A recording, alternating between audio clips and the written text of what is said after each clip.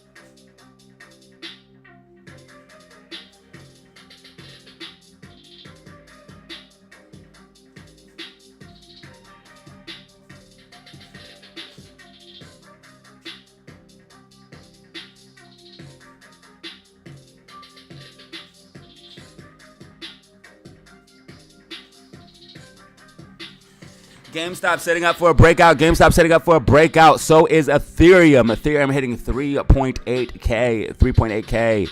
Bitcoin moving back towards all-time highs. All the Bitcoin haters in straight shock as Bitcoin recovers massively after getting a beautiful pullback, letting RSI cool down. Ladies and gentlemen, this is exactly what you wanted to see for BTC to have a continuation to the upside.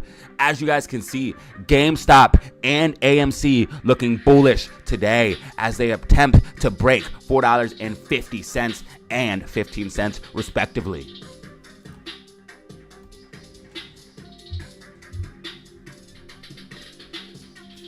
This is a happy. I'm gonna get it off the top like a fitty. Your money is way too small like a midget. I've been doing this since 96.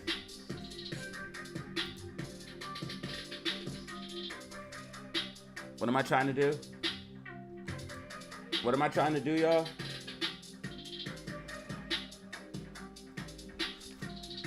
I was looking for something. I forget what it was. Oh yeah, yesterday's video. See if I got any numbers. I think yesterday's video did like 400 views. Yeah, I put it out so late at night. We're experimenting with videos and live streams, so let's see how this goes. Let's see what the live stream did. So live stream did 225. Video did 600. Here's the video if you guys want the update. You guys might need it today. I might get off early today. I'm not sure.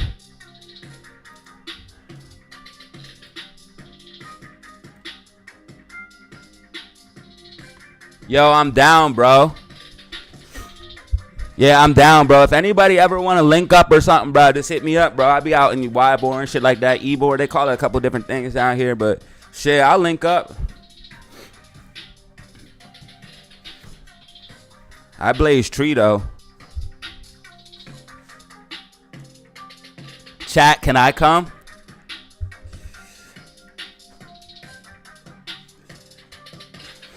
Banner really wants to come to Florida bad.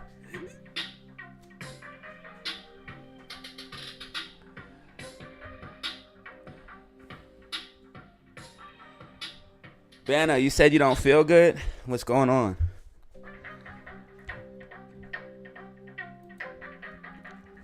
Zelly Zen in the building. Zelly Zen in the building. Zelly, what up?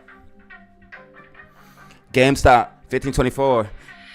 GameStop, 1524. Run it. Keep it 100. I kick it, I punt it. You know that you love it.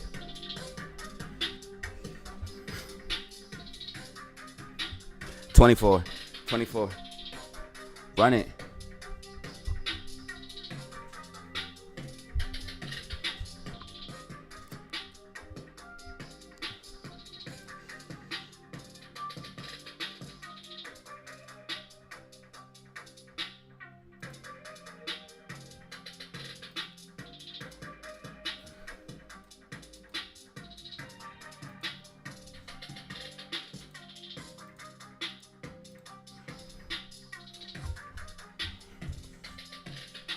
They want to get at me.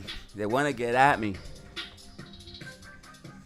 So GameStop is breaking out of the pennant, ladies and gentlemen. GameStop is breaking out of the bull pennant. You guys can see that. GameStop pushed to the upside, breaking out of the bull pennant. GameStop absolutely pushing right now. As you guys can see, GameStop breaking to the upside of the pennant, using it as support right now. This is exactly what you want to see for a continuation to the upside for GME stock. Moving into its disbelief rally. Moving into its disbelief rally, ladies and gentlemen. You already know what it is. You already know what it is. Hey, hey, hey, hey, hey, yo.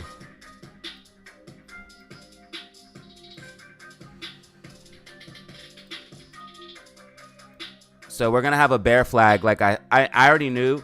I called this in the video. I basically said we're going to have a bearish consolidation in the video. A bear flag, a bearish consolidation.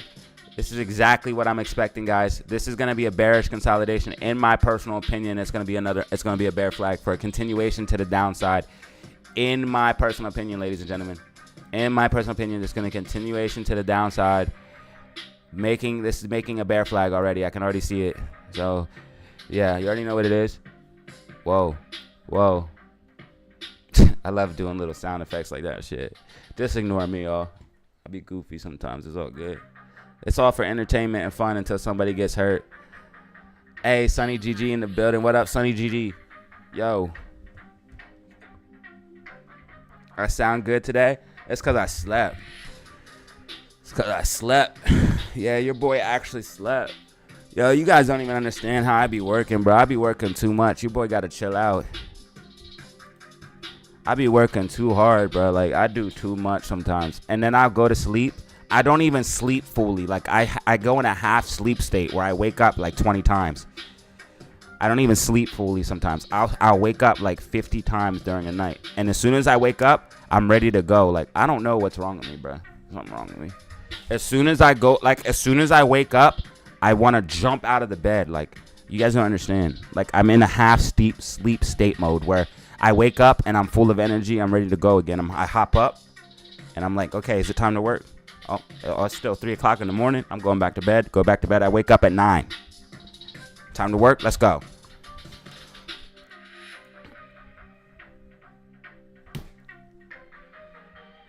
What up, Brittany?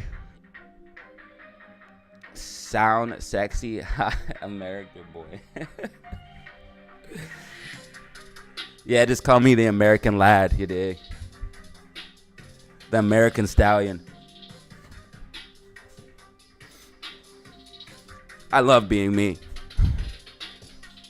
Being Datazero is a blessing, let me tell you. Yo, Brittany, I fell asleep last night. I didn't feel too good. I got off. Plus, your mic started sounding crazy. Your mic was going, like your mic started sounding crazy, bro, and I just couldn't, yo. You guys were like talking a bunch and shit, and I was just like, yo, I can't do this right now. I got off and went straight to bed.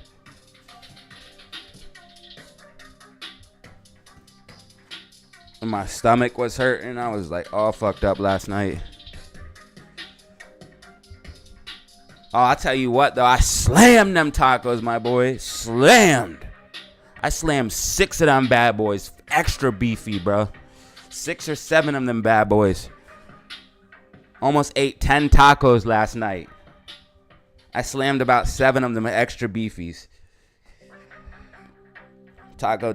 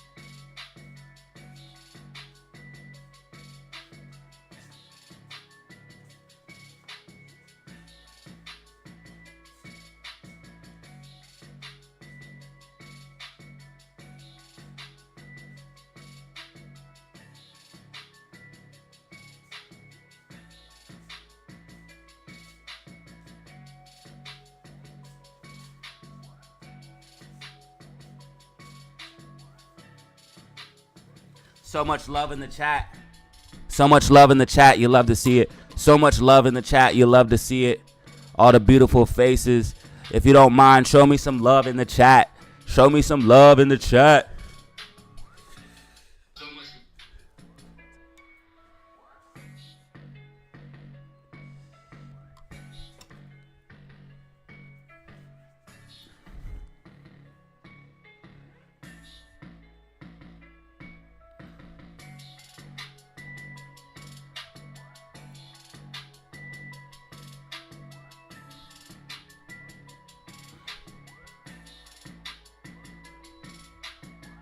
Run it, run it.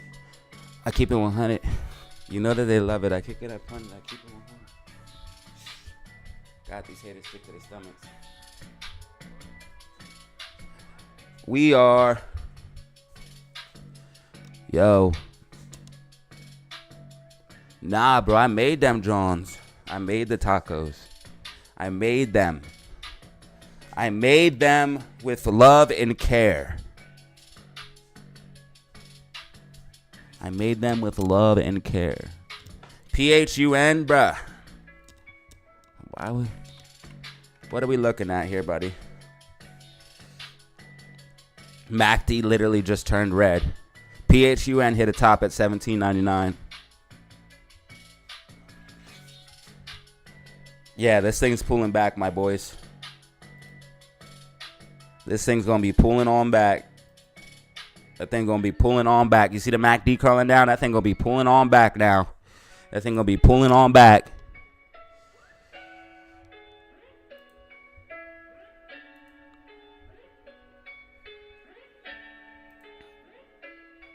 Tracking.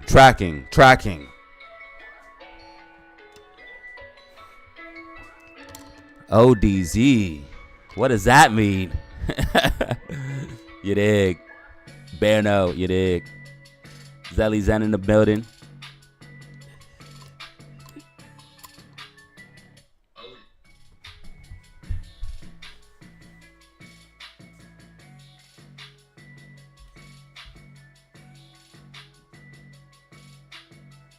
Got your girl on my line, the world on my line. The irony of we both at the same time.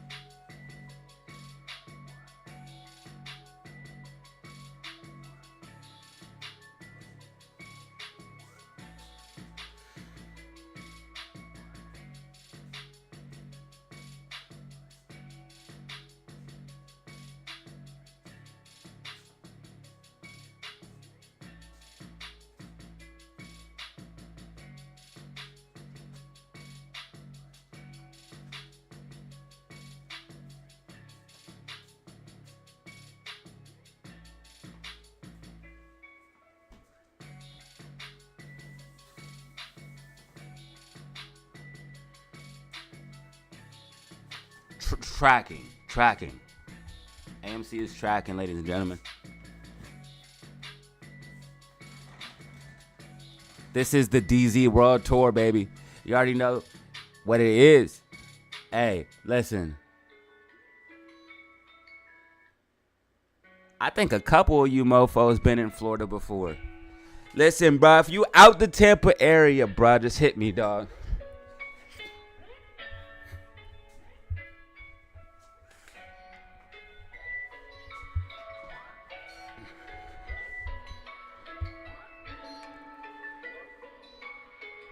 Never too early for DZ. You did.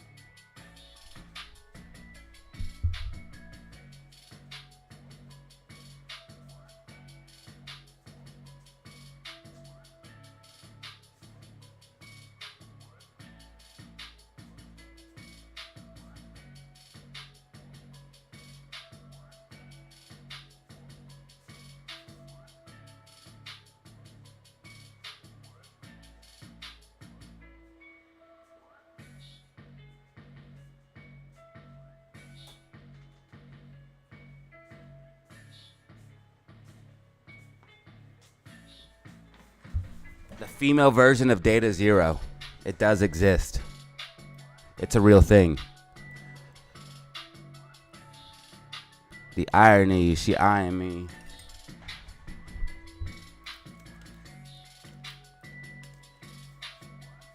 Bano's off work today, everyone. I've been to Miami and Orlando. Listen, I'm trying to get it popping, bro. DZ family reunion, bro. I'm trying to have the most lit shit. Like, dude, DZ family reunion. Listen, if we went and actually got that shit popping and then put that shit on the internet and went viral, every time I post clips of when I go out to the club and shit, and I post them on YouTube, that shit goes like viral. That shit gets like 10,000 to 500,000 views. So if I can go ahead and post DZ family reunion, DataZero family reunion, that shit get wild. I'm telling you guys. What up, Johnny? We in the building. Shit, I feel like, man. All right, so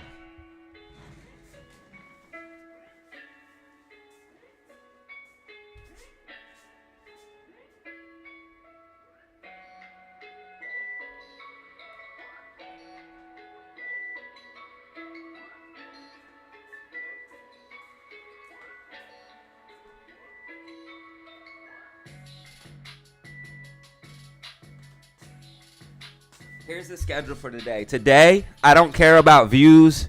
I don't care about nothing, bruh. Only thing I care about is,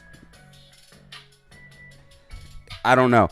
Listen, I don't care about nothing on this live stream right now. The only thing I care about is just doing the live stream. Here's the schedule for the day. I'm going to turn the camera on around 12. Might be getting off early today. I'll let everybody know if that is the case. I might be getting off early today. I'll let everyone know if that is the case. Camera goes on around 12. And then around, I'm thinking, I'll give you guys more updates here in a second. GameStop, holding up. Whoa, show enough.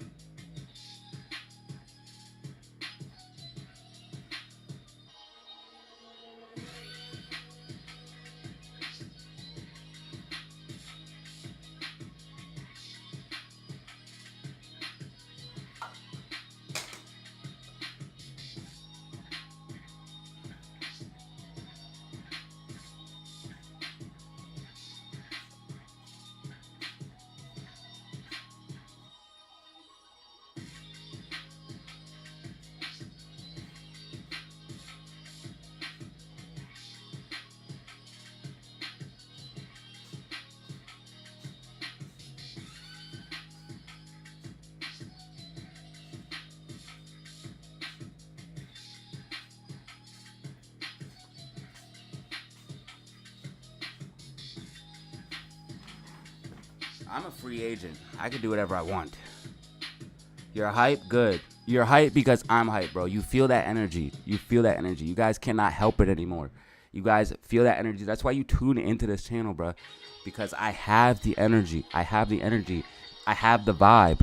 And when I'm feeling it, you guys feel it. When I feel like this, nothing can stop me. I feel like a god when I wake up. Now, of course, I'm a human and I don't feel like this every single day. But most of the time when I'm on my shit, ladies and gentlemen, I feel like a straight king when I wake up. I wake up ready to conquer the whole entire planet and make $1 million. And that, sir, is why you're hype. You can't wait.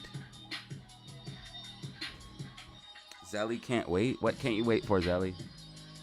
We got the group chat. You don't have to wait.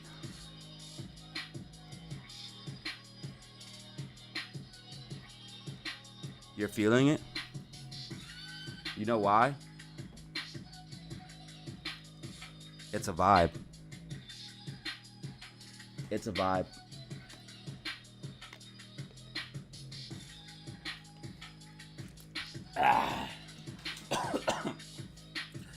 It's a vibe. I'll turn the camera on soon, guys. I'm actually not really even like properly dressed right now.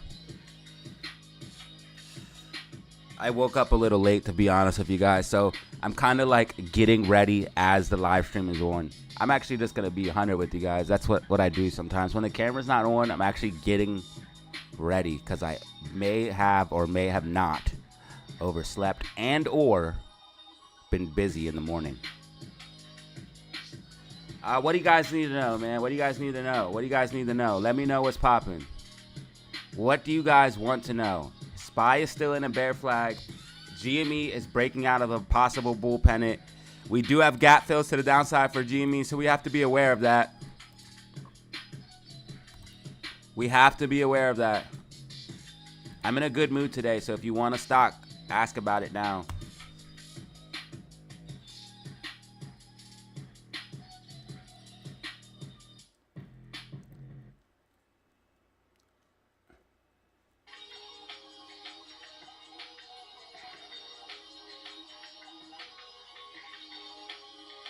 No. God damn it.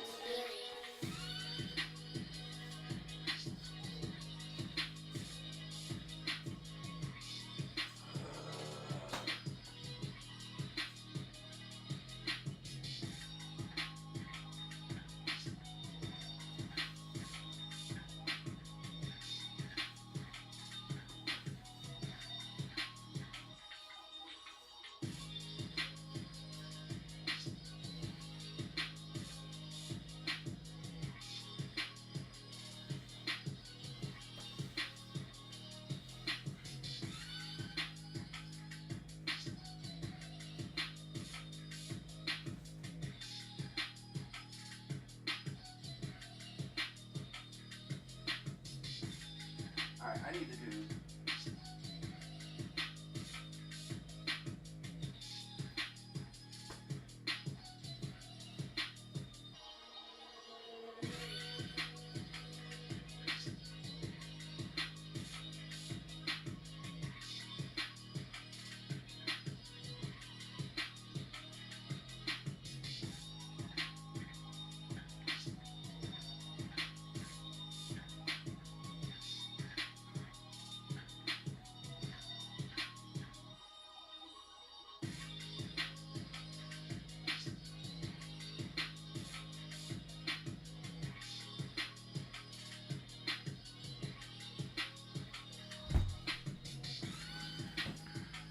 I keep ruining all my clothes, y'all. I'm so pissed off.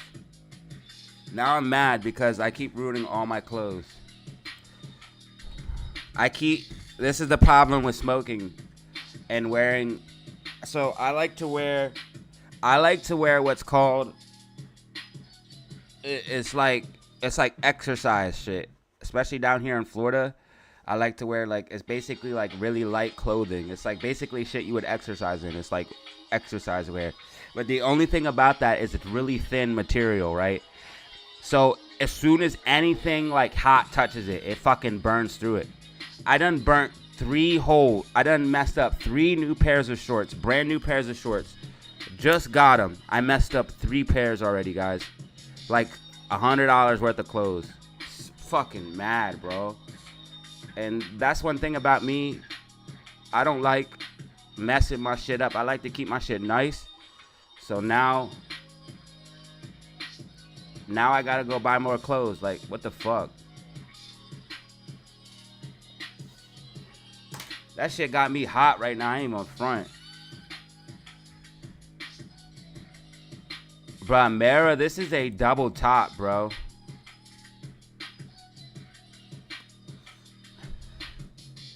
This is going to be in a downtrend for quite some time. Because first of all, you got this falling wedge. And you have a double top.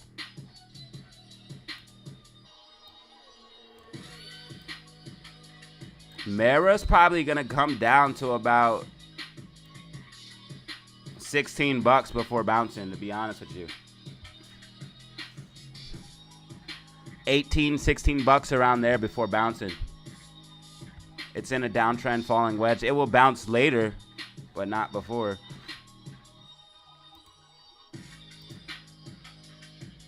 Who's calling me? I'm not answering this.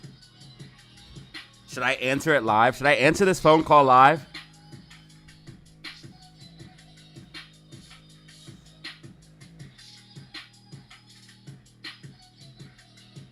Bro, the embers drop, bro. I just woke up like this, though, man. I fell asleep with the pants on and they didn't have a hole, and now I woke up with the hole in them. I'm fucking upset, man. And this shit ain't cheap either. This clothes are expensive, bro. AMC still tracking. SPY and the bear flag. AMC still tracking.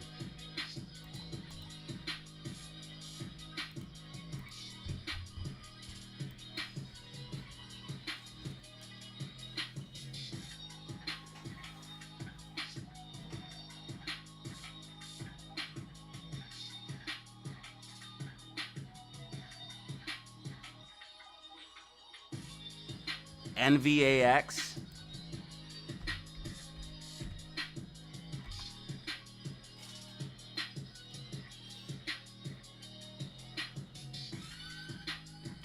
This is in a bear flag, remember? So this stock is actually breaking down out of the bear flag. Oh shit. Somebody asked me about this stock before. Whoever asked me about this stock before, my prediction is playing out. This is why you follow this channel. This is the #1 channel for stocks and technical analysis. I don't care what anyone says, bro. This is one of the best. It might not be #1, but real talk, like no exaggeration, this is one of the best places that you can find accurate technical analysis for stocks and crypto. I made this prediction like 2 weeks ago, maybe a week ago. Somebody asked me about this NVAX stock. I made this prediction, and I also said, watch me come back to this prediction later, and it start tracking. Well, ladies and gentlemen, it's tracking. It's tracking.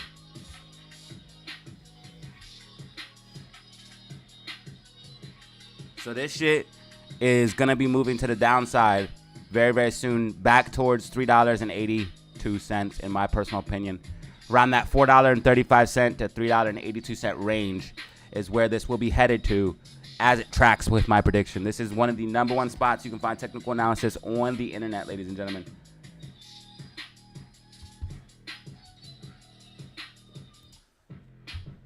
This is why you follow this channel. It's absolutely amazing what we do here. Eric G, gotcha.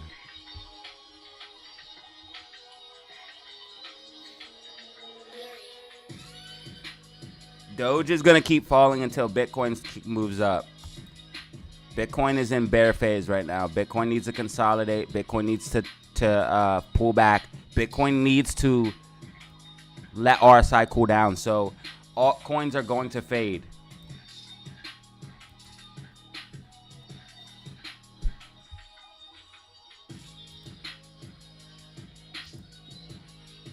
We are not in altcoin season yet. All right, SPY starting to top out. Remember, we have Fed Powell testimony here at 11. Fed Powell testimony here at 11.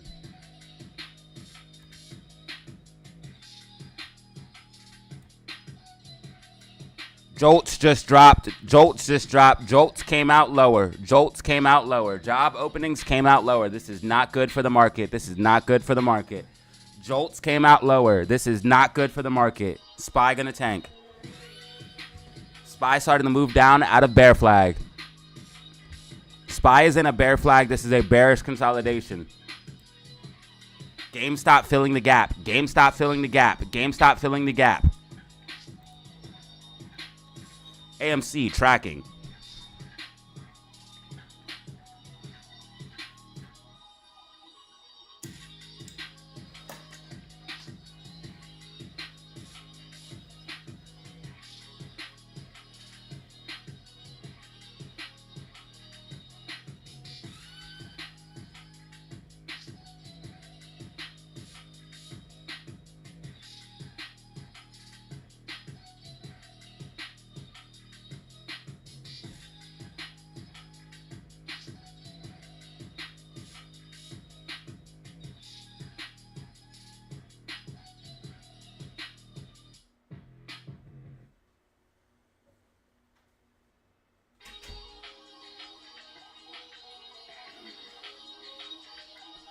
I have the power.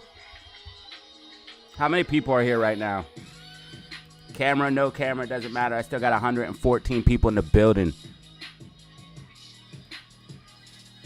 I need everybody to press that like button. I need every single person to press the like button.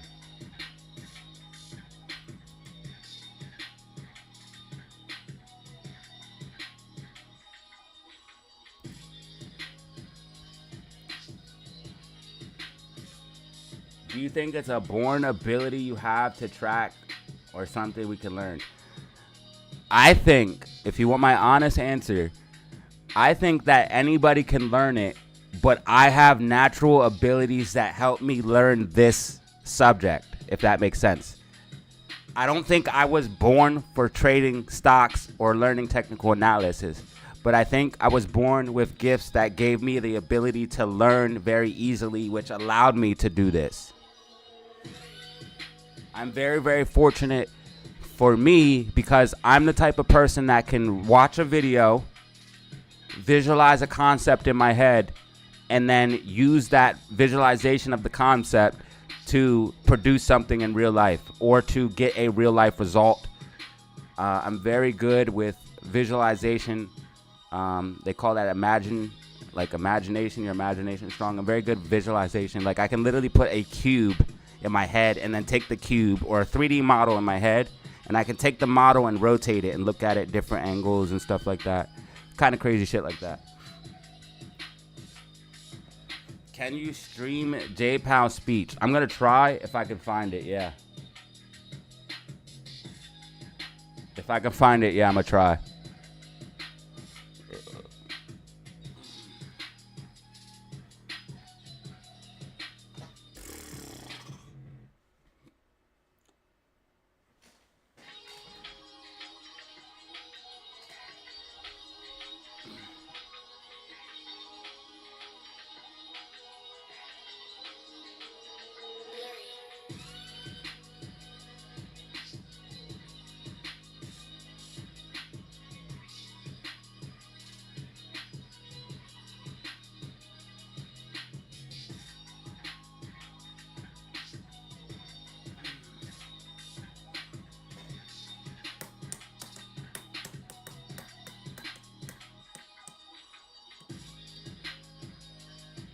That's what that's for. That's for stop loss hunting. That's what that is.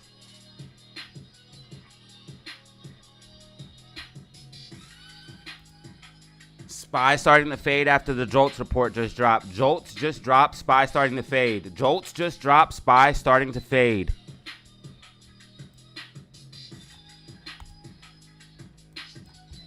All right, fam, we're going to get this party started. Let me get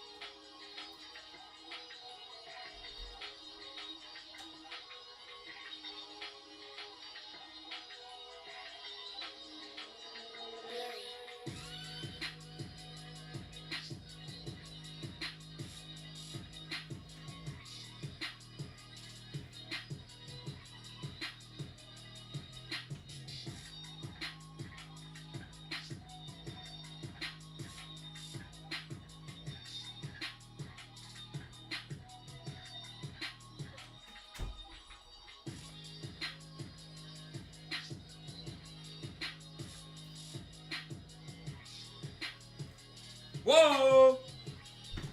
Super chat. Do you think the speech is going to make SPY crash? Listen, you guys already know how I feel about technicals and catalyst. I feel like technical setups lead into the catalyst, right? I feel like you can predict the event before it happens. I feel like you can predict the move before the event happens. What this is showing me is a massive bear flag into the speech. So I'm thinking that the bear flag is going to play out, but you never know, bro. You never know 100%. If I had to make a guess, honestly, I do think that we're going to see some pullback based off of this speech, yes. But it's very risky to play call options or anything like that. You're gambling. We do have a bear flag setup. We've seen bear flags get broken before, but we do have a bear flag setup, and this could lead into a further drop down for SPY. Thank you for the super chat, Ruben.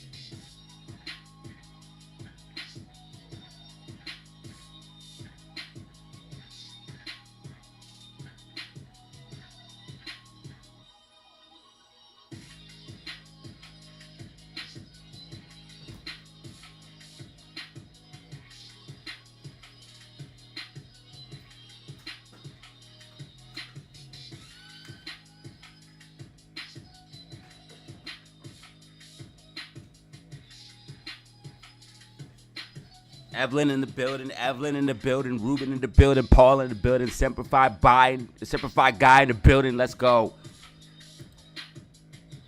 GameStop refilling the gap right now. GameStop refilling the gap. It's not necessarily gambling. It's just more risky than normal, right? It's not gambling because gambling is a 50-50, right? This actually has statistical odds of being correct. So you're not necessarily gambling. You're just being a little bit risky, right? Which is okay. That's fine. That's allowed, right? It's all good. Thank you, Ruben, for the super chat.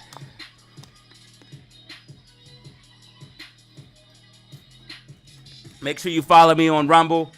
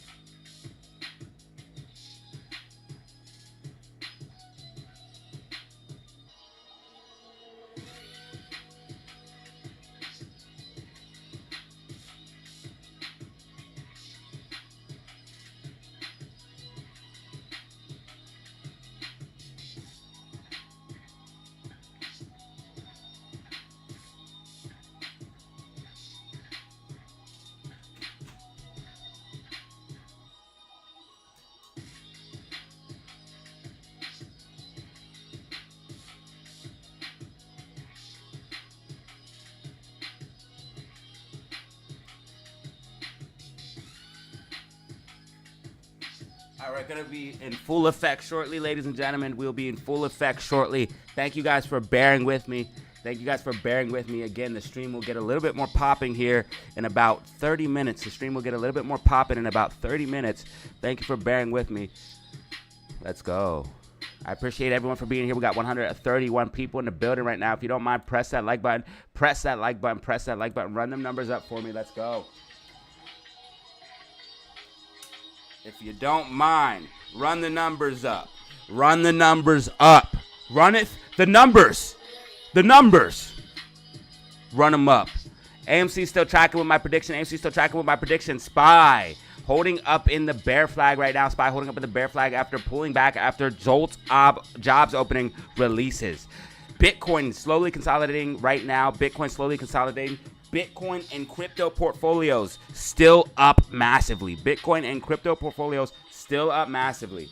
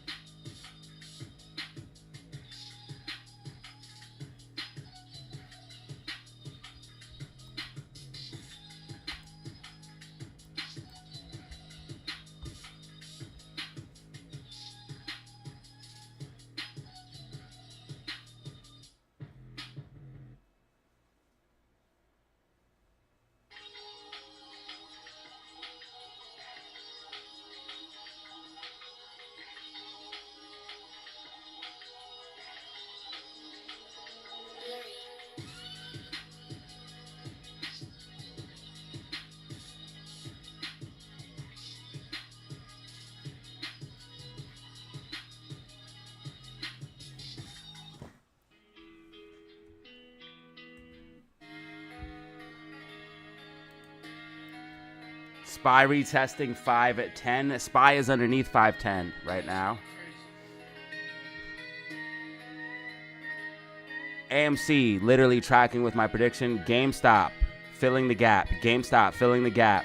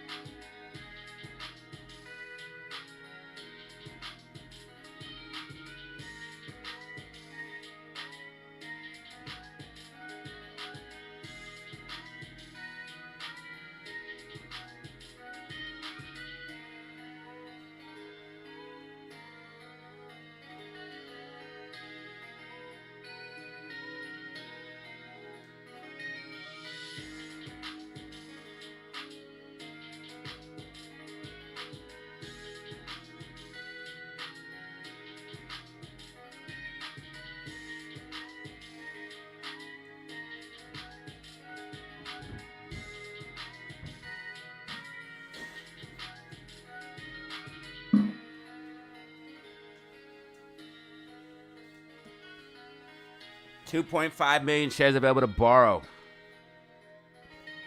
for AMC. Why do you guys think he's going to tweet? I don't think he's going to tweet. Why do you guys think he's going to tweet? Why are you guys so worried, man? You guys got to know. You guys got to know what I'm telling you is the truth, bruh. We're going into disbelief rally. Look at GameStop. We're going into disbelief very, very soon. Look at GameStop. Look at it. Beautiful. We're going into disbelief soon.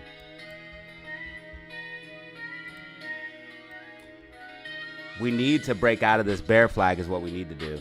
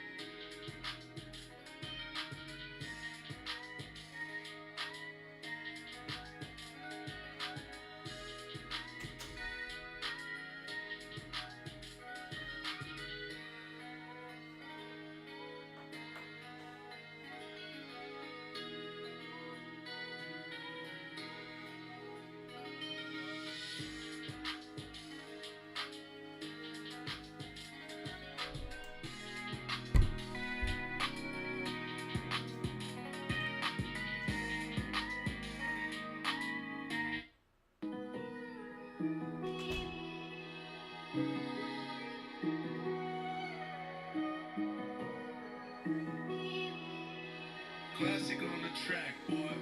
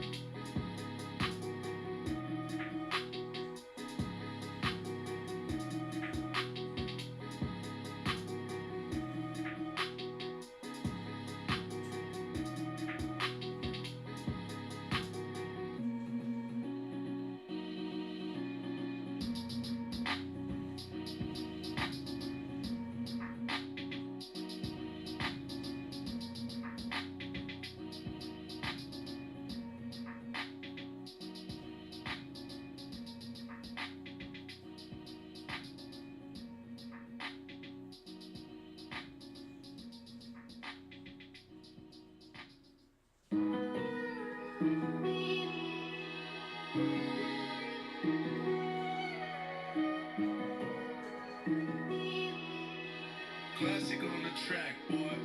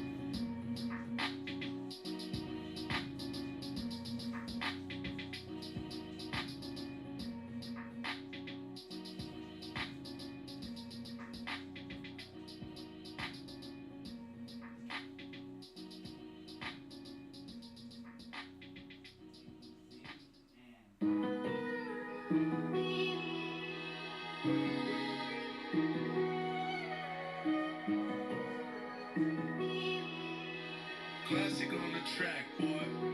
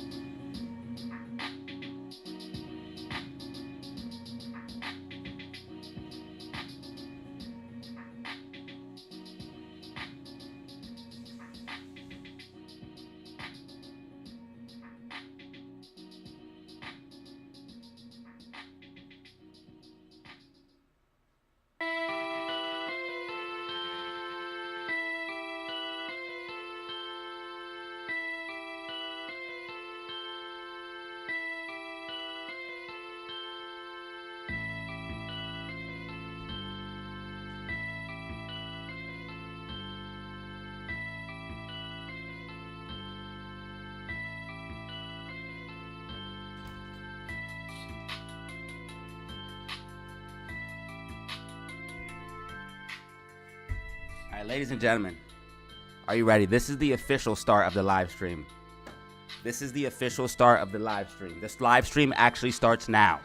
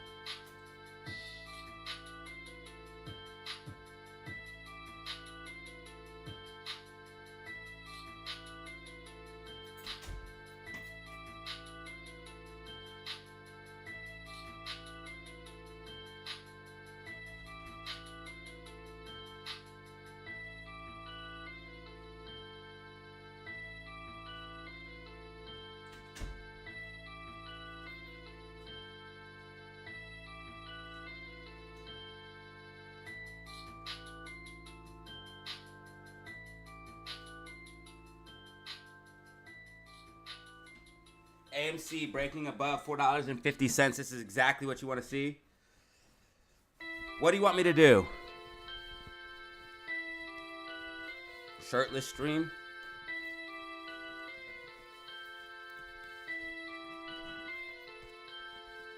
Whoa.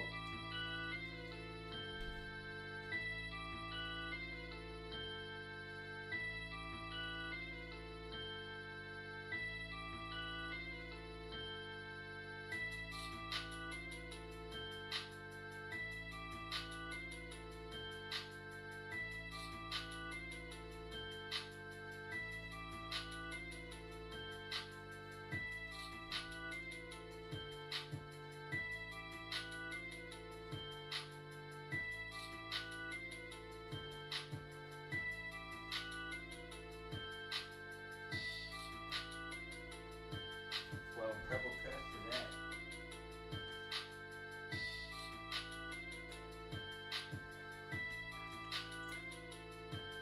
Everything purple. Everything purple. I'm smoking on that green, that Urkel. Yeah, that Urkel. Yeah, please don't make me murky. Yeah, I'll murk you. You know what it is, I'll hurt you. Yeah, I'll hurt you. Put it in the dirty with the face in the mouth. Yeah, you know what it is. Move the oil out. So dirty, like fucking south.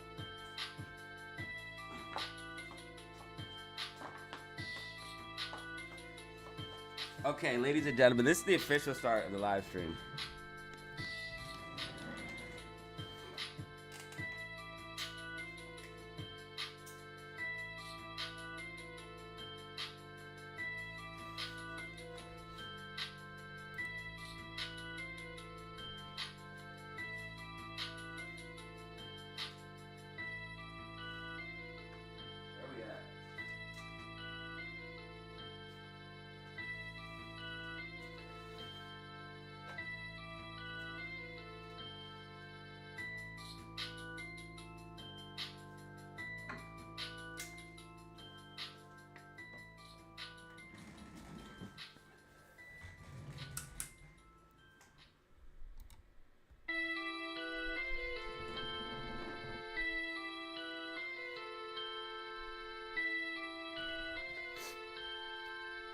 All right, your leader is here. It is I, King of the Pigs. Ladies and gentlemen, you are tuning in for the DataZero live stream. This is the most poppin', the most lit, the most fun, the most educational live stream that you will ever see in your lifetime. If you have not, go ahead and press that like button and subscribe. You guys already know what it is. It's time to get it poppin'. We're gonna be doing some technical analysis and stocks for the rest of this live stream until I get tired and take a break. Let's go.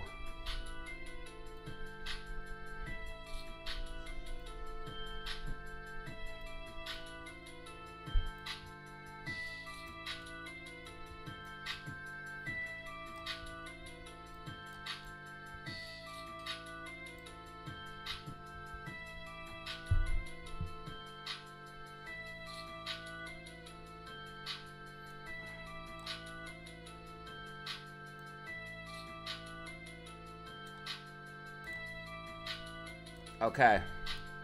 Update on SPY, AMC, GME.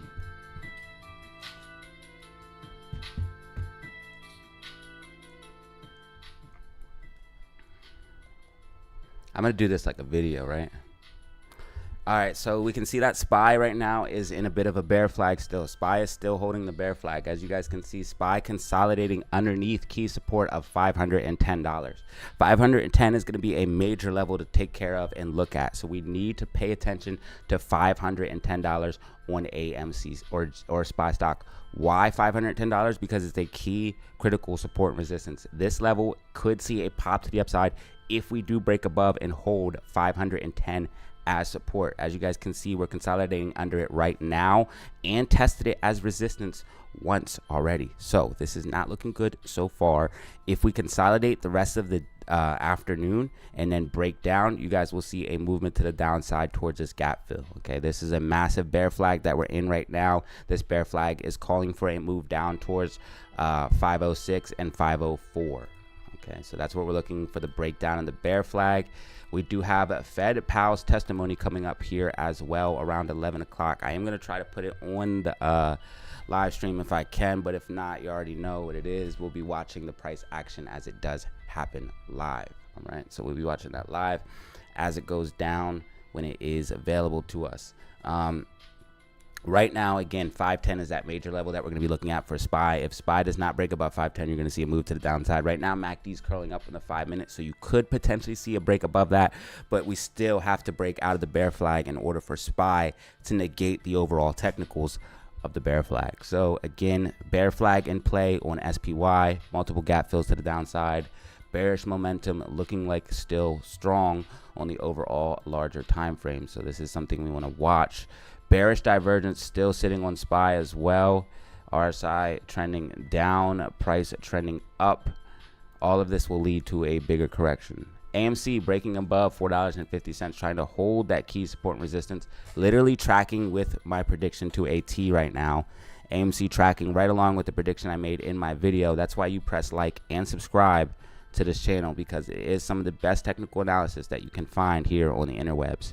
As you guys can see, AMC tracking along with the white dotted line, which is a prediction I made in yesterday's video. We want to see AMC break above $4.50. If AMC breaks above and holds $4.50, we could see a pop to the upside, giving us a gamma ramp towards $5 and negating the overall bear flag that AMC is in. AMC is also in a bear flag as well. We have this move to the downside, we have a bear flag, and then we have a possible another move to the downside, giving us a possible $4 price target on AMC stock. If we can break and hold $4.50, we can negate this bear flag and possibly get a gamma ramp pushing us to the upside back towards $5. But that all determines on the price action that we see today and tomorrow. As you guys can see, we also have a bigger bull flag on the bigger time frames. If we come down to that $4 level, there's a huge chance that we do retest the bull flag once again, using it as support, which could give us momentum to pop to the upside. So this is what we're looking at on AMC stock. This is the technical setups that we have. This is what is in play right now for AMC. Now, let's go ahead and look into GameStop, showing you guys what's going on for GME stock and what we potentially have in play for GME. GME possibly breaking out of a bullish pennant. This is a bullish pennant right here. You have your push to the upside, you have your sloping resistance, and you have your ascending support. As you guys can see, we broke above that here in pre-market and then retested it here in the afternoon as support. So we retested it here in market open. We are slowly drifting back to the upside. We do have a small gap fill to the downside for GME stock that we need to be aware of at about $14.95. We want to try to hold $15 here on GME stock. GME stock currently seeing a green day. All right, GME stock currently seeing a green day. GME also seeing a green week, which I did predict in my video. I predicted a red week yesterday last week for AMC stock, then a green week this week. So these 2 weeks so far, this week was right and this week is tracking, and these two were right as well, as you guys can see on the weekly update and prediction. Use that for reference. All right, so GameStop, we want to see it continue to move back towards $15.31. If we can see GameStop break $15.31, you could potentially see a pop to the upside. That's major support and resistance right now. You guys can see that we have tested it and got rejected right here. That's where we need to break. $15.31. $15.31 is where we need to break on a GME stock.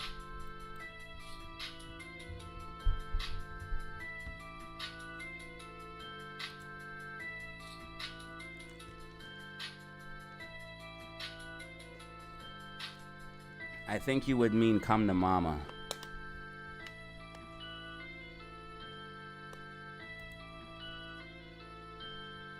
Not 100% sure. Everyone press the like button. We got 136 people in the building right now. We got 72 likes on the video already.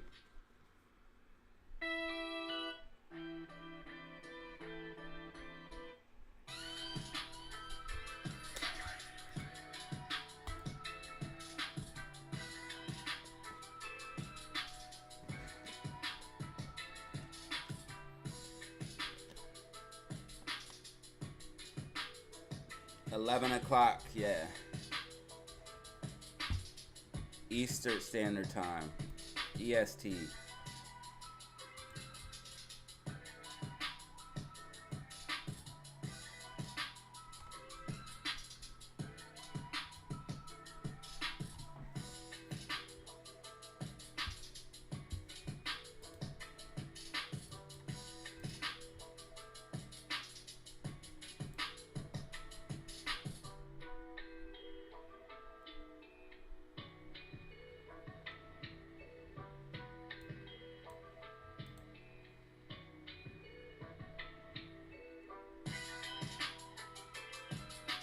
This could be a bear flag a little bit. GameStop's probably going to come back down to fill this gap at 15 bucks.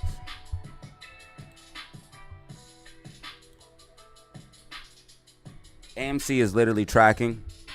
Not too exciting right now, but it's not a bad thing, right? Because, like, we'd rather have this than AMC going down, especially breaking above 450. This is amazing right now, actually. This is amazing right now, ladies and gentlemen.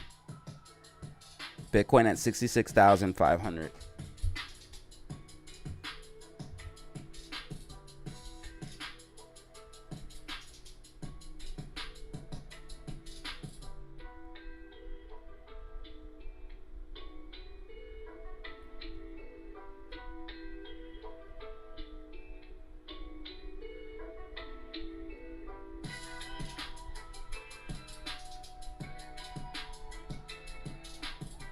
Damn.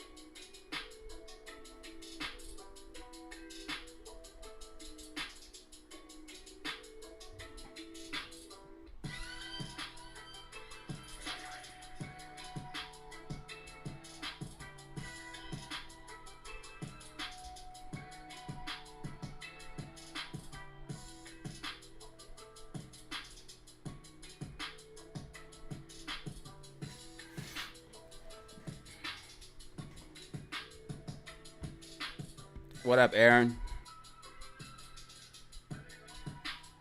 Make sure you guys press that like button if you don't mind.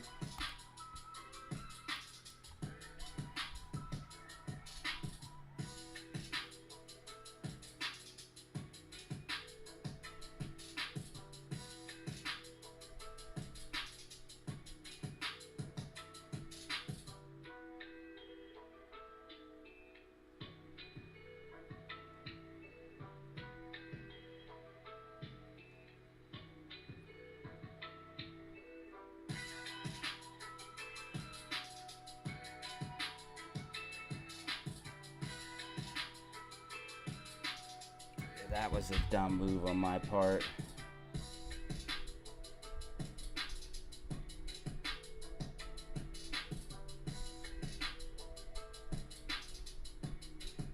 Can I use the Matic network next time?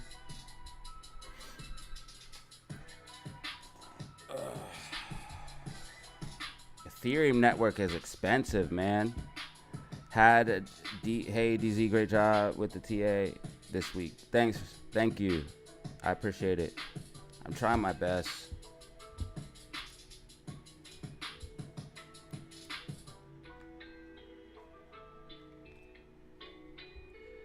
Just trying my best.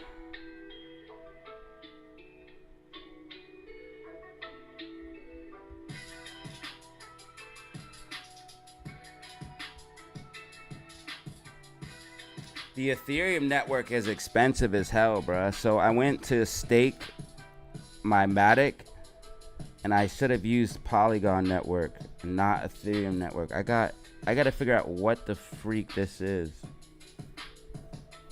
I mean, I understand it, but I got to figure out how to use the Polygon network instead of using the Ethereum network on this wallet.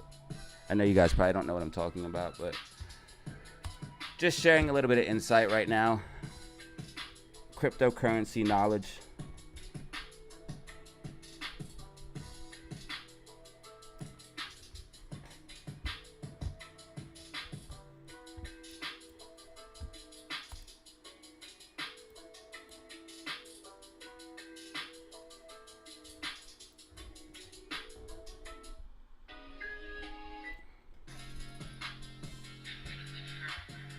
What is a hey Bobby? What is that?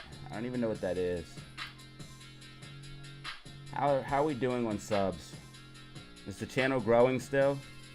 Yes. We got a big boost on February. We went from like 10,200. Got a big boost on February. I realized and created the nickname. Damn, bro. I don't even know what you guys are saying though, bro. Is that like some British shit?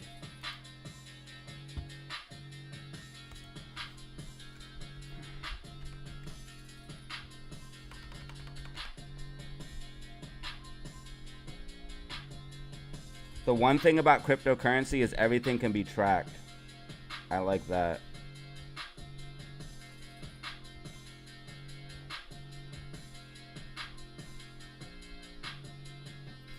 16, 17, $18, bro. So that means I gotta spend like another $18 to get it back. That was dumb. That was dumb.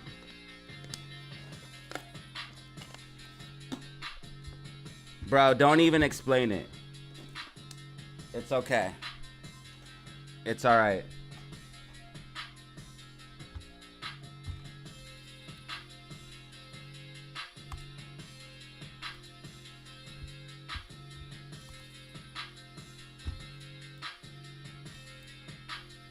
All right, so I'm going to save you guys a headache, right? If you ever need to send Ethereum, use the Polygon network. It's a little bit of a pro tip for you guys.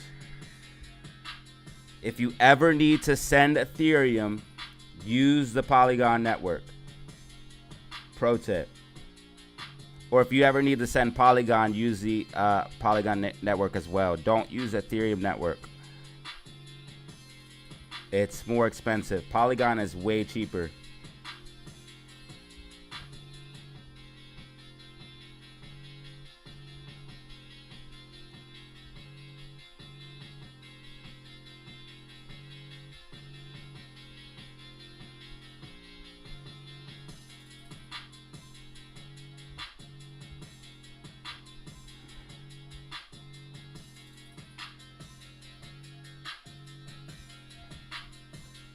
We got 136 in the building. We got 81 likes, man. Press that like button if you don't mind. Press that like button if you don't mind.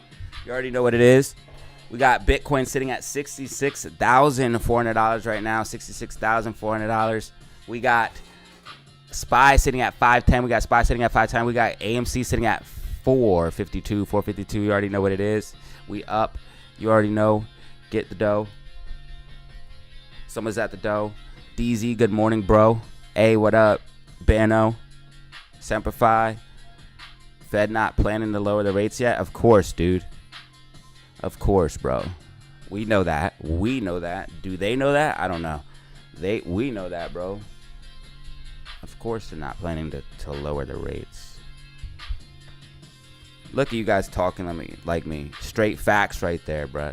You already know that's how I talk, bro. You guys got that from me. Stop playing. You guys got that from me. You guys got that from me. Don't front. Y'all finna talk like me all day, bro. Hey, I can hear you can store crypto on cold storage device. How do you get about getting the cash in your hands? You gotta send that. If you put crypto in cold storage, you gotta send it from the cold storage back to an exchange, and from the exchange, you can then sell it into money, and then take that money and put it in your bank, and then you could take that money from the bank and then turn it into cash, and literally turn Ethereum into cash. It is possible. So all you have to do is send your Ethereum to the exchange, Coinbase. From there, you take your Coinbase app and you hit sell.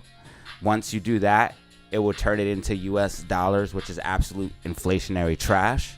Once you get your US paper inflationary trash, you go to an ATM machine, and then using your bank account, you type in a 5-digit or a 4-digit PIN, and this will spit out even worse trash. It's going to be paper with ink on it that is supposedly worth our hard-earned time and energy. If you think about it, the whole world is stupid. Why are we working so hard for paper with ink on it? Especially when they can just print it. Did anyone ever think about that? They can literally just print it, and we have to slave for it? Oh, hell no. It's got to be an easier way. There's got to be an easier way. Assets are the key, man. Probably. It's been like 8 months now. So what, you're going on a year of Datazero? Have I been doing this that long?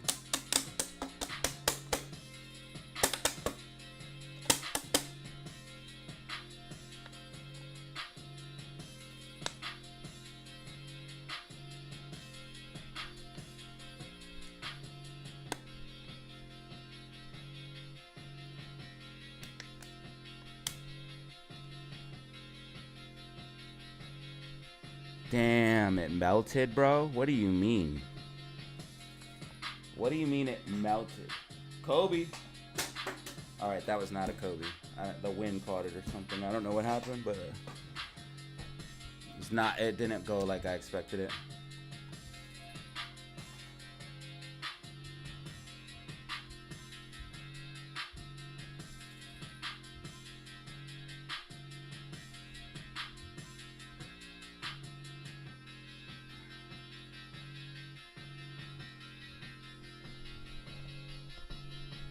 Oh, they got more secret messaging again on the debt clock. You dig.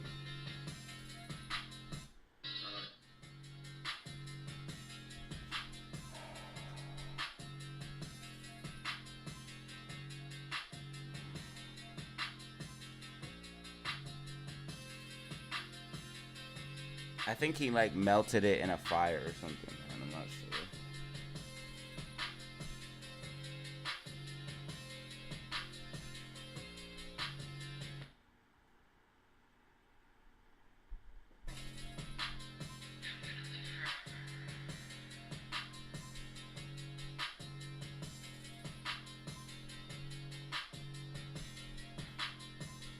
What is it, Wednesday today? Winning Wednesday.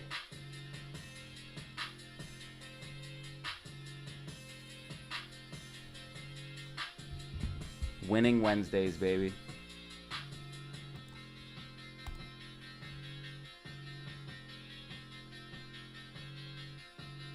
Oh man, that would piss me off. Join the Discord. Join the Discord. Discord is now 150 per person. Discord is 150 per person. Hope you have a passphrase saved. Bro.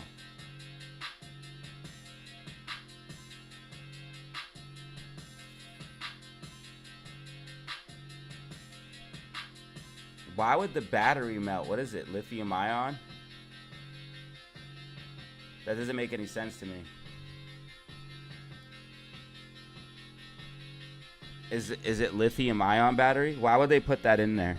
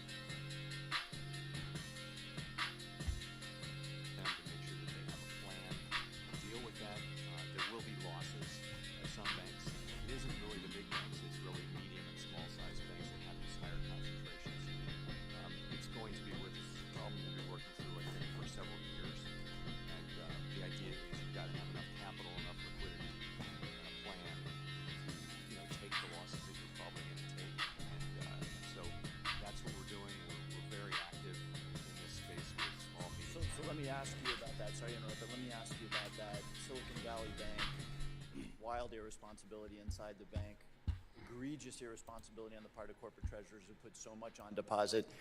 The Fed also had some self-examination to do because the examiners and the supervisors of the bank, quite frankly, were not doing what they should have been. So we might be forgiven for being a bit skeptical of claims of being on this.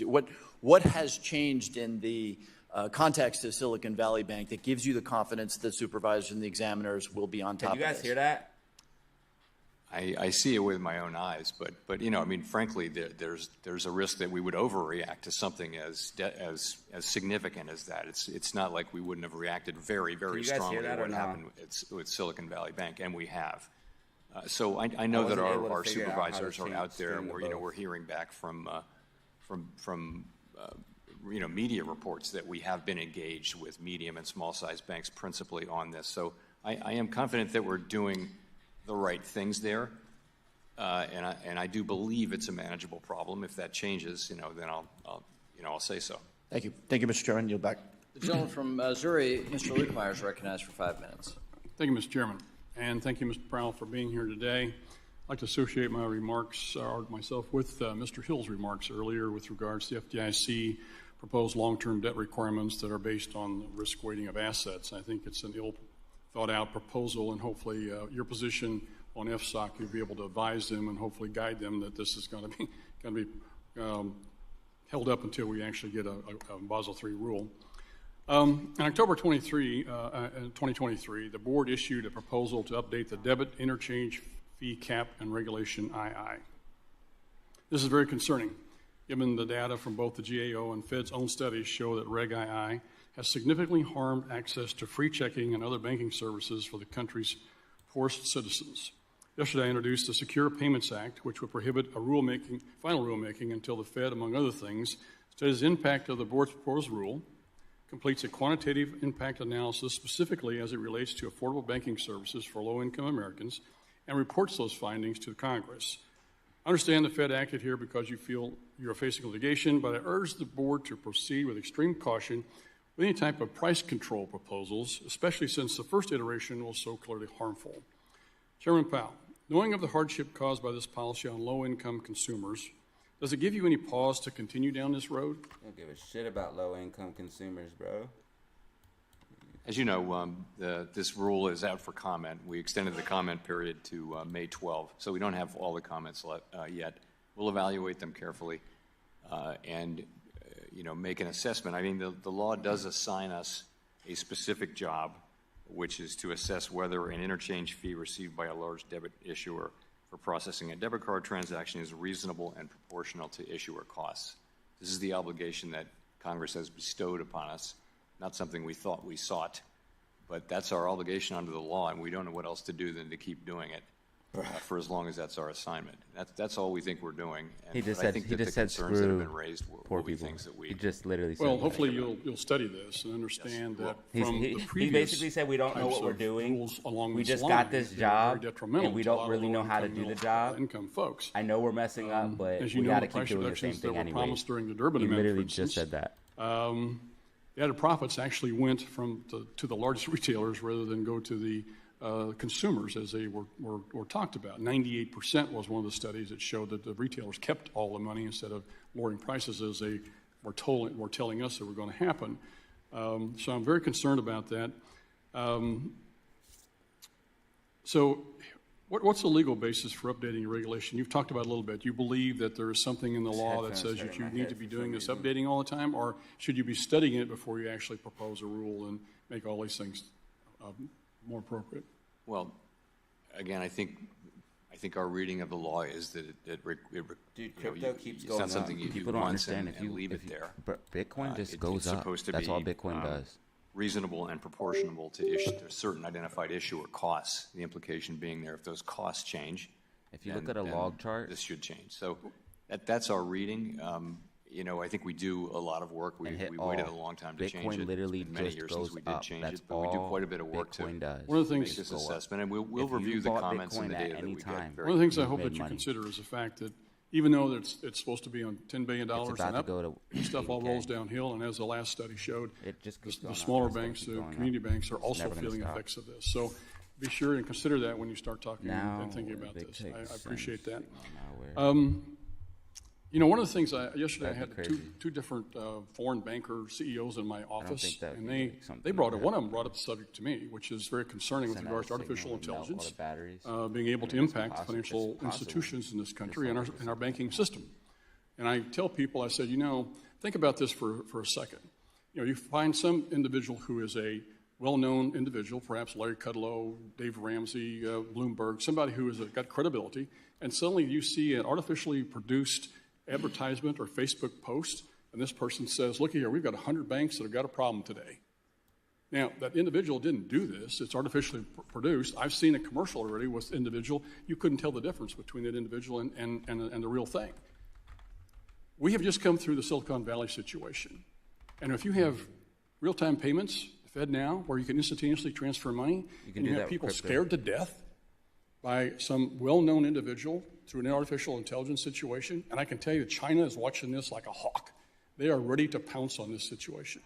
To me, I've got some bills that actually would solve the problem. Do you think there's some issues here we need to be taking a look at? Yeah, I think we're very focused on AI, many government agencies and law enforcement agencies in particular. It's very challenging. You paint one picture. There are lots of pictures. Gentleman's you time can has paint. expired. It's interesting Now because the very foreign Gentleman's banks time actually has are watching expired. this. Thank you. We'll now go to the gentlewoman from Texas, Ms. Garcia, for 5 minutes. Thank you, Mr. Chairman, and Chairman Powell, thank you for being with us this morning. It's always a delight to have you before us. Chair Powell, the February Congressional Budget Office report estimated that the U.S. economy will grow an estimated $7 trillion over the next decade, thanks to, in large part, to the surge in immigration, creating a larger labor force. Immigration also increases demand for goods and services. I know you mentioned in your report that that the growth sometime during COVID was held down due to some restrictions in COVID and restrictions on immigration. Can you detail how immigrants have been fueling our national growth, and did you consider this report from the CBO in this current report? So I am very familiar with the CBO report. I've read the demographic projections and I've read the economic projections, so I do understand what they did. And So you do agree with a $7 trillion growth in the next decade? I have no judgment on that. I haven't tried to make a parallel assessment, but I'm familiar with the assessment. What they're doing is they're saying more people working, bigger economy, and it makes the economy bigger. It's just arithmetic. If you say that if you add a couple million people to an economy, and a percentage of them will Yelling work, is so and there will be dumb. more output, and that's what they're showing. I just this want to thing's be hurting my very, very face. clear, though, that we don't make immigration policy. We don't comment on immigration policy indirectly or directly. No, well, I'm not asking you to do that, but, Mr. Chairman, I'm simply asking if you agree that the immigration surge has added to our strong labor force, which is necessary. I think you said that we expect a continued growth at a solid pace. So to be able to continue on a solid pace, then we need that labor force. Wouldn't you agree? Well, so we need last year we got big say, increase lady? in workers, and it came from two sources. One was that why you are participation letting increased everybody in right now? from people who were already here, and in addition, we got a significant increase in makes you think we need immigration. more workers? And many of those people take part in the working economy. And GameStop's so pushing. there was a big increase in labor supply. GameStop's That will breaking out. have Press that like increased button, y'all. output. It will have made more people. It will have all kinds of economic effects. I'm just reporting the facts there. Right. I'm not going to say anything is needed for the future or good policy or indirectly or directly, but I mean, I think it's just reporting the facts to say that immigration and labor force participation both contributed to the very strong economic output growth that we had last year. Right. Is it possible for the Fed to conduct a formal assessment into the positive impact immigrants have on our economy and report back to Congress? Not really, no. Talking I about think the that's a positive job for the impact CBO. about We wouldn't. immigrants right now.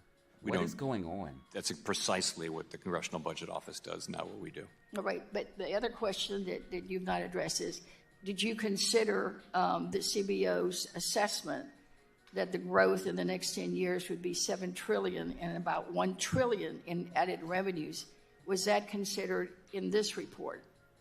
Because that was the February report, and this, I believe, is through February 29th. So I think that the answer to your question is 10-year growth projections by CBO don't have big implications. They don't have any implications really for the current stance of monetary policy.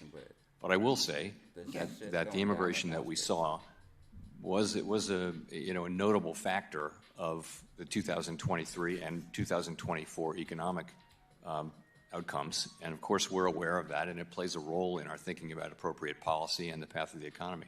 Okay, well, thank you for that.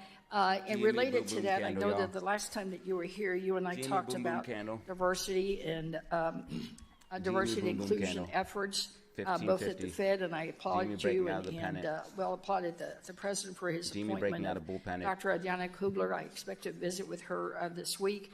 What other Told you guys we would get strategies confirmation and after we retested programs this, are we'd you break above, using, and in we the did. Fed, not only in We got the here, retest but and we broke out. in all the branches to ensure that AMC is probably going to that break there is above diversity 450 inclusion. and go towards 5. So in terms of intake If of GameStop people, can get when this we, momentum. when the reserve banks go to hire a new president, those processes are GameStop's very gonna start focused heading on back towards having a diverse $16. applicant pool, and you see the results of that more and more over the years. Official play in the Discord that was for happens. GME. I did have an We don't official have any play in the role Discord in for appointments GME, of so everybody governors, holding so GME that's is not now our in job. profit. Administration does that. Gentlelady's In terms time's of expired. On to that say play. internally, we're very focused on having an And open you should be able to get a inclusive higher high place to than this work. high. And also So in hiring, we work you should be able to hard get more profit. to have diverse. Gentlelady's time's Thank you. expired. The Thank you, Mr. gentleman from Chairman. Michigan, Mr. Heising, is now recognized for 5 minutes. Chairman Powell, good to see you in person. Mr. Chairman, I've got to make a comment here. It's stunning to me that equating an underground economy, which is very different than and not a healthy alternative to the regular economy, and basing that on an illegal workforce that's not legally able to work, ultimately will fail. That is not a strategy to my colleagues on the other side. So just ask any farmer who's going to then have a regulator come in and fine them for employing people who are not legally allowed to be here in the country. That is one of their greatest fears. So that's just a fallacy of growth within this economy that is not sustainable. Yes. Chair Powell, last fall I sent Vice Chairman Not Barr a sustainable. letter expressing my concern Thank over you. the Thank you. cumulative There's somebody impact logical pending here. rulemakings governing products and services will have on consumers. This morning, there's been a fair amount of time spent on Basel III, but among the agencies, and here I'm including Fed, FDIC, OCC, CFPB, And the number of pending or final rules is frankly just staggering. Regulators last year trying finalized to new break the rules for bear the flag. Community Reinvestment Act. The Fed is also looking at Reg II, which in my opinion would unintentionally undermine recent significant progress in bringing low and moderate income consumers into the mainstream banking system. And just yesterday, the CFPB unveiled a rule that would cap late fees for banks. And I just literally walked out of a meeting with my credit unions who are very concerned about those things that may be in their future as well. So I think it's critical that we don't look at any of these rules in a vacuum, and we need to consider their total impact and full scope on that. So I'm going to ask you a question I've asked some of the other regulators. How much do you, as the Fed, and you personally, consult with other agencies on their own rulemaking agenda? Do you coordinate? Do you talk? I would hope So I don't lead that area of our business, but I know there's a lot of talking. Coordination, I'm not sure there is coordination. We're in government. There's always a lot of talking. I'm concerned about the coordinating.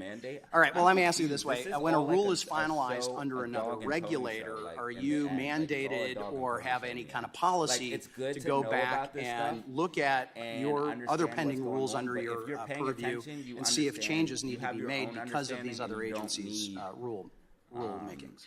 There's no mandate like that. I think where it made sense to do that, though, we would do it. But you genuinely have some sort of review of that. It's conscious. I don't think there is a formal review. Okay. I've heard repeatedly that elements of Basel III overlap with the Fed's annual stress tests. What are you going to do to address that overlap? Just put them around my neck. So we're in the middle of just at the beginning, actually, of deciding what to do about Basel III. And part of that may be the interaction with the stress test. So I haven't got anything for you on that today, but that's certainly an issue that presents itself. We'd like to continue that conversation. I do want to touch on the bank failures of last year very quickly. Do you think that the banks that ultimately needed the government bailout lacked sufficient capital? Do you guys believe now that or was it more of a rally is management coming problem? on GameStop?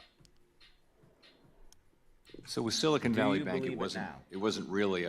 Could they have used more capital? I mean, they were actually raising capital. It was a capital raise that they announced that triggered the run and everything. So you can argue that it needed more capital, but I wouldn't say that that was the proximate cause. You really, definitely should be able to hear me. It was a funding structure that was all about too much concentration of.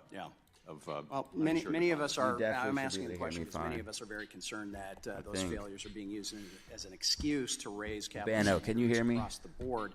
And because the SEC just released its climate disclosure rule this morning, I'm going to touch on the climate-related question for you. FSOC, the FSOC chair has repeatedly stated that climate change is, quote, an existential threat. Presumably a threat that is existential affects banks and financial institutions of all sizes. Why then have FSOC member regulatory agencies, including the Fed, limited their guidance on climate-related risks only to large financial institutions? Why not everybody?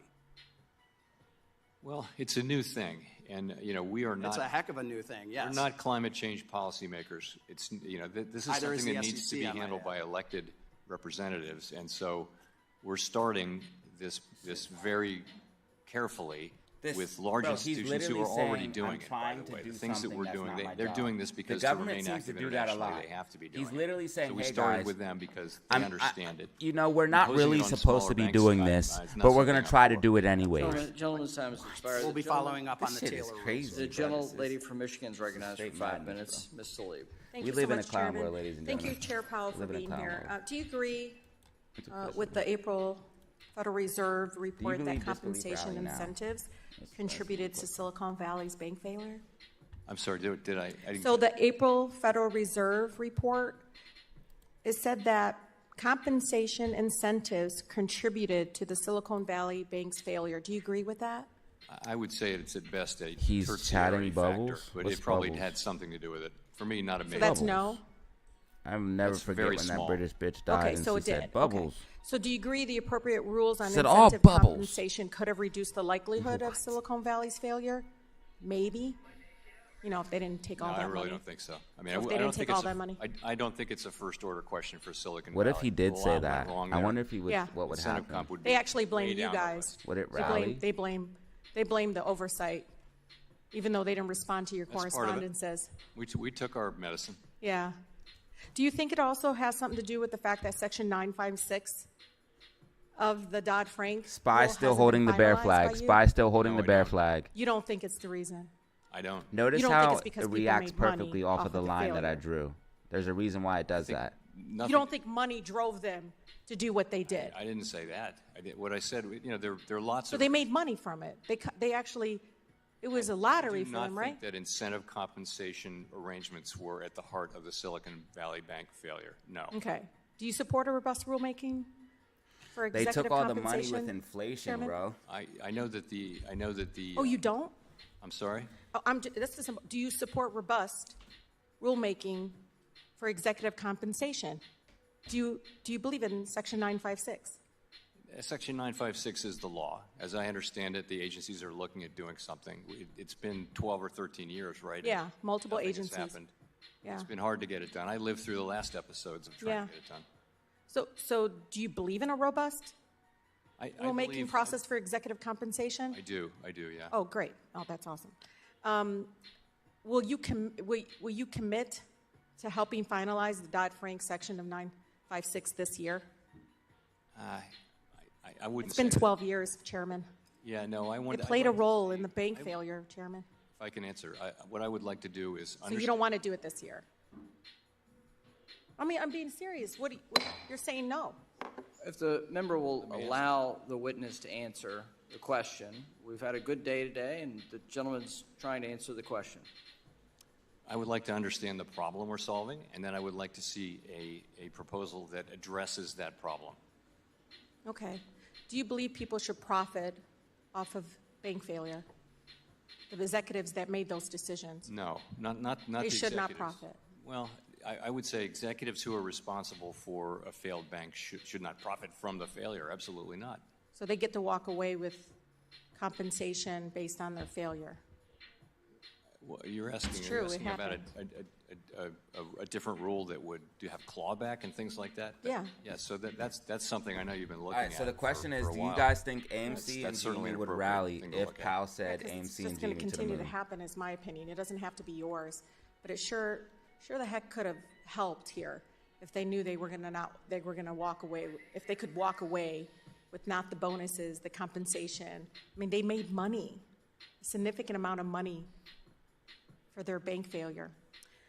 Last question, Chair Powell. Do you believe that the impacts of climate change pose a risk? Have you been talking about that more? I certainly hear believe that, that guys? climate change is real and poses risks over the longer term. Sure. Did you just hear that? So there have been some that say, higher interest rates it actually makes it more difficult to build out the renewable energy projects and other investments required to prevent climate impacts. Do you believe that to be true? It's not our. I believe that we need to do our wonder if job he's that sweating you've right assigned now. us, which is maximum employment and price stability, and we do it through interest rates. It's not our job to consider the effect on climate change of that, and I think any effect on climate change that would be kind of minuscule. Okay. Last question, Chair Powell.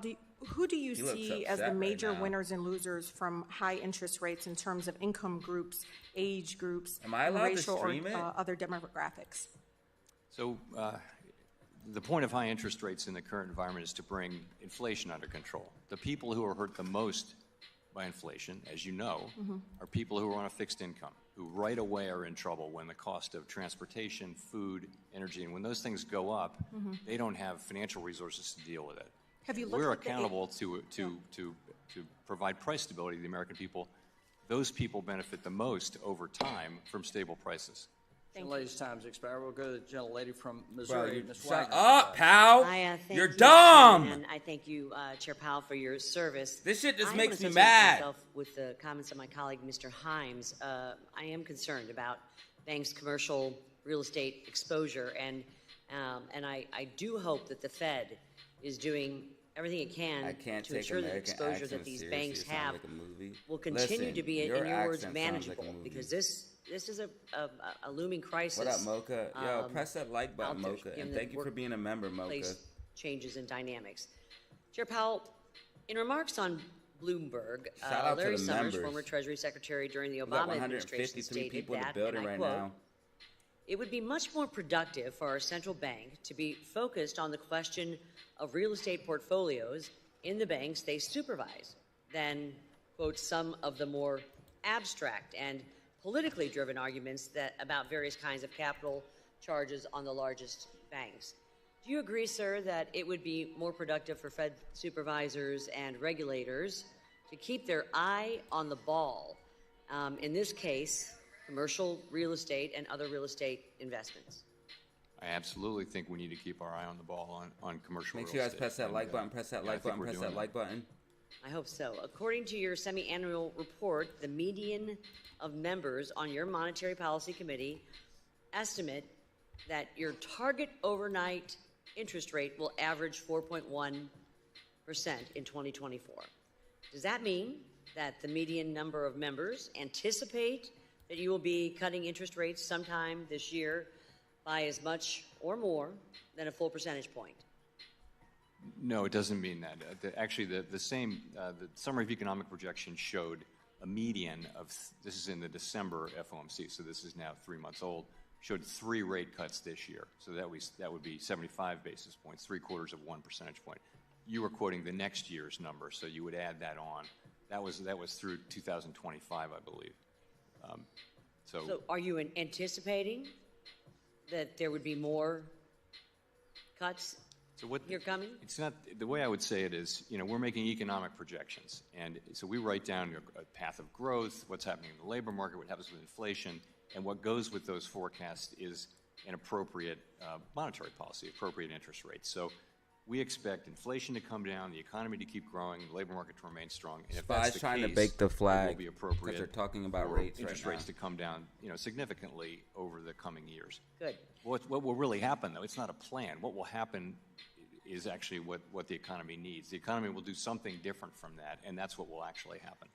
Chairman Powell, 15 members of Congress, What? including What was that myself, last part? Ranking Member Sherman, Chairman last part was kinda Barr, like- and Ranking Member Foster sent a letter to the prudential 160 regulators people in regarding here right the now. impact that Basel will have We're on getting an U.S. algo capital boost. markets. We're getting an algorithm activities. boost, guys. We're getting a The lot letter of people in here. highlighted critical areas Make sure you press the like of button. our Make sure you press the like button. We're getting an markets, algorithm including boost. securities, A lot of people coming in right now. Securitization and derivatives that will be severely impacted by the Basel proposal.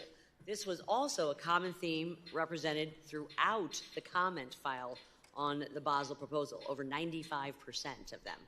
Considering that 75% of financing in the U.S. is done through our capital markets, which are the deepest and most liquid in the world, What does that why mean, would the talking Fed shit? continue to pursue this Is that what that flawed means? proposal Am I learning? instead of re-proposing a Chatting rule bubbles means that would talking not shit? Is that what that have means? such a drastic impact on the U.S. economy?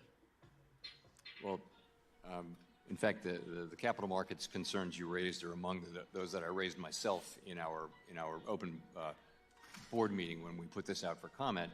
You said you wanted broad support, and obviously there is focus on dissent all of among those some of your things at governors, once? the FDIC, others. So how are we coming on this, and how are we recognize? So we're working our way through the comments, and we're coming to the point where it'll be appropriate for us to begin to evaluate what changes are appropriate. I've said I think those changes will be broad and material. It might close that gap, and real that's where quick, that is. But we haven't and made come any back decisions down. yet. We just Our got size In my getting role very as chairman high. of the Capital Markets It might Subcommittee, come I up have and seen close the SEC gap Chair and come down. We're Gensler about to push find the out. envelope in terms of rules and regulations that go well beyond the congressional mandate, even encroaching on the jurisdiction of other financial regulators. What is the Fed's response to another agency encroaching on its I don't jurisdiction? know, bro. It's just like We that. do not comment on other agencies' regulation. Settings. However, if they were actually, to take your hypothetical at face value, if they were to come into our jurisdiction, Oh, it's more than a hypothetical. and we would react. Good. Well, I hope you do. I yield We back. would react. The lady from New York, Ms. Did you Velasquez, hear recognized Powell? for 5 minutes. Did you hear Thank Powell? you, Mr. Chairman. We would react. Yo, Right Powell here. just got mad, bro. Hi. Thank you for being here, Chairman Powell. We would react. Property insurance rates are becoming prohibitively expensive. or inaccessible. for AMC breaking homeowners through cell and walls, trying to developers push up, in baby. my community. They're trying to keep The it in the bear FSOC's flag. annual AMC saying report no. identifies property insurance rates as Property. an increasing risk, and I recently raised this issue with Secretary Yellen. Is the Fed monitoring the rising cost of insurance and its impact on macroeconomy? Okay, first of all,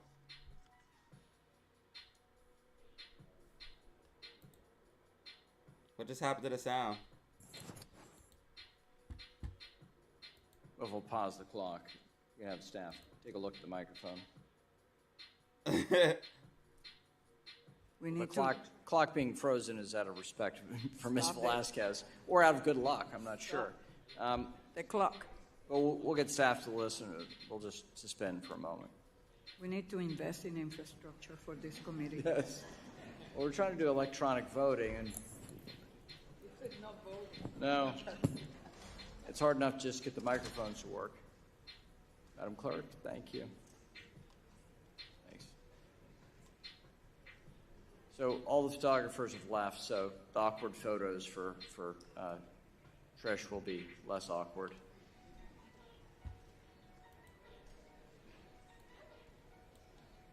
AMC trying to break out of the bear flag. AMC trying to break out of the bear flag. GameStop pushing up above critical support and resistance. If GameStop can hold 1531, it's going to be bullish. They also steal via inflation. Don't forget that.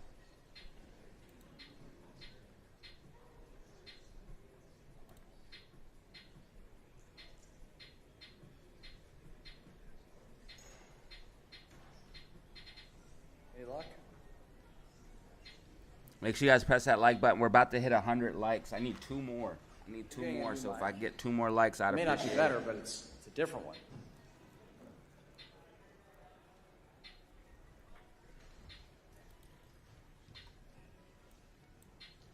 Let's just restore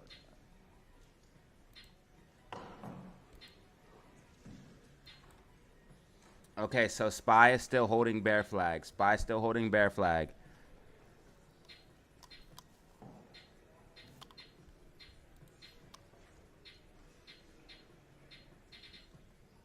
This guy old as shit.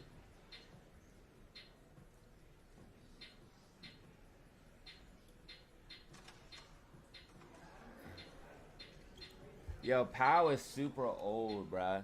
They need someone like me in there, bruh. They need someone like me in there to help them out, man. I could really get things cracking for them. You know what I mean? They need someone like me in this. Yeah, you feel me, y'all?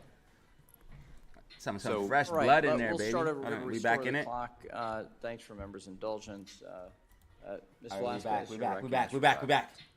So, Mr. Chairman, I was asking you about the property insurance rates are becoming prohibitively expensive or inaccessible for homeowners and developers in our community. The SOC's annual report identifies property insurance rates as an increasing risk, and I recently raised this issue with Secretary Yellen. Is the Fed monitoring the rising cost of insurance and its impact on macroeconomy? So yes, we are very much aware of increases in insurance, including property insurance, and it's been adding meaningfully to inflation. It's not something we have any control or authority over. Same is true of auto insurance. They're just insurance generally prices have gone up a lot. So when Insurance we is crazy, bro. talk about the lack of affordability Insurance when it is comes crushing, to housing, bro. The insurance, Oh my God, the rising insurance is cost of crushing. insurance is an important factor that is affecting the availability of affordable housing in our communities. And I hope that there are some discussions among the Fed because it is an increasing risk and it's going to have a direct impact on our economy. Chairman Powell, I know you spoke with Chairman McHenry a little bit on inflation and interest rates. Can you explain what evidence you're looking for before inflation has returned to 2%, and interest rates can be cut? Sure. So we're not looking for inflation to go all the way down to 2%. That's not what we're looking for. What we want is just more evidence that will give us more confidence that inflation is on a path down to 2% sustainably. So that will come in the form of good inflation readings, really. We want to see, just a bit more evidence so that we can be confident. We don't want to have a situation where it turns out that the 6 months of good inflation data we had last year, that didn't turn out to be an accurate signal of where underlying inflation is. So we're just being careful, and because the economy is so not strong, gone, my the labor boy. market's so strong. Have you gone to I the think grocery we store? can and should You be just heard about careful as we insurance. approach that Shut decision. when you the say up. This shit is making me What heated, evidence? y'all. I'm There's getting anything- worked So up, just y'all. just This shit more. is making me mad. We'd like bro, to 'cause see these more people talk good, like we're stupid, and relatively we're not low stupid, bro. inflation Maybe, readings. We're maybe not looking for people better are inflation dumb, readings than but we've had. like We're just looking for we more are of not them. stupid. And, Like, and what will happen us. is We are not as we stupid. go Maybe forward, people in the general are 12-month dumb. inflation But me will and you continue guys to watching drop this, we're not stupid. We know exactly because what the it'll be hell they're lower than talking early about. last year. And they Thank try to you. talk like we're stupid, bro. They try to talk like we won't understand Chairman, what they're I saying. would like to and what they pick say is up they literally on like where talk in Ms. Talib circles. left off. They say and stuff without saying reiterate anything the at all. importance of the It's crazy. rulemaking on Section 956. This is an issue that I also raised with Vice Chair Barr, Chairman Grunberg, Acting Comptroller Sue, and I told them when they came before this committee that I will be asking for a status update on the rulemaking at every future hearing because it's well past time, 12, 13, 14 years. If you are employed in a company and you are given a task, I will think that you will be fired if you don't get it done, and it has taken 12 long years. So you are the chairman of the Fed. How is the Fed working with other agencies to propose the rule? So there's a lot going on in regulation at the Fed right now. My understanding on 956 is that there have been discussions between the regulatory agencies, and I think it's not 3, I think it's more like 6 agencies that have to agree. I know. I have not seen a proposal. I think something is under consideration, but it's not something that's gotten to me yet. I will ask the next time, and believe me, I'll be here. Great. Thank you. Gentleman yields back. Gentleman from Kentucky, Mr. Barr, is now recognized for 5 minutes. Mr. Chairman, good to see you. You have said numerous times that the capital framework is about right and that banks are well capitalized. Do you still believe this? I do. Given that you believe that, and given the fact that the Basel III Endgame proposal dramatically increases capital requirements on banks, would a reproposal that implemented Basel III in a capital neutral way,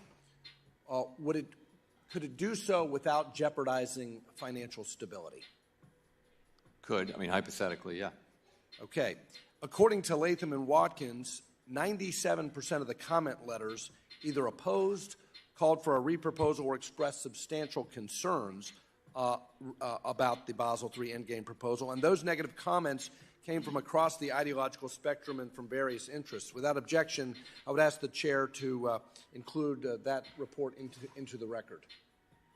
Without objection, I'd ask the chair to include that report. Without objection. Thank you. And, Mr. Chairman, did you see that report? I did. Does that concern you, that 97% of the comments were negative? So we didn't do our own count, so I can't make an assessment, but I would say it's unlike anything I've seen.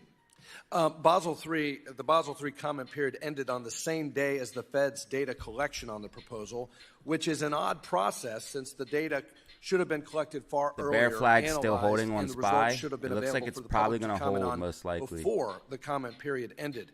Why did the Federal GameStop Reserve holding choose critical to support do a resistance quantitative of impact study $15.31. during the comment period GameStop for is the holding. proposal, This is what we want to foreclosing any see. ability And by the AMC public drifting to up, trying to comment break on out the of results its of bear this flag. study? If AMC can break above Well, I mean, the movie's not over. We are where we are. $4.58, you're going to see Vice Chair AMC Barr did break commit that to bear putting flag. the This is QIS negating the out bear for flag comment. We if will receive AMC those can break comments, and above they'll this be- orange line right here. Those comments will be taken Bollinger into Bands are getting consideration tight. as we MACD think green about looks like the path AMC's ahead. winding up Well, for a speaking move. of process, Looks you've like got your excellent GameStop general is winding counsel up right for a behind move. you there. And I don't want to get into privilege here, but Have the lawyers at the Fed raised any process AMC concerns tracked or perfectly with my prediction Administrative throughout Procedure today. Act issues with the board? Well, let me just say that we're committed to doing transparent and reasonable and data-based rulemaking in compliance with the Administrative Procedure Act. Well, of course, giving the public the ability to comment on the quantitative data that has been provided obviously is consistent with good process. Sir, Governors Bowman and Waller, Vice Chair Hill, and Director McKernan all dissented on the proposal, and Vice Chair Jefferson expressed concerns with it during his statement. Under your tenure as chair, can you identify any other regulatory proposal which has elicited this much dissent? No. Have you in the past acknowledged in front of this committee that you will not move forward with proposals without consensus? Or you have acknowledged that in the past, and we appreciate that commitment to consensus. Have you achieved consensus yet on the Basel proposal? Let me say I am confident that we will, but that's a process that we're, as I mentioned, we're evaluating the comments. We're just coming to the place where we're going to start talking about the path ahead, and I am confident that we'll achieve very broad support on the board. Mr. Chairman, do you agree that the heterogeneity and business model diversity within the banking sector contributes to system-wide financial stability? I strongly do. And do you agree that a concentrated business model in the banking sector would present a potentially systemic risk? Potentially, yeah. And this is one of my major concerns with the proposal, Mr. Chairman, because by de facto repealing regulatory tailoring, subjecting Category 3 and 4 regional banks to one-size-fits-all standards that currently only apply to large GSIBs, discouraging securitization, which is the private sector solution for dispersing risk, eliminating the use of internal risk models and transitioning the industry and regulators toward only a standardized framework, actually would push the industry into a smaller and more concentrated-looking industry, and as a result would, in my view, actually increase systemic risk and decrease market competition. Do you share that concern? I think it's a real concern. And again, I think that's part of what goes into my thinking, certainly, about the proposal and where it needs to go. Well, given all of these concerns, we hope that you can commit to reproposing the Basel III endgame, and we strongly urge you to take that into consideration. With that, Mr. Chairman, I Gentleman from appreciate the Massachusetts, time. Mr. Lynch, is recognized for 5 minutes. Good morning, Mr. Chairman. Welcome. Good to see you again. I want to go a little deeper into the commercial real estate issue and the potential impact on regional banks. This morning, Scott Rector, who's a member of the New York Fed Board of Directors, released a white paper on CNBC this morning describing the trillions of dollars in commercial real estate loans that will come due over the next couple of years. He described it as a, quote, slow-moving train wreck, close quote, and for our regional banks.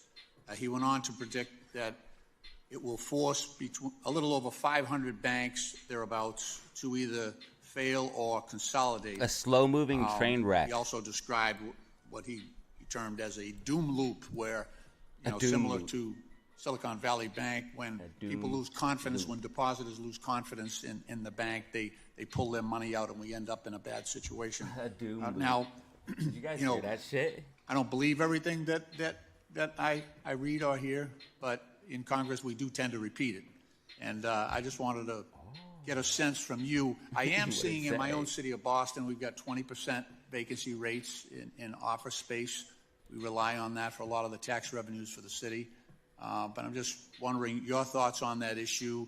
Is there a systemic concern here, or is this isolated? What crypto transaction are you doing, David? Might I went to lowering stake the some interest Polygon, rates dude, and I help fucked some up of and those spent banks like, because it's gonna cost me I like hear 40 from my bucks. developers in our God, area so that dumb. no one's lending.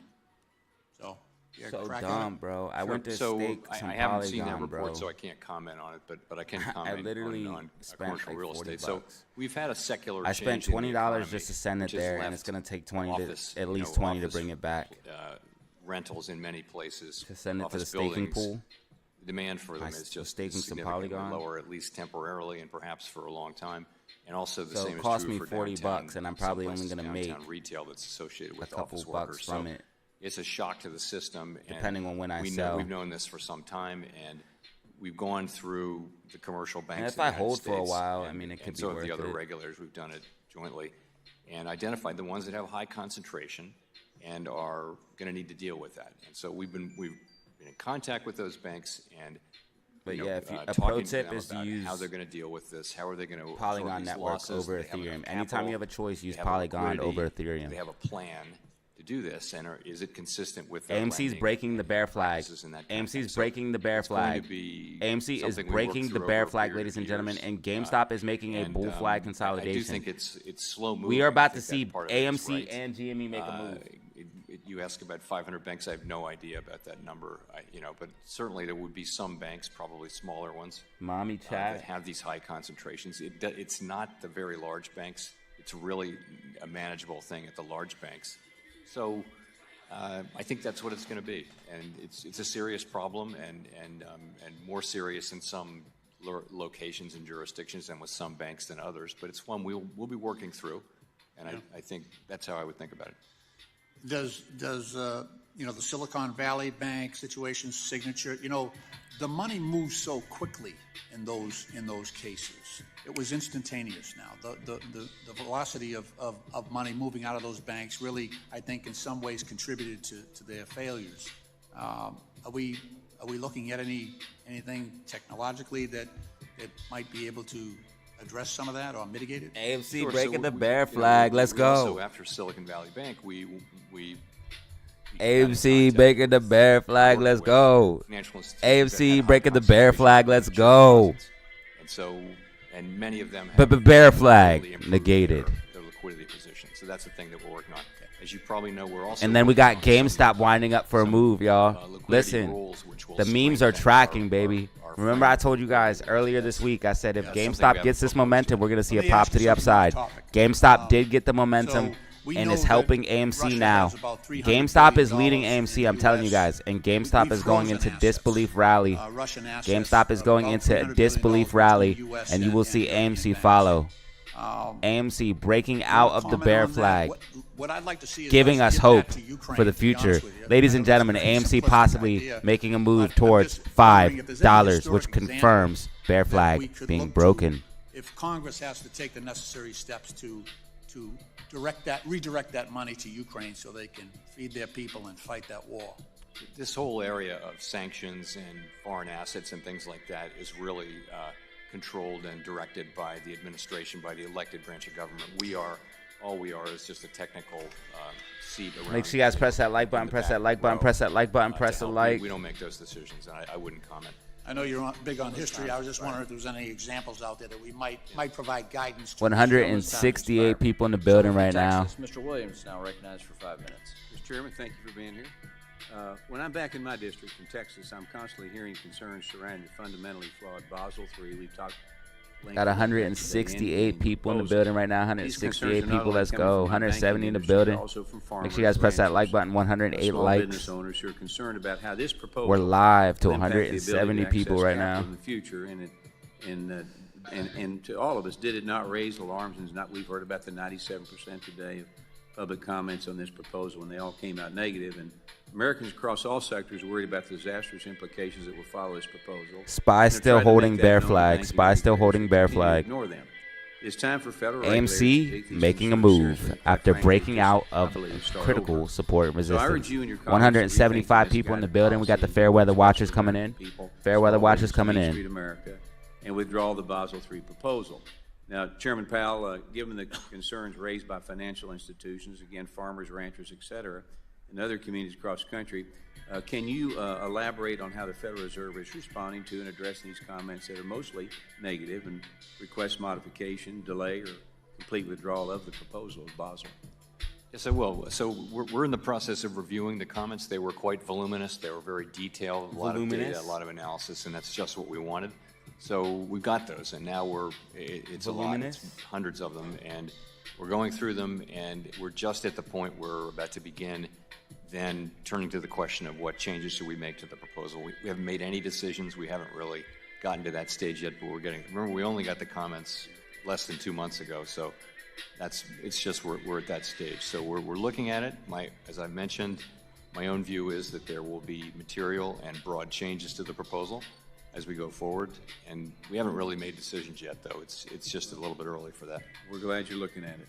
I want to bring up the long-term debt proposal rule, which would require banks to issue enough long-term debt to cover capital losses. Now, Congress worked to pass legislation requiring the tailoring of regulations to the size of a financial institution. This is meant to protect banks of all sizes and allow for families and businesses in my district to have options to meet their lending needs. So the Fed's long-term debt proposal would undo any sort of regulatory tailoring and puts into place a new long-term debt issuance requirements on regional banks, which require these banks to issue long-term debt both at the parent holding company level and the IDI level. Now, these regional banks will face increased costs when they are already facing towering regulatory burdens from this administration, and those are the banks that people do business with. So, Mr. Chairman, do you believe that this proposal rule goes against the requirements of S2155, the Economic Growth, Regulatory Relief, and Consumer Protection Act, and will you commit to exploring this issue further with your colleagues? So we're committed to implementing 2155. We believe that the regulatory and regulation and supervision of banks needs to reflect their size and activities, and that's something we'll be considering as we go forward with this. Okay. Short time I got left. Americans continue to feel the pain from runaway inflation created by the Biden administration as everyday costs continue to stay expensive. As you know, I'm in the car business, and inflation is just running rampant in my industry. And the irresponsible and partisan American Rescue Plan forced through Congress by Democrats only made inflation more of a problem. And now American families and businesses have been forced to deal with runaway inflation for 3 full years now, which has caused some major hardships. So quickly, the ARPA injected nearly $2 trillion of deficit spending to our GameStop winding up for a move. GameStop winding up for a move, and then we have AMC winding up for a move as well after AMC broke the bear flag, tracking with my prediction, breaking to the upside, which I told you guys we have a great chance of doing, especially watching this 4-hour time frame, knowing that we're going to make a move. AMC breaking above bear flag, in the world, so the reopening, moving back really towards the reopening $5 of the range. economy after. With very strong demand and constrained supply, you saw inflation in. I'm getting all the tacos advanced right now. I'm economies. actually about to warm some up. It was a little sharper It here is at the almost beginning. lunchtime. I I'm think about to there's a warm some role tacos for up. monetary policy in that. There's a role for fiscal 178 policy. people in the There's a building role right now. for the pandemic, 178 a people starring in the role for building. the pandemic. 178 people in the building. Our job right is now. to deal with it, and that's what we've been doing. Well, thank you for always keeping small business in Main Street America in your calculations. And with that, Mr. Chairman, I yield back. Gentleman yields back. The gentleman from California, Mr. Sherman, is recognized for 5 minutes.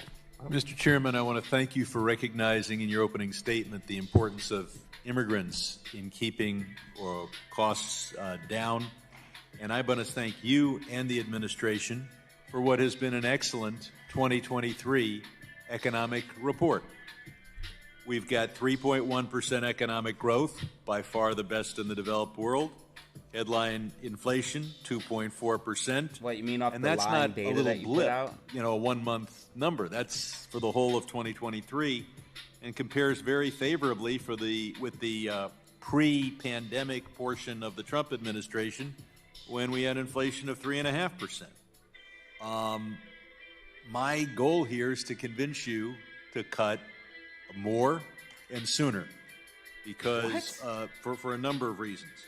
The first is that I know, if you ask a constituent, they want zero inflation and zero unemployment.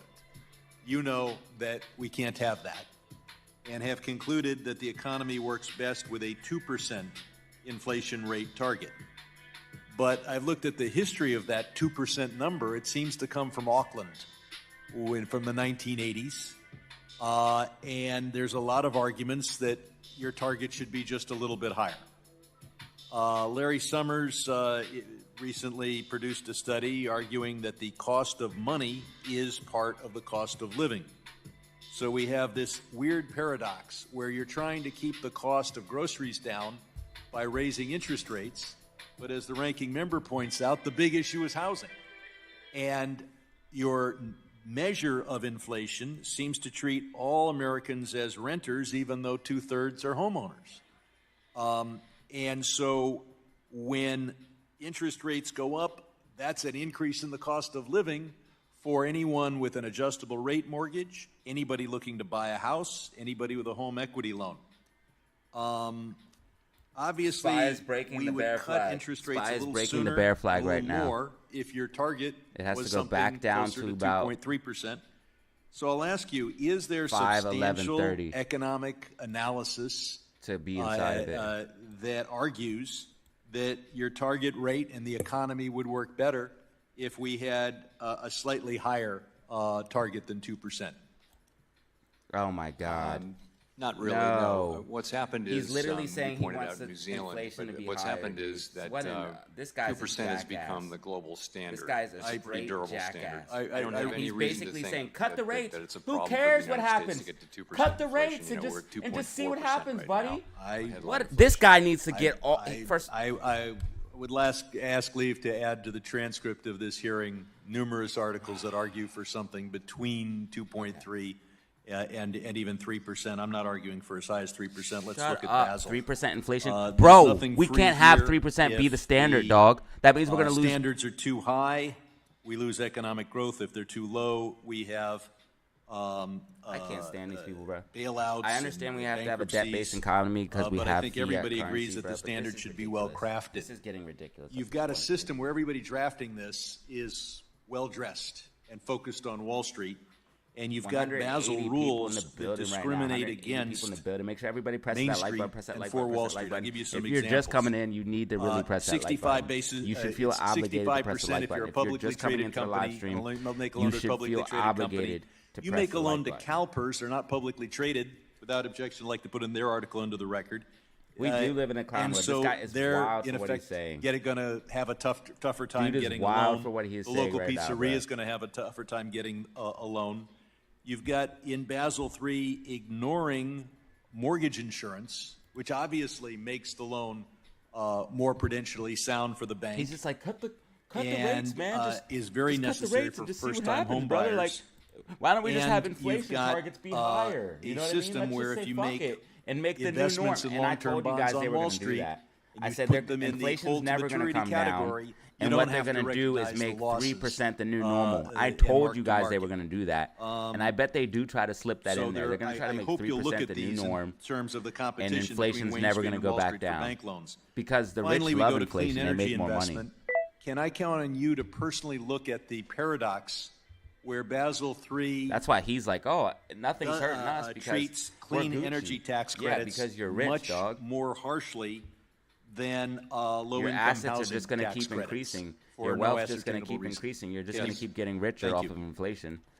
But Well, the it sounds poor are it's just very going to get George- more George, poor. Mr. Loudermilk, The people who are poor and on fixed incomes are Thank going you, to Mr. get Chairman. more Mr. and Powell, more thank you poor, for being and the here rich are just today. going to get more and more rich. It's just going to concerned exacerbate with the problem the of the small wealth gap dollar even more. Credit for businesses. As a former business owner for over 20 years, I can attest that as the small dollar business credit becomes more expensive and less convenient, businesses are going to turn to credit cards and other alternative financing for business purchases. These inevitably result in even higher costs, which goes down to the consumer, which means that they're going to pay more for the Views services are going up or just the like products. AMC's stock price. But in February of this year, total credit card 180 debt people reached in a the building record of right now. $1.7 trillion. According to Intuit's Small Business Index annual report, average monthly credit card balances were 27% higher in 2023 than they were in 2019. GameStop holding critical support and resistance. Behind these record high levels Bitcoin of pushing up. Bitcoin pushing up right now. Bitcoin pushing up right Part of now. it would be growth in the economy. SPY So going that'll be back part of it. inside of It's bear a bigger flag after economy, filling the gap. bigger number. SPY going I don't- back inside of the I'm bear not sure- flag I'm not sure after what that filling is. As you know, the people gap. had lots of extra cash during the pandemic from forced savings. They've spent that down. Now they're borrowing. They I'm spent not that sure. down. Now they're borrowing. So, if there was a rule to force banks to tighten lending, do you think the rule would drive businesses and consumers to alternative forms of credit? I do. I think, if you raise lending costs for banks, then at the margin that will make non-bank lenders, they'll get some of that business. And if it becomes more complex or less convenient, then businesses will. All right, turn to it's these time for alternative forms of credit tacos. card. I can tell you that from And have, experience. Yes. It was Taco Tuesday yesterday. I'm about to warm some of them bad boys up. Basel III endgame proposal AMC pushing up to the upside. AMC at 462, 462. Let's go. GameStop at 1540, approaching that 1550 gamma ramp. There's a gamma ramp for GameStop at 1550. AMC holding $15 or $4.50, where it can get its gamma ramp, possibly sending it towards $5, where another gamma ramp lies. We'll look at the issue. But do you feel it's important that we do have an understanding? A decent gamma ramp at $5. Small business is the backbone. It's the bloodline of our They economy. create the jobs. That's right. I do agree. Yeah. Okay.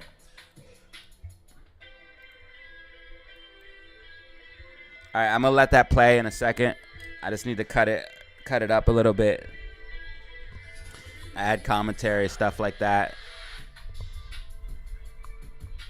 I gotta make the video transformative.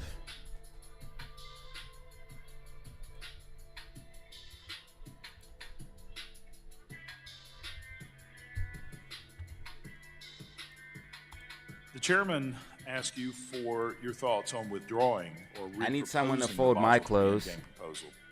Have Any you ladies out there want to specifically fold my discussed clothes for withdrawing me? the proposal with Vice Chairman I'd greatly Michael Barr appreciate or it. the other governors? So I don't want to get into our internal, doings, but I will say that I understand it is a live option. Show love we're and not at a support for stage of being Datazero able to Stream. even have that discussion yet because we're not really. Also follow me we on don't have Instagram. we don't have a, The link is we've in the got to comment decide first section what and in the changes do we description of think this are video. appropriate. Follow me on And Instagram that'll and take a little Twitter time. for And more then the Datazero question will be updates. Reproposal. What I said is Instagram when and we get to Twitter that for more point, Datazero if updates. reproposal MACD is the right curling thing to do, down. we're not gonna hesitate MACD about curling this. down. Looks like SPY might start to fade. Looks like SPY might start to fade here. In the current MACD environment curling we down on have SPY. in politics in this country, Hitting there's not resistance. a Looks lot like that you SPY find might start to bipartisan fade. agreement on, but I think you could find some agreement in Meaning SPY will come back withdrawing down that towards proposal. Can you explain the 410.50, importance of broad 410.50. consensus at the Fed on proposals like B3E? Are you concerned with recent trends of disagreement among board members related to major proposals? So I think we're going to get to broad AMC consensus tracked along at with the my Fed. prediction, I as do. you guys I can think it's see. very important. And then we this broke is, above critical support in resistance. our culture that we try AMC to looking find good, common holding ground. $4.60. And we've been able to do that in the regulatory space. Ladies, and I why? expect we will be here as Ladies well. gotta And fold we'll your get to that. clothes. Could it be that we're What? seeing this level What? of You what? disagreement What is a because guy gonna of fold my extreme measures clothes? that are That's being weird. taken now that may not have been taken in the past? I mean, a total That is difference weird. of opinion and understanding and philosophy regarding free market economy. I won't speculate, but I will point out that 4 of the 7 governors during the open board meeting at which we put it out for comment expressed real concerns, Yummy, very dig. specific concerns about the proposal, and said we would look at the comments when they came in. All right, That's I'm what gonna we're get doing. tacos. I'll be back. You feel that they have validity in their concerns? I was one of the 4, so yes. With the few seconds I have remaining, there's a recent report of FinCEN working with financial institutions to query legal purchases made by American citizens. Has the Federal Reserve been instructed within the past 3 years by Treasury or anyone else to search Americans' legal transactions? Not that I know of, no. Okay, thank you. I yield back. Gentleman from Illinois, Mr. Foster is recognized for 5 minutes. Thank you, Mr. Chair, and thank you for being here. As Ben remarked, there's a near-term emergency to get the $60 billion in military assistance to Ukraine. And separate from that, there remains a longer-term need for reconstruction assistance to Ukraine, which the World Bank estimates is somewhere north of $400 billion. Now, at the start of the Russian invasion, the free democracies of the world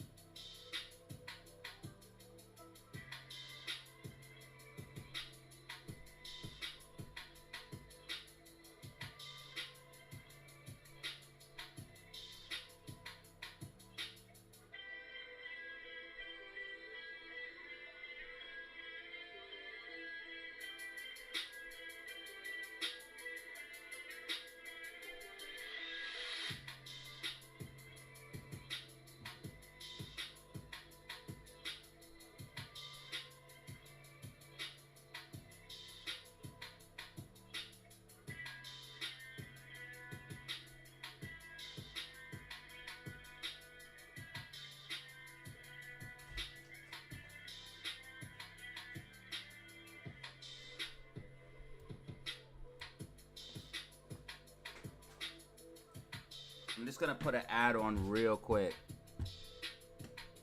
No, don't tell me what it is. I don't want to know.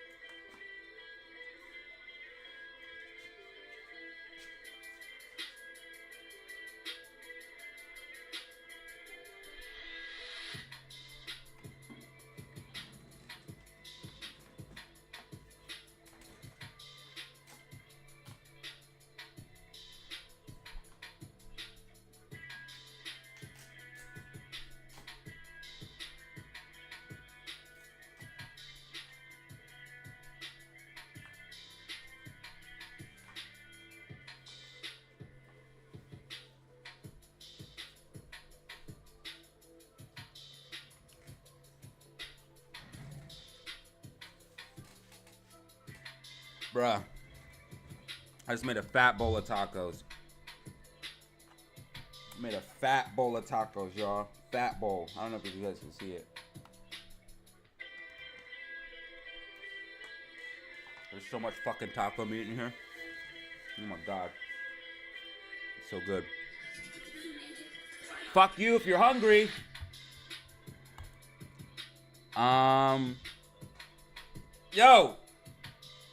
Yo, Rocket's in the chat.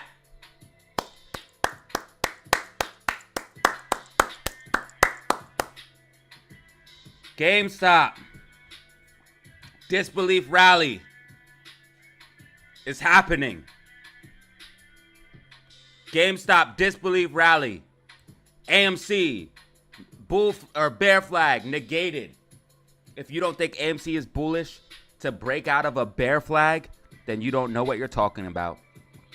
AMC is clearly bullish, changing characteristics, like I told you guys, as the bottom is in. AMC is bottoming. AMC is starting to recover, as you guys can see.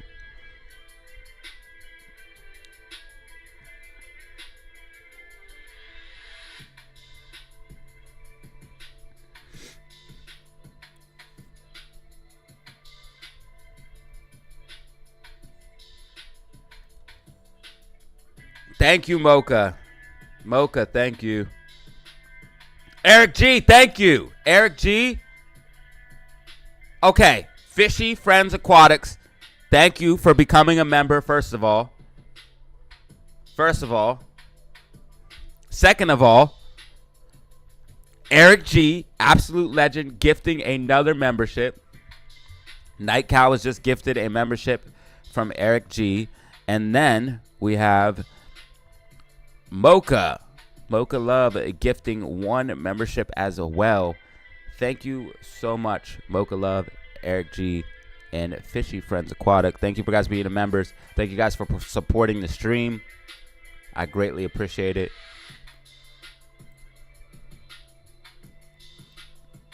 Memberships and donations are a great way to help out. Memberships are a monthly thing.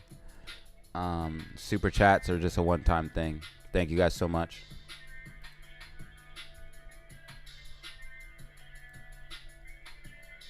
For the gifted, and then it was, who was gifted? Nate was gifted from Mocha. Thank you so much. Stupid iPhone. Night Cow member for 2 months. Let's go. Thank you, Night Cow, so much. Night Cow has been a member for 2 months now. Thank you. How is he gifted and a member for 2 months? I'm confused.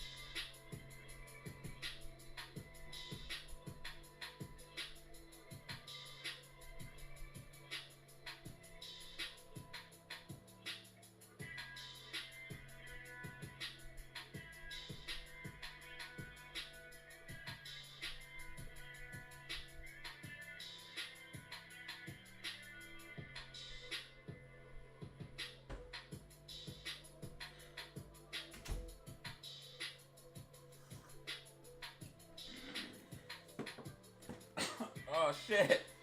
I just sat on my headphones. I sat on my headphones live, ladies and gentlemen. You're welcome? Who's John Wayne?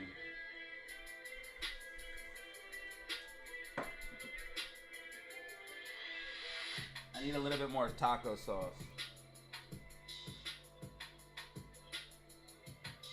This taco sauce is old. Is this shit still in... Does this shit go... I don't fucking... Nah, I don't know, bruh.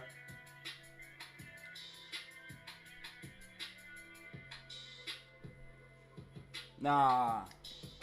I got a new one. I'm getting a new one, bruh. Fuck that.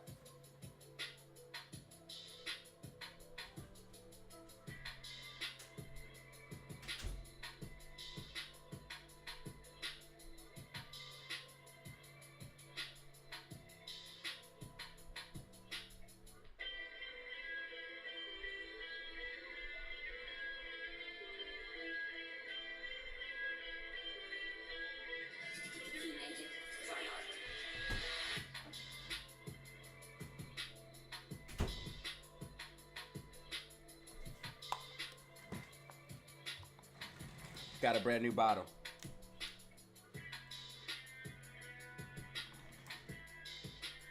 Oh, it says shake well. It says shake well. Okay. It says shake well, everybody. We're going to do that. This is DataZero's cooking show. Welcome to DataZero's cooking class. We're going to teach you how to make tacos today. As soon as I can get the bottle open. I'm not sponsored by any of these people.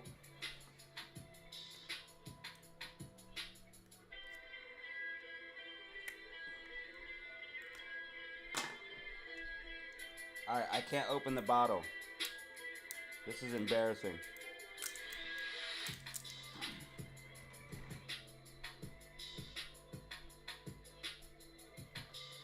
Fresh taco sauce.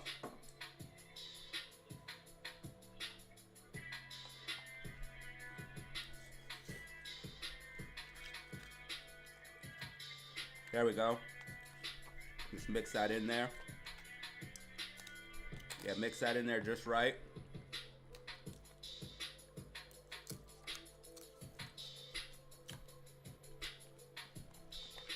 Yep. Yep.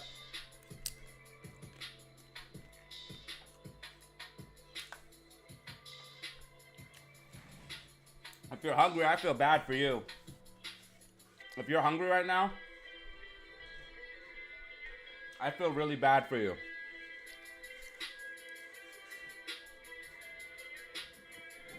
Hold on, one more thing. One more thing.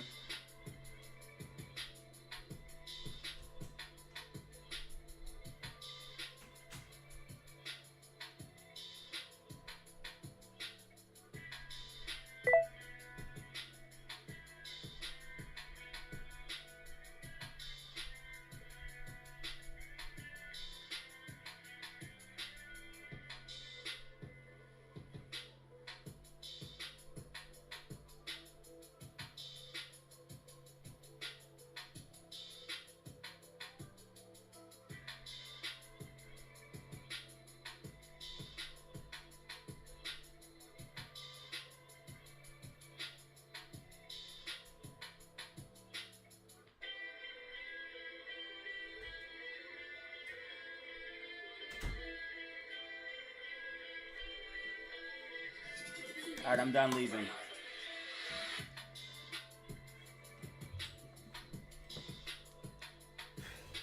I'm done leaving. I'm back.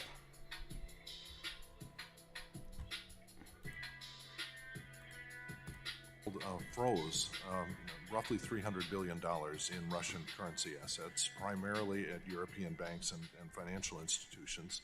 And the Biden administration and many of our allies have recently taken the stance that those assets should be leveraged somehow to provide reconstruction resources to Ukraine. I support this concept, and I believe that additional action should be taken to ensure that we hold Russia accountable. 15. But there are real concerns on the impact that this might have on central banking system, on the primacy of the dollar, the euro, and so on.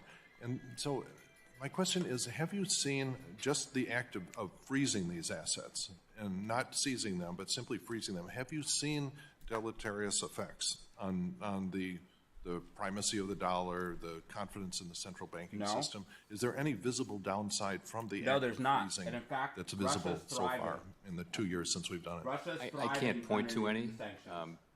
I can't point to any. Okay, so that's an interesting observation when we think of taking the additional step of actually seizing them, that at least so far, because, you know, to my mind, having them frozen is as violent as and as violent as seizing them outright. And so that's interesting that so far we haven't seen that. Now, in terms of the Basel III and so on, there is there's a frustration I've had over the fact that directionally the effects of these are clear, but the magnitude of effects are not. Sanctions mean nothing. You know, for example, if you talk about the effect on the prices seen by derivative end users of increased capital requirement, directionally it's clear. If you raise capital requirements, banks will withdraw from these markets to some extent. Other players will step in, partly and take up part of the slack, and the spreads will increase and so on. Is the data that you've collected enough for you to actually estimate the magnitude of these effects instead of simply the direction? Thank you guys. 3 new members today. I think it's really hard to get down to the micro level and try to assess that, because you're right, there would be multiple effects. Showing support. But you do know you know the direction. You know what the sign is. That's right. But if you can avoid financial crises with a microscopic increase in prices seen by end users, that's one thing. If it's a very large difference in the price, so that the magnitude matters a lot when you're doing these balancing things. Okay, so SPY and a lot is of it slightly depends above the on bear flag as you we need a speak. model SPY for slightly how above the the bear different flag. Could be a market possible players will false break react. as MACD is And going is that down, so we do really want to watch not going that. to be in the scope of the analysis that you Looks anticipate? like a little bit of bearish divergence in the RSI as well, because I believe we have RSI done is some work slightly on trending that. down, I think so the it looks like a banks little bit of and other bearish divergence. participants have done The RSI as work well, on something that to be as aware well. of. And come up with a range of answers as well, letting us know this move is coming. I mean, there are just an awful lot of variables in these equations. Volatility so it's is hard building. to say with any confidence. AMC and GME are making decent pumps to the upside. It's hard GME to with a the job of 5% deciding move the today. precise level of appropriate And of course, the capital Discord is- literally pays for hard. itself. I do have a play for and now GameStop with, in the Discord because I thought with GameStop was going to 10 have a we've pretty had good two week this major week, crises, and I wanted with everybody both who the follows my fiscal, channel and who is in the monetary Discord to be response. prepared for that week. Are there And the GameStop lessons is that showing you out learned now pretty that, right now. I believe, As you it guys seems can like see, your testimony GameStop is indicates that up we're kind of about approaching back to 5% normal on the week, now. almost 6% on And the we've week. seen, And in then the last week, crisis of GameStop had a 15 years ago, 10% week as we well, saw what many 15% people in thought was an total inadequate from the fiscal lows. response. GameStop The making fiscal a response decent was move right less now than towards half of that the output gap. $16 gamma ramp. we And if we do get the limited by $16, you will see GME fly because we have a political will to decent do gamma things. ramp And then, at of course, you were 16. limited by the zero bound. AMC as well, same thing. for AMC heading most of a towards decade, and we $5. had a long If we recovery. see AMC hit And $5, the you will see comparison, AMC fly as to the well. recent, the COVID AMC recovery has breaks been and very holds sharp, and $5 it's this quite week. remarkably You're going to see put us AMC right back fly on that track. as there's a Are there any decent gamma ramp lessons that there you've at sort of drawn $5 about for AMC. the AMC importance current of price getting the right $4.66. balance of fiscal and monetary SPY's response current to price these $5, shocks? 511, 88 so we cents, think about that and then a GameStop lot, and 1583, 1583 as it approaches that $16 price target, giving us a decent pop. Now I told you guys, if we broke above 1531, you would see a pop to the upside. And and a year as you from guys now, can we'll be see, looking back. we did break above 1531. We did break above 1531, and we are seeing that pop to the upside as we broke above and held it as support right here and then made that pop to the upside that I told you guys we would see. This is exactly what we're seeing here on GME stock as it moves towards that $16 level that we are looking for. Both AMC and GME looking bullish. AMC clearly changing characteristics because we had a bear flag and we broke to the upside. So AMC clearly showing bullish tendencies over bearish tendencies. This is showing you that AMC is indeed going to go in a disbelief rally. And of course, a lot of people are not going to believe it, but AMC will start moving back to the upside and then go into a bull run 2024, 2025, like I'm predicting here on the meme stocks. Again, I think 2024, the summer and fall of 2024 into 2025 is going to be very, very decent for the meme stocks. I think that we're going to see meme stocks have a potential bull rally 2024, 2025.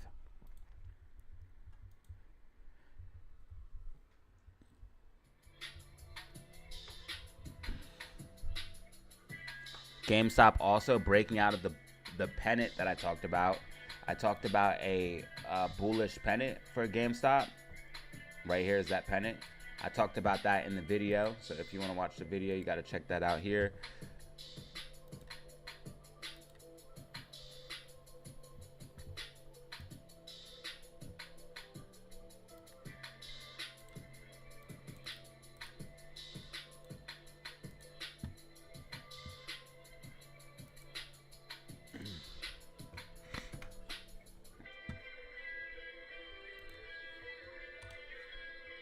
They have 100,000 shares left for GME, 2.6 million for AMC, 2.6 million for AMC.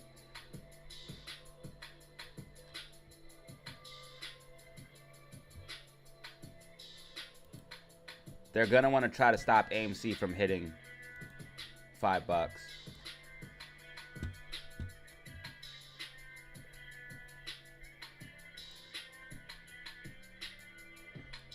171 people in the building right now. 171 people in the building.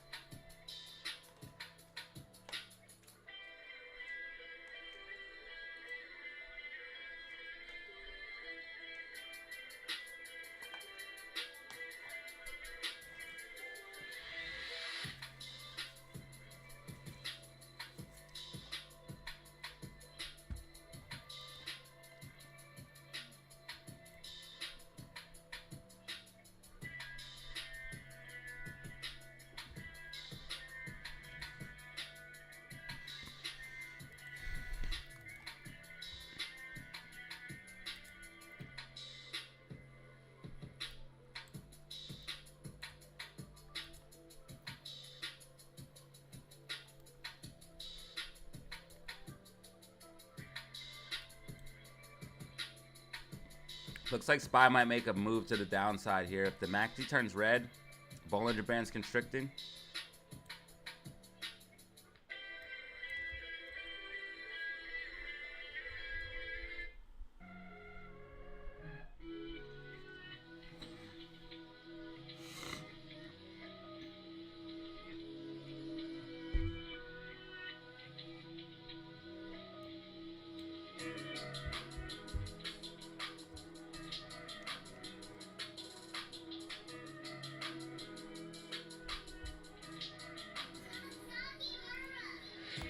Going and saying we've learned so much more. So I think the pandemic is still writing the story of our economy right now, and we should just be prepared to be surprised with the next chapter, as we were with 2023. A very strong growth, the sharp decline in inflation while the labor market remained very strong. Very few forecasters had that, but we can talk about it. Gentleman's time has expired. We'll now go to the gentleman from Ohio, Mr. Davidson, for 5 minutes. Thank you, Chairman. Chairman Powell, thank you for being here today and for your testimony. I'd like to start off, first of all, by completely echoing everything Congressman Barr said. A lot of us have talked about Basel III Endgame, and I think Congressman Barr kind of nailed the thought process. I do hope you'll withdraw that and take the comments you've heard from here and from so many others about the hazards with the current approach. But I'd also like to address one of the other practices by the Federal Reserve, and it's the practice of paying interest on excess reserve balances held with the Fed accounts. It's my strong belief that rewarding banks with returns for taking no market risk actually harms our economy, and it discourages financial institutions from lending money into the economy. Instead, they park it at the Fed. This has little to no impact on very large corporations, but it can have a crippling impact on small and mid-market firms. And we especially saw this in the long recovery as Dodd-Frank was implemented in the Obama years, transition to the Trump years. We changed some of that mindset with a lot of other policies, but we saw a strong surging economy. So our country would pay a price for this market distortion by the Fed in two ways. First, they're unable to obtain loans at competitive rates because the money is sucked out of the market. Frankly, a lot of them don't even have access to lending except through bank capital. So it forces them into other forms of capital, equity capital, and others. Second, they ultimately pay higher rates whenever they have these alternative means of capital. And so today I've introduced a prohibition on the IOER Act, which would prohibit the Federal Reserve from paying interest on excess reserves. By eliminating IOER, we can begin to return our economy to the undistorted free market economy it's supposed to have. The alternative is you could simply raise requirements. We see some of those moral hazards when you do it across the board with approach like Basel. You guys go to the group chat? What's your case for why you should keep paying interest on excess reserves? Well, as you know, we don't see the downsides that you're talking about. Banks have a cost of funds and they have what they can earn, and that's what really matters is the spread. And if they wanted to do it, they could simply buy treasuries on their own, and they could do that independently. I suppose they can independently keep it at the Fed, but they don't have to buy. They don't even have to put it on their own balance sheets in the same way. They've got immediate liquidity with the Fed over it. overnight built account. on So debt. I don't see how that's Crazy, right? different than what they could already do. What I was going to say was, banks can earn a much bigger spread by lending to corporates. So their incentive to lend is the same as it always was. This doesn't affect that. Really, it's they have a cost of funds and they have the ability to have reserves, but that's they're not earning a profit on that. So $40. They can earn a much bigger profit by lending to small corporates. Well, speaking of profit, I mean, the Federal Reserve isn't officially supposed to be a for-profit corporation, but you are supposed to pay for your operating costs off of positive cash flow. And right now, the Fed doesn't have positive cash flow. In fact, the Fed has negative cash flow. So it's not entirely unrelated that the Federal Reserve operated at a $114.3 billion loss in 2023 and currently is carrying a $133 billion loss on its balance sheet this year. So it's not the right approach, I think, to be paying essentially that much out in excess reserves to banks that are holding capital in the Fed when they could be deploying it into the market. So right now, the interest you're paying banks and money market funds exceeds the income you're getting on the $7.6 trillion balance sheet assets that you have, to the tune of $133 billion asset. So, effectively, the Fed is operating at an operating loss. So, what's the path back to cash flow positivity for the Fed? As you know, we've for many years during the QE large balance sheet period, we've contributed way over $1 trillion in net earnings to the bank, which to the Treasury Department. So you can't look at the loss without mentioning that we've been giving effectively $100 billion a year in profits every year to the Treasury Department. So the other side of that is when we raise rates to do the job you've assigned us to get inflation under control, when we do that, we absorb paper losses. It has no effect on our operating, the way we operate the Fed. And Paper losses, if we retain they're not all the real, earnings we everybody. have, then it wouldn't be a problem. But we don't do that. We give that money to Treasury. Thank you. And I think the last thing is I just encourage you to halt any effort to develop a central bank digital currency. It doesn't need designed, developed, and it certainly doesn't need established. I yield.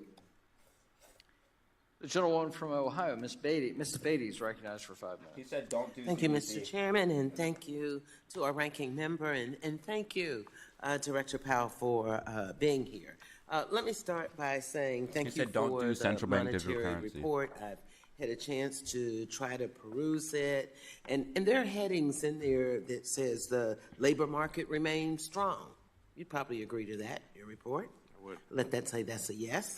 Also, it talks about unemployment rates being low by historical standards. You'd agree with that?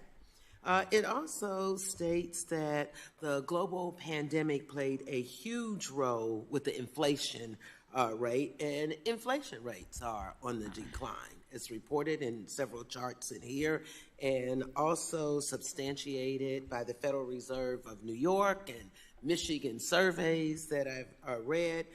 It also talks about job gains and uses the word robust jobs. So I want to thank you for educating us on that. And Mr. Chairman, I'd like the record to show she that just all loved of that this word, also didn't she? She said they used the word during the robust. Biden-Harris Robust. administration of making sure. So often we hear in this committee and other committees like that word. about what the administration is not doing and what our economy and jobs look like.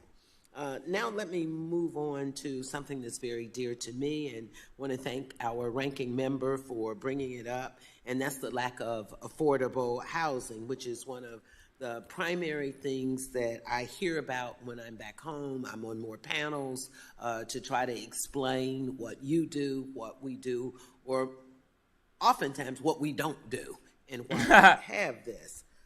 While I know that interest rate hikes have successfully brought down the inflation, rising rates have also had an adverse effect on the cost and the pace of housing construction and costs. Are you concerned about the effects that interest rate hikes are having on the cost of financing new construction? You do understand that we Second part, absolutely how do must you have. expect I don't think to these control for long-term people are housing so inflation detached from reality. that might that they potential don't rate understand cuts, what. how it might affect that. I honestly think these people don't understand what they're our talking policy about. to I bring think they're inflation detached from down reality. is to raise interest rates, and that lady's works so through dumb. Do several you understand channels. that the One of rates them had is, to be raised? There or was the most no important choice. is If the rates weren't raised, interest-sensitive we'd be spending, literally and sitting within at like that, you have 15 to housing and 20% durable goods inflation and right things now. like that. So, You during dumb the idiot. during the early days of the pandemic, the housing industry was about to all go bankrupt, and all of the facilities that we did really supported that industry through their critical time. This shit When we're pisses going me in the other off, direction, fam. when we're raising rates, housing is definitely affected. We understand that.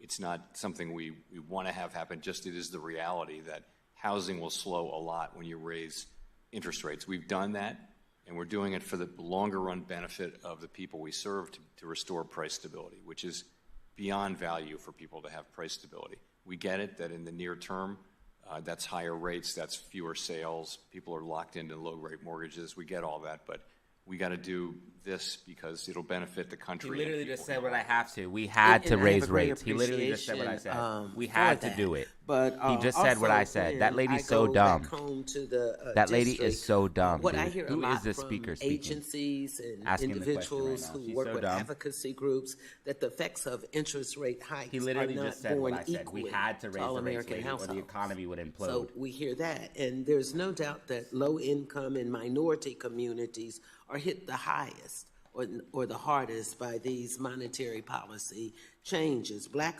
households and business owners have historically faced challenges with home ownership and access to capital, and they're disproportionately impacted by the rate hikes. Does the Fed, do you have anything that you could help me with this dilemma and how we can better achieve economic goals in a more precise and equitable manner? I'm about to say something. I think it's working. You see inflation coming down, and that's why I do think it's likely at some time this year, if the economy, proceeds along the path we expect, that we will begin to reduce rates. So that's really the path that we're on, and I do hope it works out that way. And when you say, I don't have a lot of time, but when you say economy, what does that mean? Helping poor people and black people get more jobs, more money? So our forecast is for continued strong growth, continued strong labor market. She's trying to get full wages points for going up, and constituent also right with now. inflation coming down. So that kind of an economy. Okay, my time is up. I yield back. Thank you. She was trying to get Gentleman some cool from points. Tennessee, Mr. Rose, is now recognized for 5 Her minutes. question was completely irrelevant. Thank you, Chairman I'm about to say McHenry and something that's Ranking gonna get Member me canceled, Waters bro. for Let me holding just this shut up. hearing, and thank you, Chair Powell, for being with us today. I'd like to start by discussing the independent automated teller machine owners or operators section of the Bank Secrecy Act examination manual. Bank Secrecy I Act. want to ensure that financial institutions will not be discouraged from providing banking services to the independently owned ATM industry. In 2021, you made it clear that the industry does not automatically present a higher risk for illicit finance. I'd like to know what efforts have been made by the Federal Reserve to fully communicate that position to financial institutions across the country. I will have to get back to you on that one. All right. Thank you. Well, and so I might just add, listening to independent ATM operators over the time that I've served in Congress, I've come to understand that unfortunately, and it was in the Bank Examiner's Manual up until just about a couple years ago, these operators were identified as being extraordinarily risky, and that was causing them to be debanked in many cases. So I do hope that you'll take a look at that and make sure that we're communicating that to financial institutions and, most importantly, to the regulators. Chair Powell, Tennessee is home to over 1,000 foreign-based businesses that have chosen to invest in our state and create more than 160,000 jobs. These jobs are reliant upon cross-border financing provided by global banks, including foreign banking organizations.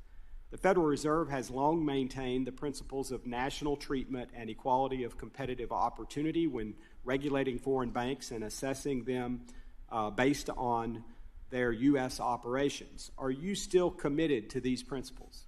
Yes. And how will these principles be reflected as you move to finalize the Basel Endgame proposal? We have received a whole separate set of comments from the foreign banks, and we'll look at those, very much in that spirit and make appropriate changes. Thank you. Chair Powell, the Basel III endgame will incentivize firms to transfer credit risks off their balance sheets.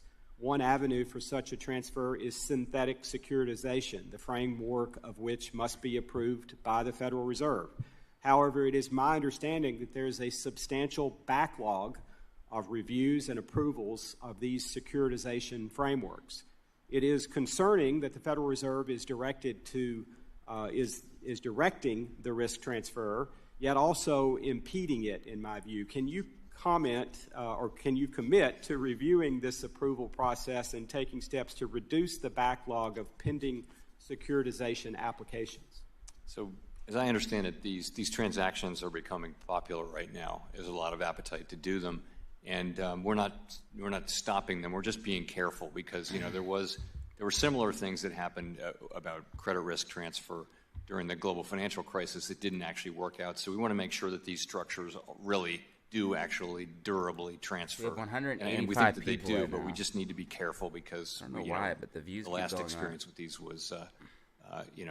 was difficult back in the last crisis. So it's 185 just something people that, in the building, and we have we're not intending to slow these down. New members, thank you I guys think we'll so try much. to get 3 through new it. members, thank you. Is it a lack of available resources to apply to the approval process, or is it an intentional slow walking to make sure that every I is dotted, every T crossed? I don't actually know, but I do. What I heard was what I've been told is we're not stopping these, but we're going to be careful with them and just be absolutely careful that they really do transfer credit risk in a durable, kind of sustained way. And that's the thing. And I don't think it's an intention to go slow or to have a backlog. It's just, and so I don't know what the staffing issue is. We'll check. All right, thank you. As the Federal Reserve continues to consider proposals designed and debated in Europe, such as Basel III, has the Federal Reserve Supervisory Climate Committee or the Financial Stability Committee had any discussions regarding the adoption of ESG risks in capital requirements? I don't know. Has there been any discussion in other committees regarding the adoption of ESG risks in capital requirements? Any discussion? I really don't know. Let me say that's not something we're considering, but when you ask me any discussion, I don't know. It's not a priority in to capital requirements. To put it mildly, yeah. Okay. Thank you. I see my time is running out. I appreciate your answers and any further light you can shed on those matters. I'd appreciate. I yield back, Mr. Chairman. The gentleman from Illinois, Mr. Caston, is now recognized for 5 minutes.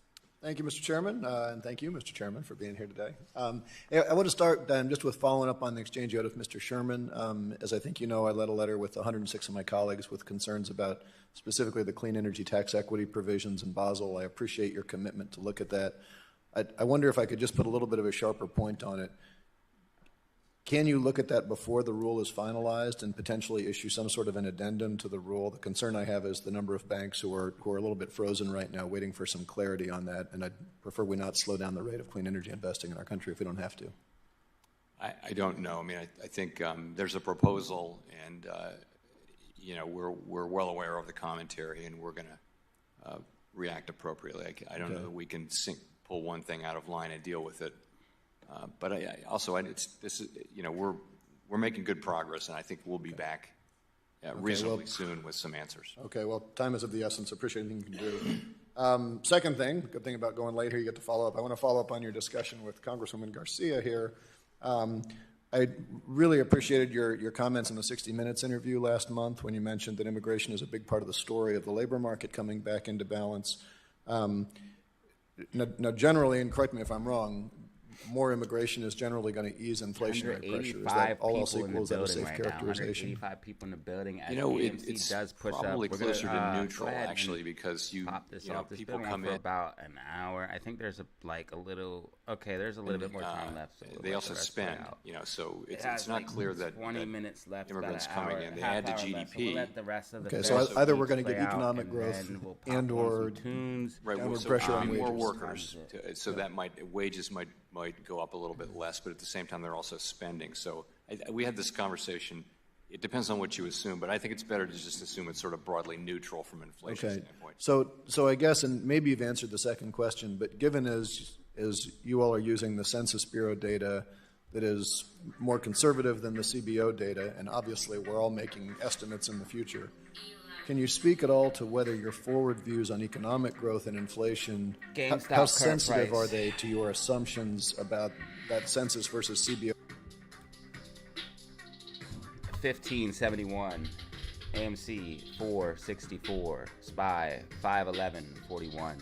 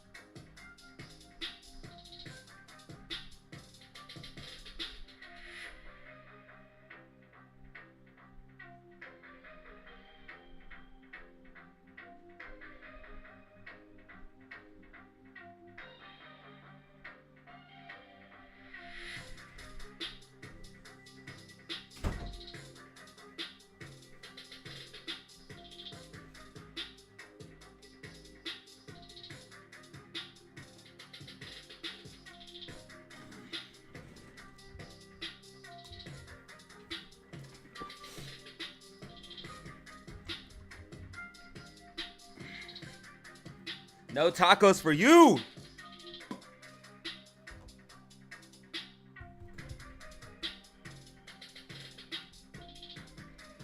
No tacos for you.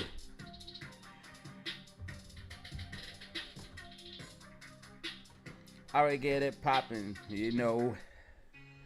Hey, let's put on a hype beat. That's what we got.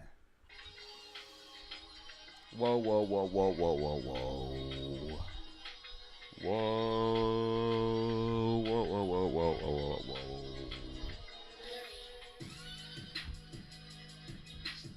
What kind of moment?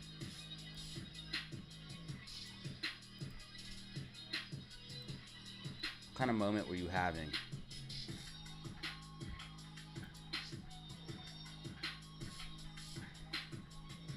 it more important than AMC and GME breaking out?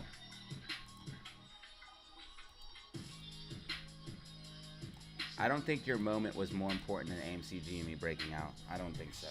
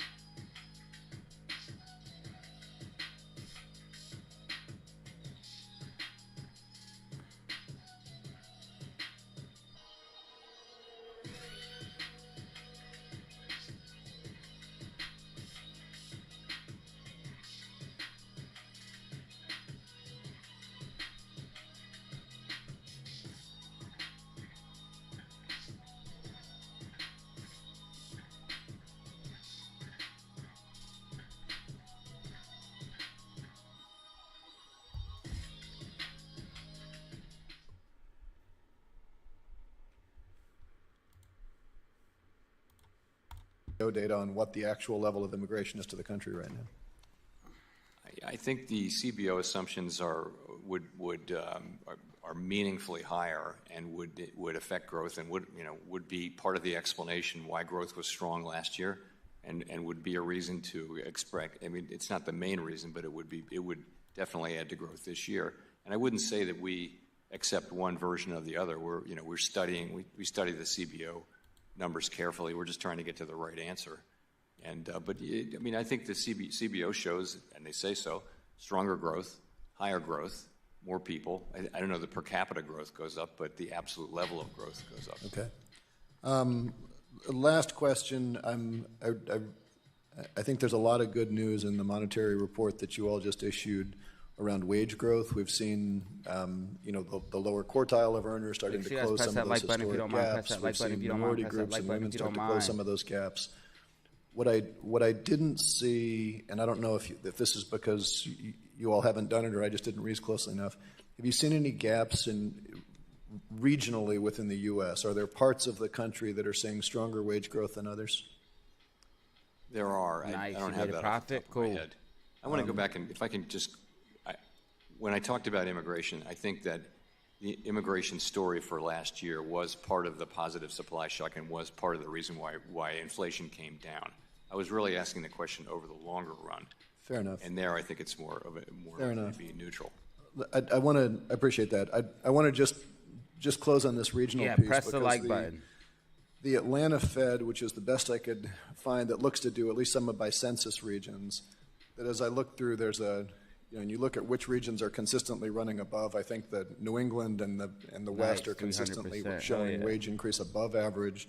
And the West, South, Central, Texas, Oklahoma, Arkansas, Louisiana are consistently, I think going back to like July of 2022, consistently seeing wage growth below up average. 15 or 5%. I appreciate you're not going to wade into a political question here, but those are all right-to-work states. Where it's harder to unionize, where it's harder to organize. GameStop. And what I'm wondering is, without asking you to opine on policy, AMC sitting at have you all at the 463 Fed done any and SPY sitting analysis at that says, as we look at 511.25, when SPY there are back gains in inside labor of the bear flag, productivity, SPY does back that gain in inside labor of the bear productivity, flag. is it more likely to As you accrue guys to can workers see, AMC in pushing those to the states upside where, and GME pushing to the where upside. there's AMC a stronger up union 2%, presence, easier to organize, and more bargaining GME up power 5. for labor as opposed to capital? My guess is there's plenty of GME trying to research head around towards that that area. $16 Not mark. necessarily at the Fed, but we'll take a Disbelief look. rally Back in to you. full effect. All right. Thank you. I yield back. Gentleman's time's expired. Now go to the gentleman from South Carolina, Mr. Timmons, for 5 minutes. And I did have an Thank you, Mr. official Chairman, play and in the thank you, Chairman Discord, Powell, so for if being you here were in the Discord, you were continue able to take appreciate your advantage of work this and the work move of from the Federal GameStop. Reserve on behalf of the American You were people. able to take In advantage August of this of move from 2023, GameStop. the If Federal you Reserve, were in the FDIC, Discord, and you were OCC able to take released an advantage NPR of this requiring the move issuance from of long-term GameStop. debt for GameStop category 2, up 3, and about 4 banks. 6% As on you the may week know, right I, now. along with many of my Up about colleagues, authored a 6% letter on the to each week. agency I did have an expressing official play concerns in the regarding the lack of Discord tailoring for in the GME proposal stock and for this week. shortcomings in estimating the actual cost of the proposed rules. I'm concerned that these shortfalls will negatively impact lending in my district, and when combined with the other ongoing regulatory proposals, could cause further consolidation of the banking industry. It appears that the Federal Reserve has primarily deferred to the FDIC concerning the proposal, Could you shed light on the Federal Reserve's role within the rulemaking process concerning the long-term debt proposal? And have you provided input regarding the proposal's interplay with Basel III Endgame? You know, I think we're one of the proposers of the rule, just like the other agencies are. And you know, right now we're looking at the comments that we've gotten. That comment period, I believe, has closed. Yeah, and so we're very much in reading those comments as the law. You're in the middle of it. Fair to We say. are. Okay, thank you. I'm concerned that the long-term debt proposal's lack of tailoring contradicts the statutory requirements of the Economic Growth, Regulatory Relief, and Consumer Protection Act. Instead of applying tailoring Bitcoin is principles, pushing up as well. this Bitcoin proposal is creates pushing Category up 2, as 3, well. and 4 BTC financial pushing up institutions as well. identically for the I repeat, purposes of Bitcoin long-term debt issuances. moving to the upside as Additionally, well. the proposal unduly burdens Category 2, 3, and 4 banks by requiring them to issue long-term debt at both the parent holding company and bank level, which actually could be viewed as reverse tailoring, considering GSIBs are only required to issue debt at the parent company level. What is the underlying rationale behind this dual requirement, particularly when such a mandate is not imposed on our largest banks? And do you believe that this represents a tailored approach as required by the statute? So that tailoring question is one of the questions we'll be asking ourselves as part of our review of the comments. Thank you. It's my 177 understanding people in Category the 4 building banks right were now. not included in the original 177 people in the advance building. notice of GameStop proposed pushing rulemaking up for the towards that long-term debt $16 rule level. released in the Ladies fall and of gentlemen, 2022. GameStop Is that breaking your out understanding after as well? moving above I that didn't catch that. 1531 support and Did the resistance. I advance told you guys notice if we that was use that released level in as the fall of support, you would see a 22, big move to the upside. include GameStop Category 4 breaking banks? out, It's my understanding using that the level it as did support not. and confirming it right I here, can't confirm letting that, to us be see honest. that big I move think to the that's something you upside should that I take talked into about account in my because video the Category 2 and 3 and banks earlier had this an week. additional year to foresee this challenge, and so Category 4 banks are really behind the eight ball. And GameStop just put in a new intraday high of so $15.88. I guess my next question is, do you Current price believe for regulatory GameStop agencies $15.84. should provide smaller regional banks longer than the 3-year phase-in period to meet any final long-term debt requirements? It's a good question. That's one of the comments we've gotten, and we'll be looking at that. I appreciate it. I just think if we're going to impose these new regulations, giving everyone the same opportunity to comply with them is something worth considering. I guess one final question. If these proposed regulatory changes had been in effect prior to the fall of SVB and Signature, do you believe the outcome would have been different? Because honestly, I don't think anything would have changed. You know, it's a hypothetical. I'm tempted to say that if there had been more long-term debt there that was specifically there to absorb losses. They were nowhere near being solvent. But I guess that's something I think y'all should take into account, whether if these proposed changes to our system that are designed to make it more resilient would have actually caused SVB and Signature to have a different outcome. Because, again, it just seems that my colleagues across the aisle let no crisis go to waste, and these are changes that would not have, in fact, prevented the calamity that they are justifying the changes based on. Thank you for being here today, and with that, Mr. Chairman, I yield back. Gentleman yields back. The gentlewoman from Massachusetts, Ms. Presley, is now recognized for 5 minutes.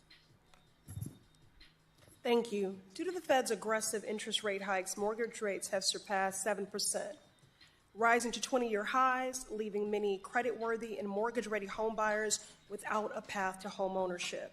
This is a problem for everyone. It's an urban issue. It's a suburban issue. It's a rural issue. Chairman Powell, I welcome the decision of the Fed to pause rates at the end of last year.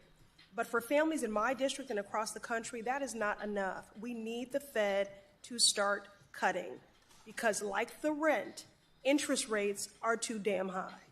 Chairman Powell, you've previously indicated that the Fed may cut rates this year.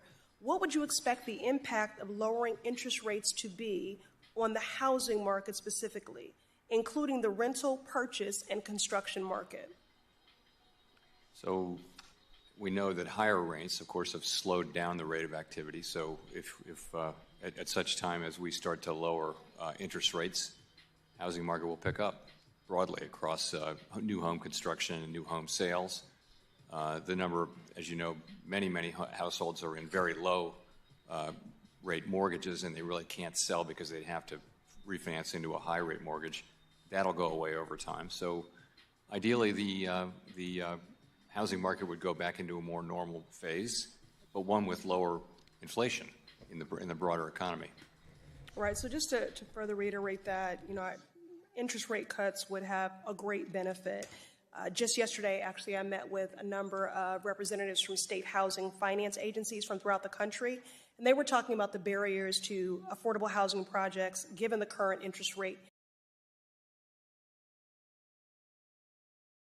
Weights will reinforce the decade-long retreat of banks from the mortgage market and push more originations to non-bank institutions?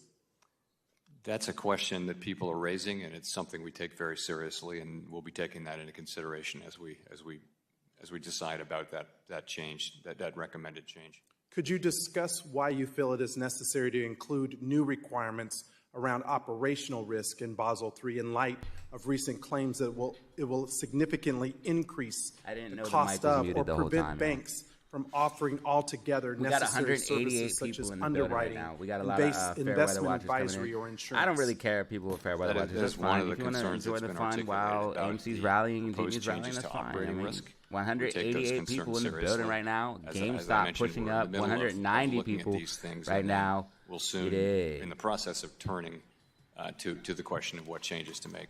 Well, I just would underscore the sense of urgency, because the longer there's uncertainty in the market, it creates really negative effects to end users, which are all of our constituents who are looking to see these costs come down.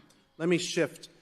This Congress, under the leadership of Ranking Member Waters and former CBC Chair Joyce Beatty, I've made it a focus of my efforts to educate my colleagues and the public at large on the far-reaching benefits of increased diversity in the workplace, in our boardrooms, and in society as a whole. Despite the efforts by some on the other side to take away the very tools of economic opportunity that create inclusive work environments and improve performance, there has been a really misguided assault on everything from diversity, equity, and inclusion to other programs following the aftermath of the Supreme Court's ruling on affirmative action. So, Chairman Powell, as you know, your Office of Minority and Women Inclusion has a focus on this. So as we anticipate the upcoming release of your annual report on inclusion, would you be able to speak to the necessity of collecting this data that minority and women-owned businesses are included in the board's contracting and acquisition opportunities? I do believe we collect that data, and we monitor that very carefully. And why is it important? Well, I think diversity in the workplace is an important thing, and you won't know how you're doing unless you measure it. And just as the McKinsey Institute released in their Diversity Matters Even More report, companies that have more diverse management teams actually outperform companies that don't. That goes to the bottom line of our economy, and I wish my colleagues on the other side would stop their assault on diversity, equity, and inclusion and actually work with us to grow the economy. Gentleman's time for to everyone. expire. The gentleman from Wisconsin, Mr. Stiles, now recognized for 5 minutes. Thank you very much, Mr. Chair. Thank you for being here, Chairman Powell. Appreciate it. You're navigating a difficult situation where we've had stimulative economic policies from the Biden administration in particular, excessive government spending, investment in infrastructure, specific tax credits. At the same time, we're seeing a regulatory environment from the administration that's also restricting economic growth. We've heard a lot about the Basel III endgame, which you have a chair of. In your opening remarks, you noted that high interest rates are impacting business investment in a negative way. High interest rates are also negatively impacting the housing market. As we look at Basel III endgame, I've heard from a wide array of stakeholders, from those that are commenting on increase in bank capital standards, the negative impact that would have on the housing market, as well as from the business community, the impact that would have on their ability to invest in capital infrastructure and increase employment. Does the broad diversity of voices who hold concerns on the Basel III endgame concern you? I would say that I've articulated concerns, and we're reading those comments, and we're very much in the process of assessing what we need to do to address them. Thank you. I appreciate your time on that. Shifting gears slightly, as you may know, the Securities and Exchange Commission held an open meeting today to approve the final climate change rule. It's a significant regulation that I think would have a significant impact on the economy. Can you comment how the Fed thinks about the economic impact of this new regulation or regulations more broadly, and in particular their impact on both inflation and on employment? We don't comment on regulations of other agencies. All right, GameStop getting a little bit of pullback. AMC, check this out, guys. This is the first time AMC's MACD has been red all day today. This is the first time AMC. Okay, no, we had a little bit of red MACD earlier in the morning. AMC has had a long green MACD, so we're going to see a little bit of pullback. Probably make like a bit of a falling wedge, coming back down to about 460 and then getting a bounce from that level there. Stability. And as you know, government hiring has accounted for a large share of total job creation. More than 600,000 public Something sector similar jobs to this. Were created last year. You'll see AMC slowly creep down, falling wedge style, and then get a bounce around this range. Of the public sector, here, in my personal opinion, we'll see employment something growth like this. relative to private sector economic growth. In other words, how do the two data points factor into your assessment of how the broader economy is performing? So the jobs are jobs, right? But I think we would tend to look at private sector jobs to get a better assessment. Private sector job See how creation long is that a better tracks out. indicator of kind of the private sector momentum in the economy. But we look at both. I mean, they both count. Does the dramatic increase in the private sector number of jobs give you any pause or concern as it relates to? You mean in the public sector? In the public sector. Sorry if I misspoke. Yes, the public sector.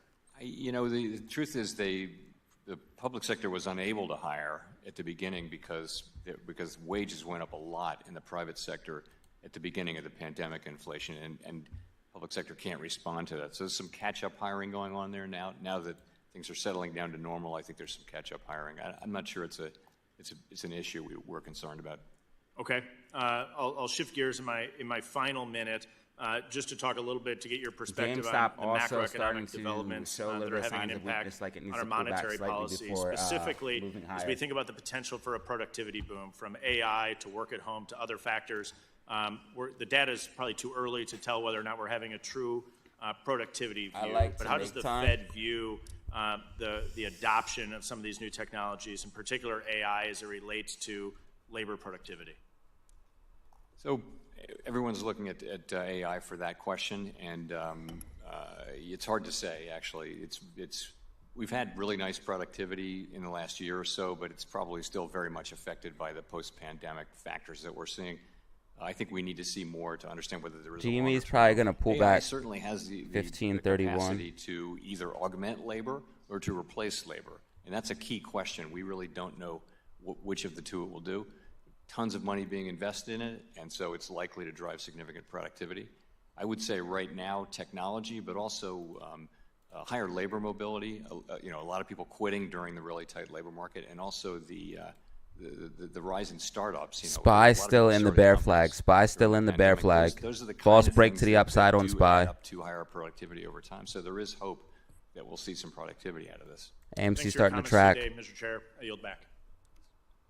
Gentleman yields back. We'll go to the last questioner of the day, the gentleman from New York, Mr. Torres, for 5 minutes. Thank you, Mr. Chair. Mr. Chair, I have several questions about some of the most common complaints that I've heard about Basel III Endgame. I have an open mind on the subject, but I want to hear your response to some of the arguments Basel that have been III leveled against Endgame. it. First, the Fed has repeatedly reassured the public that the banking system is well capitalized. Yet the Fed is advancing Basel III on the assumption that the banking system is undercapitalized. So the first question is, how do you reconcile the Fed's repeat assurances about a well-capitalized banking system with Basel III's assumption of an undercapitalized banking system? The second question, if the purpose of Basel III is to align U.S. banks with their banking peers elsewhere in the world, why is the Fed imposing requirements that are more stringent than those prescribed by Basel III? In other words, why is the Fed, quote-unquote, gold-plating? The third question is, how do you reconcile Basel III's recommendation for standardization with Congress's statutory requirement for tailoring? Standardization would seem to be in conflict or in tension with regulatory tailoring. And the fourth and final question, do you think that Basel III could have the unintended consequence of reinforcing the trend toward shadow banking, which would mean less regulation, not more? Is there a sense in which we are transferring risk from the regulated sector of the financial system to the deregulated sector? So I bombarded you with 4 questions, and I'll give you the time you need to answer them. going to have a hard time reading my handwriting here, but I'll start with yes to the fourth one. I'll give you that one because that is clearly a risk. We've seen intermediation activity moving out of the regulated system, and this has the risk of doing more of that. So what was, in a word or two, what was one again?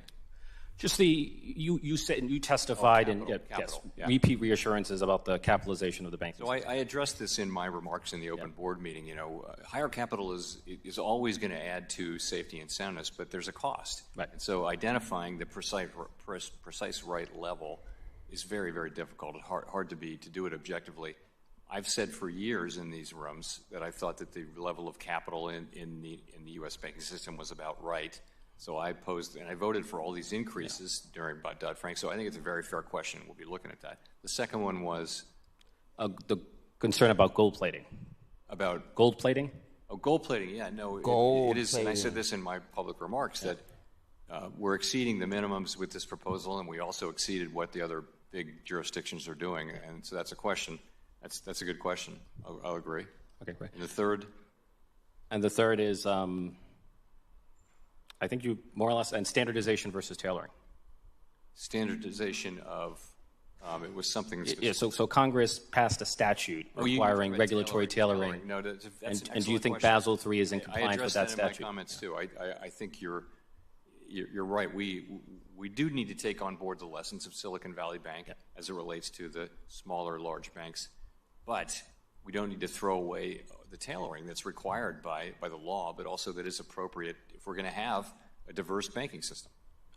You know, the collapse of SBB was largely a story about liquidity risk and interest rate risk, yet the focal points GameStop holding support, credit risk, market rate risk, and operational risk. AMC tracking. What is your response to the criticism that the Fed should focus its energies on addressing the forms of risk that were responsible for the SVB bank failure rather than focusing on forms of risk that were largely unrelated to it? So I agree with that, but I would say we are working on a package of liquidity measures, which is directly addresses the Silicon Valley Bank situation. We've also taken a lot of supervisory actions. GameStop's with disbelief rally. Other medium and small-sized banks that had a lot of uninsured deposits and a lot of real estate risk and things like that. Try to tell people disbelief rally was coming. So we've been doing quite a lot on the supervisory section that it doesn't require new rules. And then finally, as you know, the crippling cost of housing accounts for a third of inflation. One of the most powerful tools for producing and preserving affordable housing is the low-income housing tax credit, which has financed nearly 4 million units of affordable housing. The banking system accounts for 85% of LIHTC investments, and there's a concern that Basel III, in its present form, would diminish the availability of LIHTC and the amount of affordable housing development. And so I'm just curious, is that on your radar, and is that something you're willing to examine? Yes, it is. So with that, I'll leave it at that. Thank you. Gentleman yields back. That's the final question of the day. We committed to the chair that would be done. Okay, guys, we broke it up into pieces, but that is the Fed Powell testimony. I'd like to There's another testimony tomorrow. There's another testimony tomorrow. We will be watching that testimony tomorrow live. This was Fed Powell testimony number 1. We do have another testimony tomorrow, which we will be watching live as well. So tune in if you want to participate in that and get my live reactions as well. We'll be reacting to Fed Powell's testimony tomorrow and listening to and watching that as well. Broke it down into a few segments. It was about an hour to an hour and a half of questioning on different questions from Congress to Federal Chair Powell, Jerome. So he basically answered his questions, and that was his testimony. You got some of my live reactions. Mostly it pisses me off because they try to talk like we're stupid or might not understand what's going on. But sometimes when they answer the questions, they literally just talk in circles. It's crazy. So we did get some decent insight out of that, but we also got some insight showing how stupid some of the members of Congress are. Some of the members of Congress. Yo, come on. You guys, there's like 5 of them all outside my window right now, just with leaf plaque blowers on and shit. Okay. Anyways.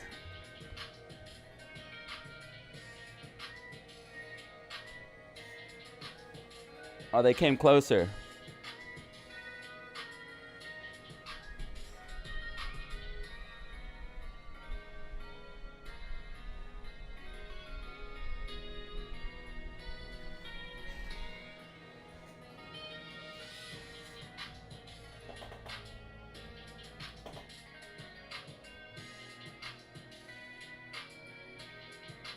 AMC looking a little toppy right now. Might need to pull back and consolidate. Back down towards 450, possibly 460. AMC is going to head back towards 460, 450 in that range. Consolidate. Then make a move back to the upside, in my personal opinion. SPY still inside the bear flag. GameStop trying to hold support and make a move.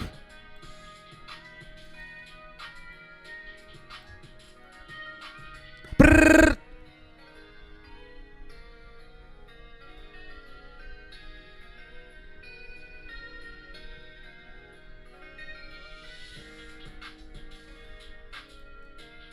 That was Fed Powell's testimony, baby.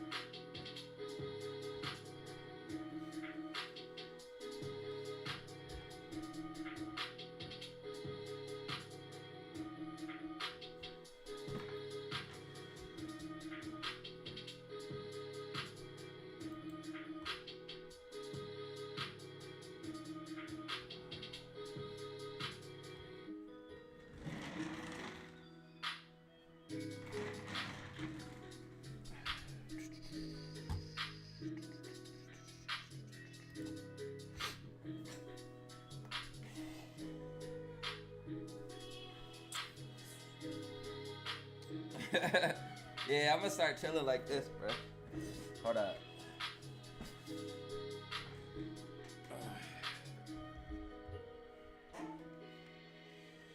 Yep, just like this.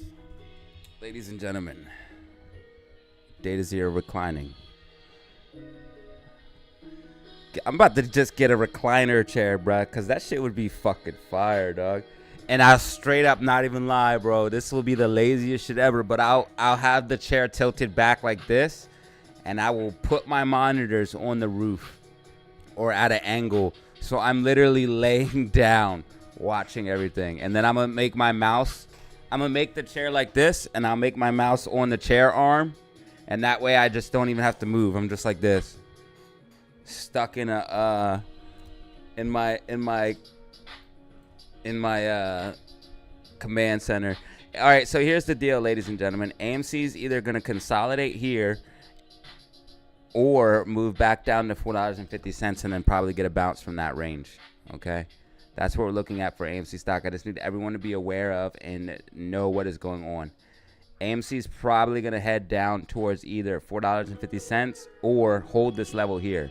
If you see $4.60 break, you're definitely heading for that 450, but I do believe it will get a bounce after that. GameStop is trying to hold up and move towards $16, ladies and gentlemen. There's major resistance here at $15.85. If GameStop can break $15.85, that's when you could see the pop.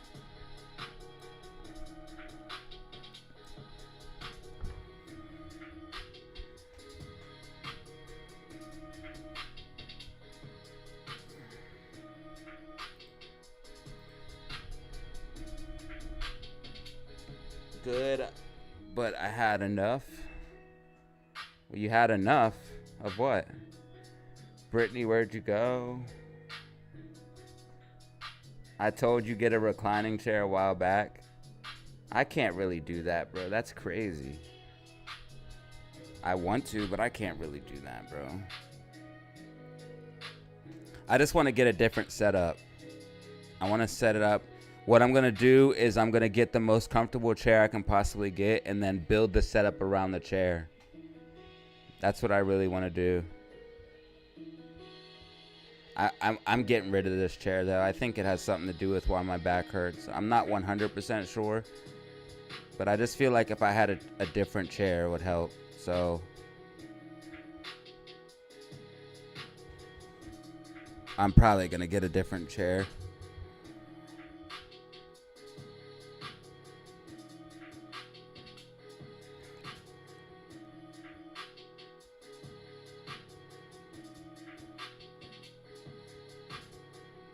If I get a recliner, that would be crazy, dude. They should make recliners. They should make recliners with TVs built into them. Like the TV comes out the side, like literally like a TV arm comes out the side, and then you have the screen right in front of you. Bro, you could easily do that. You could have a reclining chair with with the arm that comes out the side where you could move the screen like this. It would easily work. Like a dentist chair, basically. And you know how the dentist chairs have that arm on it? But you just put a TV on that.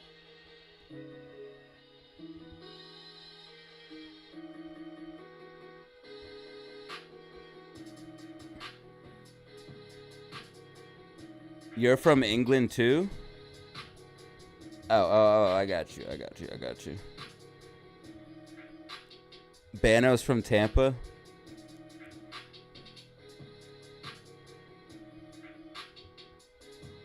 Florida. Take Powell's chair.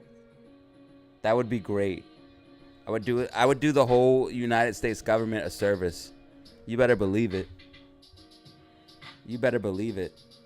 I would change everything for all of us. They would never give me that much power.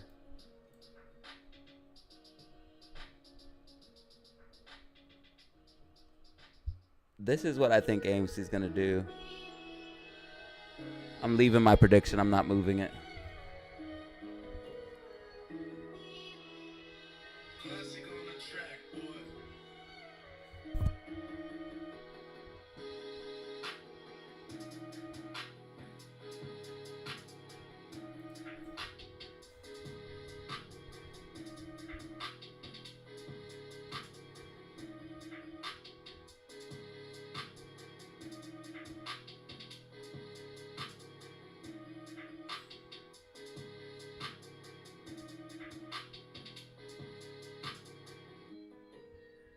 You're dumb.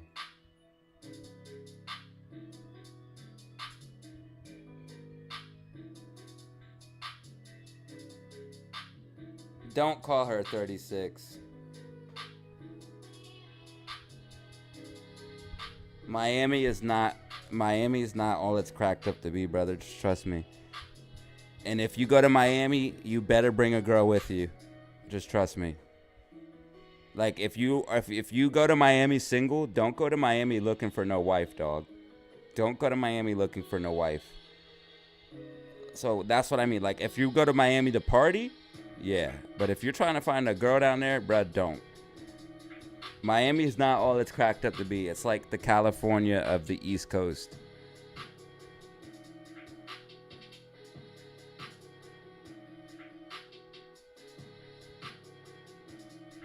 What? All right, Bano's getting absolutely out of control. Bano's out of control. 100% out of control.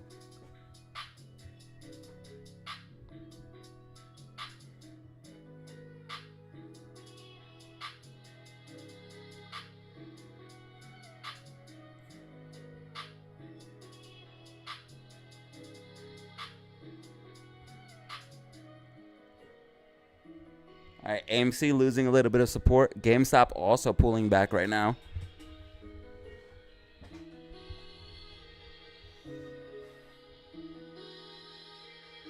Oh, well then you won't mind. Miami is like the Los Angeles of the East Coast.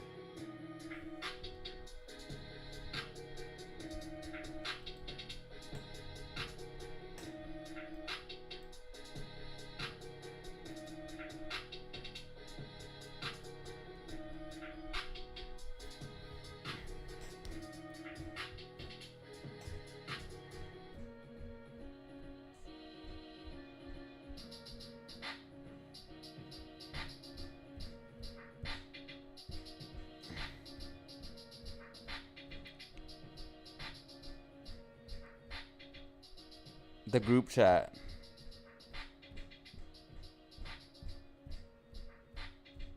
That is another thing. You can't count Tampa without counting St. Pete because they're literally the same thing. Because all you have to do is drive across a bridge and you're in St. Pete. So you can't really count Tampa without counting St. Pete. So they're like combined.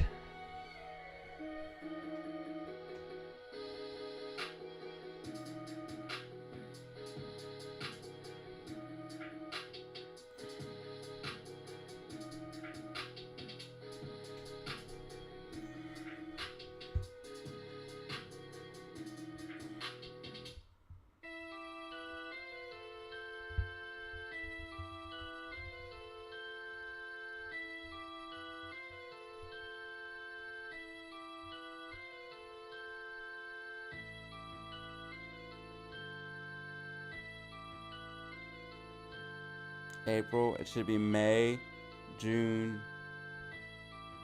and July.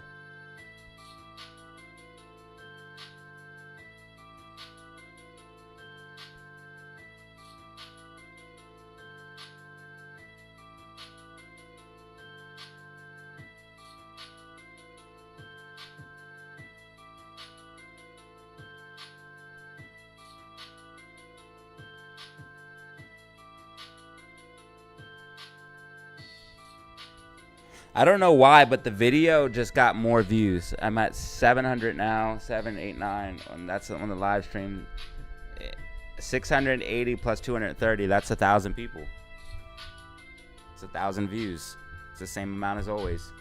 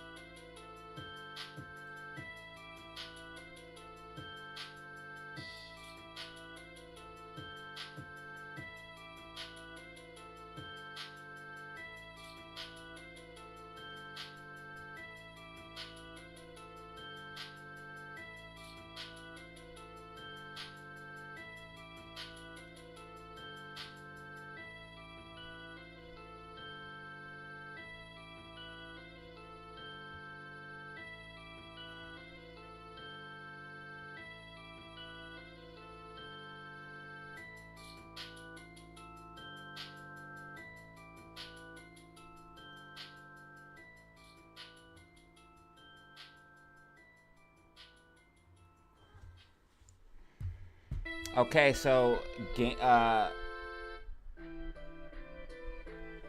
it, AMC getting a bounce off of that $4.60 level. AMC getting a bounce off of 458, 460. SPY still inside of the bear flag, moving down. SPY still inside of the bear flag, moving down. SPY just recently tested the top and the bottom of the bear flag. SPY just recently tested the top and the bottom of the bear flag. So we are still in this bear flag consolidating. Bearish consolidation for SPY.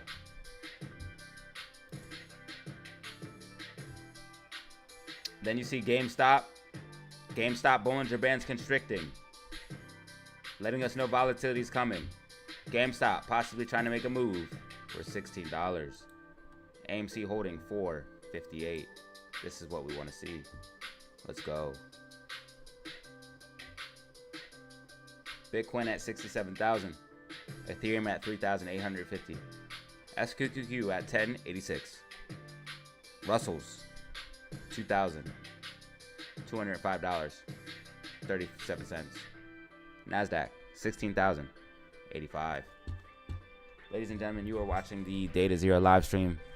If this is your first time, go ahead and press subscribe. You are getting technical analysis that you can find nowhere else. This is one of the best places when it comes to technical analysis for stocks and crypto assets. We also have the most popular, most fun, and most lit community. So if you want to be a part of that, go ahead and press subscribe and like the video to help out and help this video get seen by more people. I greatly appreciate it.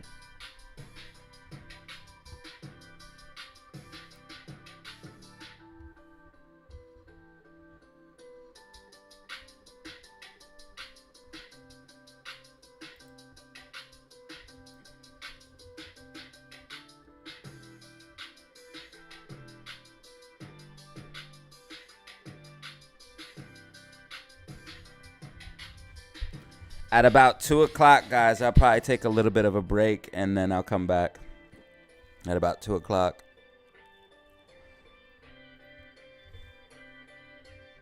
I want to make sure I don't hurt my back and shit like that. I know it sounds lame, but it is what it is.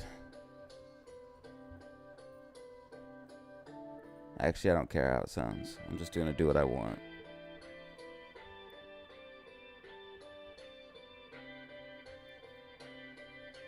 Nah, I can't be like that, y'all. I know some of you guys say to be like that, but I can't be. I can't be like that. I have obligations. I have obligations to my followers, first of all, to put out a certain amount of value every single day. Like, I have to. First of all, people donate way too much money, and too many people tune in every single day. I have to give a certain amount of value daily, or I don't feel right. So that's why you tune in each and every day for accurate technical analysis and predictions from DataZero.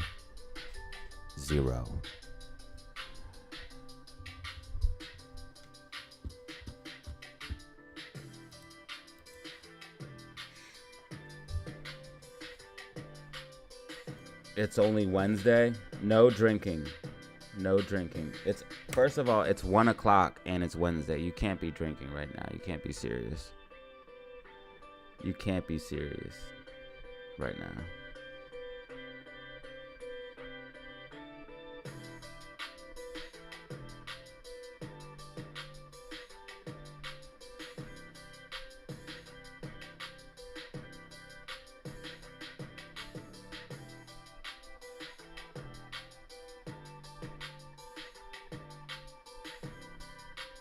Are you guys drinking or are you guys joking?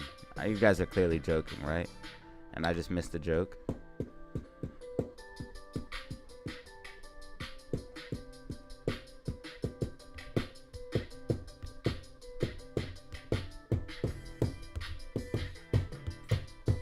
Yo, you hear the remix? I just remixed that shit.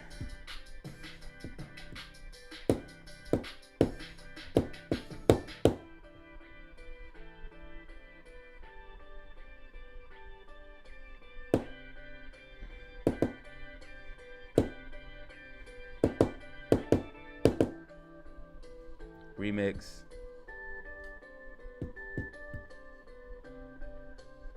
Well, if it's 244, you should probably be like either doing something like smoking and laying down. I forgot you are a vampire. Zelly's a vampire, I forgot.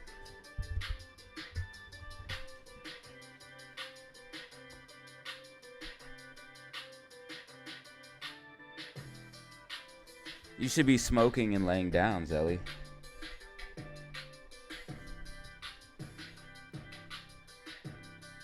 How do you stay up so late every day?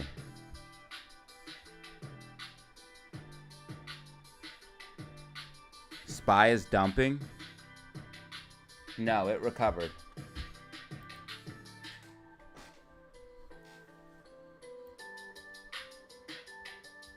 It started to dump, but it recovered. Yep.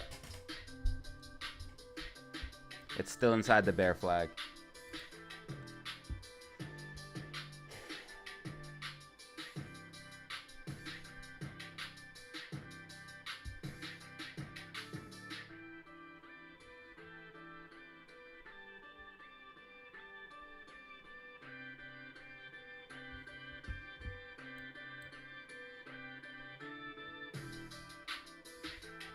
That's why Zelly can always get to the channel first.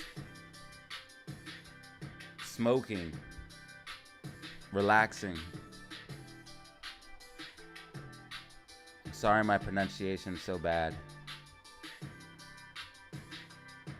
Like having a cigarette or your smoke of choice. And relaxing. Getting ready for your brain to simmer down from today's events and all of the stimulation of a modern human being. We get constant stimulation and bombardment from our devices. I will say though that waking up and doing the live stream is one of the highlights of each and every day. I get to see all of the DataZero family. I get to make money. I get to relax and have fun. You know, this is literally the best job that anyone could ever ask for. Okay, SPY is taking a little bit of a dump right now. SPY is taking, could we see SPY start to lose that bear flag? SPY losing critical support and resistance. If SPY breaks below 510 and uses that as resistance, you're going to see a further move to the downside for SPY as the bear flag begins to play out. SPY beginning to dump. AMC semi-tracking. AMC semi-tracking. AMC semi-tracking. Bollinger Bands constricting. There's a big move coming for GME. This is a possible triple top. GME possibly might have to come down to 1531 because of a possible triple top. Top 1, top 2, top 3. GME coming down to here before getting a bounce.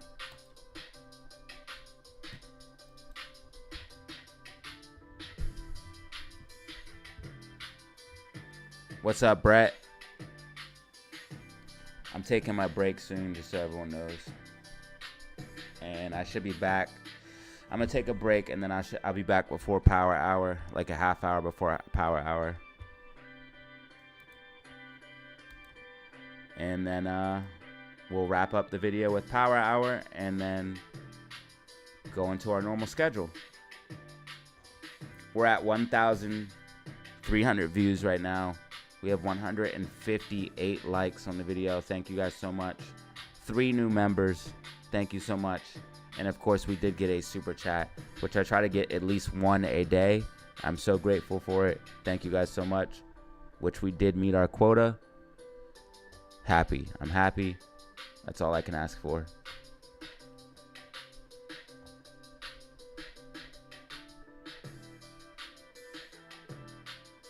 Okay, SPY starting to capitulate. SPY starting to capitulate. The bear flag possibly getting ready to play out.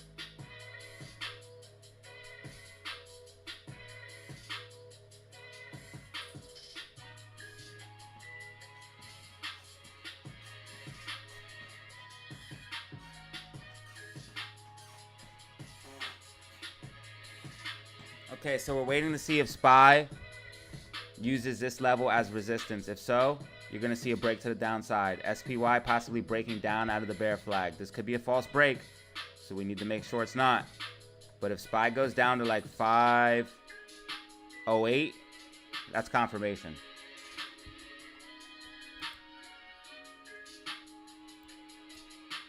AMC tracking pretty much. It's a little bit lower than where I thought it should be, but it's still tracking. Consolidating along these levels where I think it's going to consolidate here and then bounce up. Right below that critical support and resistance of the orange line.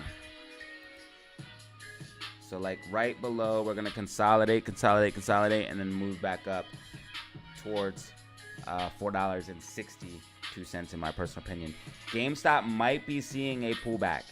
GameStop has Bollinger Bands constricting with red MACD, so it could see a big move down back towards 1531, having to use that as support before getting a bounce back to the upside. Possible triple top scenario here on the GME stock. All right, SPY starting to retest right now, seeing if we use this as resistance. If SPY uses this as resistance, that's going to be confirmation for more downside. If SPY cannot break back above 510 must be used as support. If it's used as resistance, you're going to see further downside for SPY.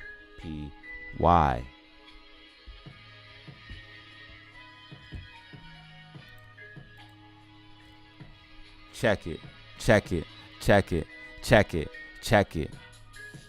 Hey. You know what it is.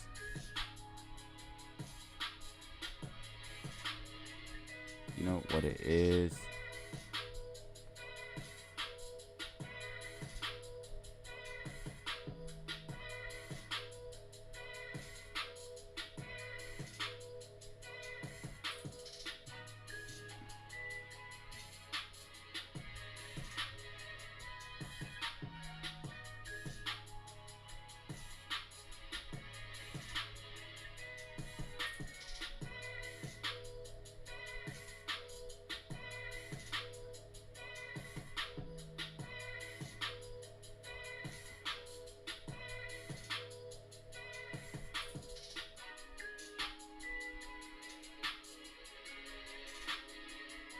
I do see it.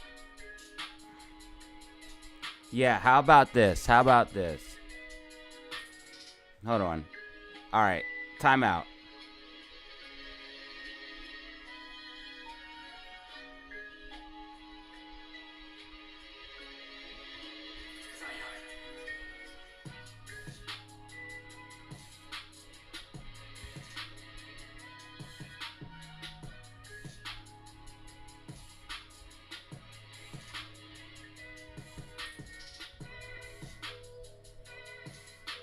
Y'all need to stop acting up in chat.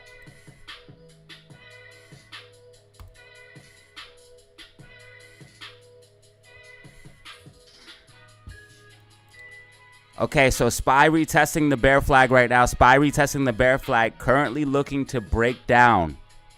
If it cannot break back above 510 support and resistance. 510 support and resistance is what we're looking at for SPY. Critical move right now about to happen. Possible trade setup as well.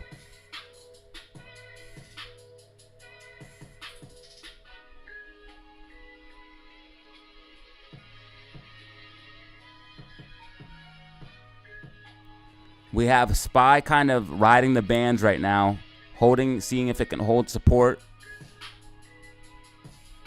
It is in a bit of a battle. False break to the downside, possibly. Let's find out. We had a false break to the upside, so it's very possible we see a false break down.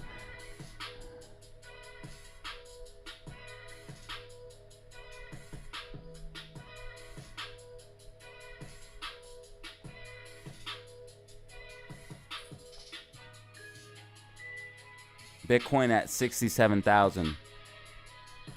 GameStop 1553, AMC 456, SPY 41010.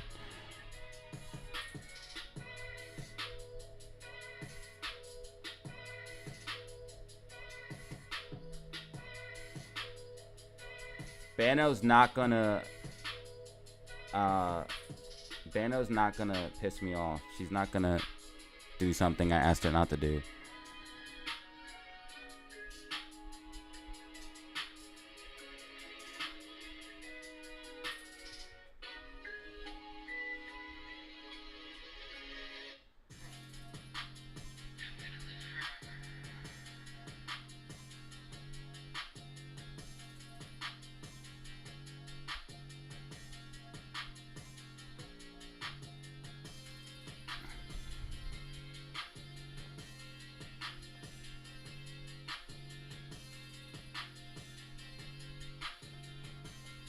Please don't make me put members only on.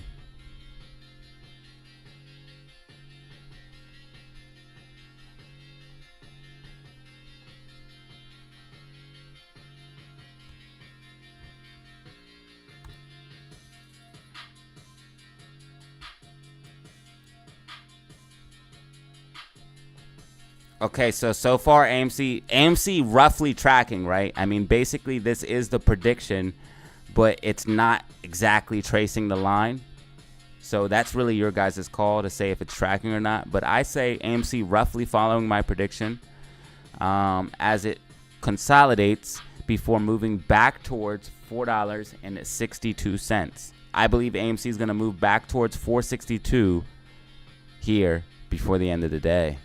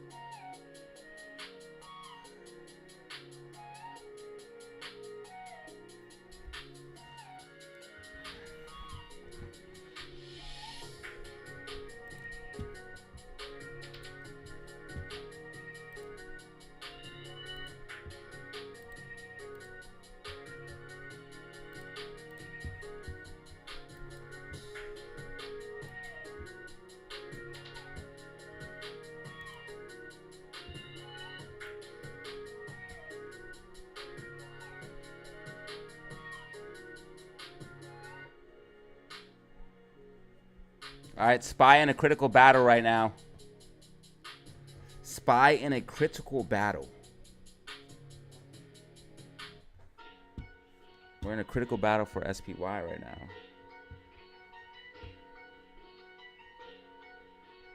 What is this? What do we have here? Eric G. Gifting the membership.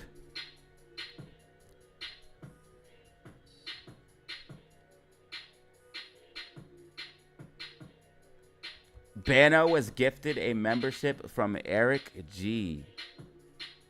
Imagine that. Thank you, Eric G. Eric G, absolute legend as well. Outstanding, gentlemen. Thank you, guys.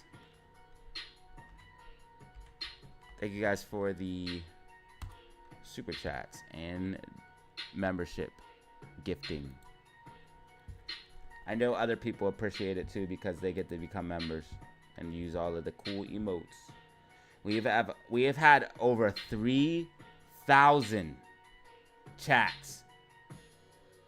Bruh, at our peak, in one day alone, we had 3,000 chats, y'all.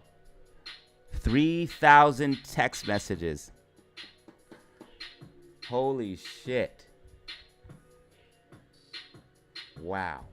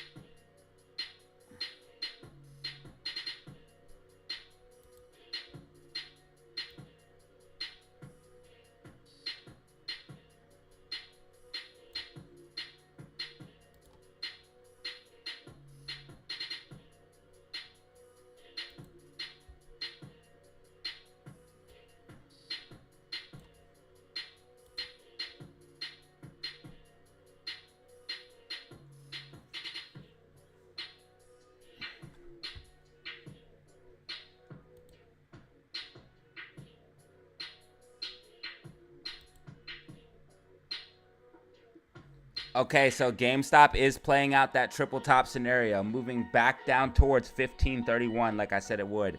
Once GameStop hits 1531, around 1531, 1528, GameStop will see a bounce back to the upside. But GameStop will return back down to 1531, retesting this level as support. GameStop also making a gap fill to the upside.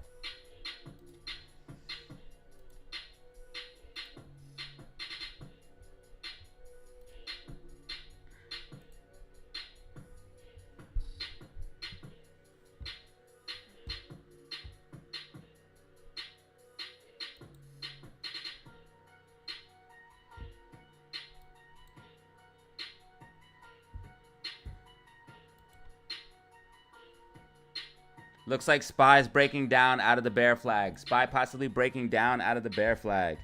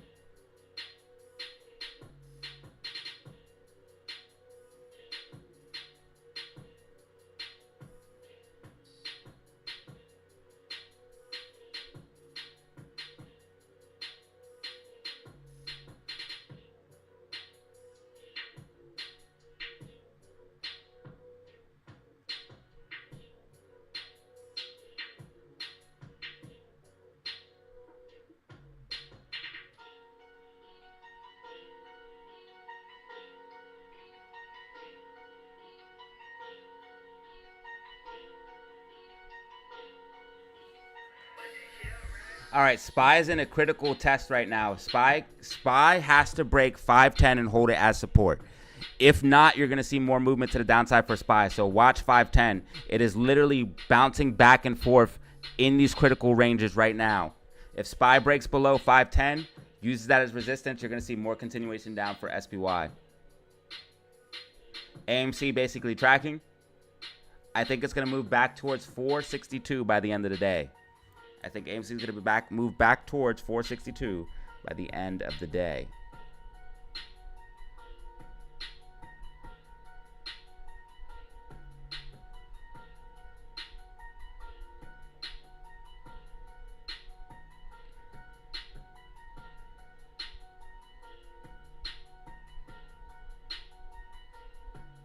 This is the best day? I thought you were sick, Bano. You told me you were sick this morning. And that you were not going to work. How's it the best day now all of a sudden?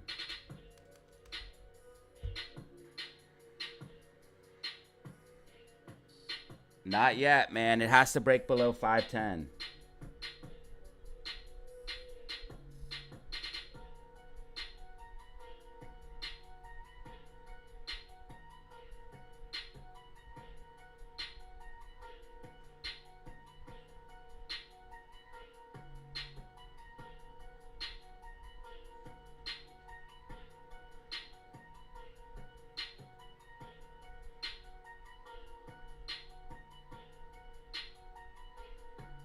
You feel better? That's good.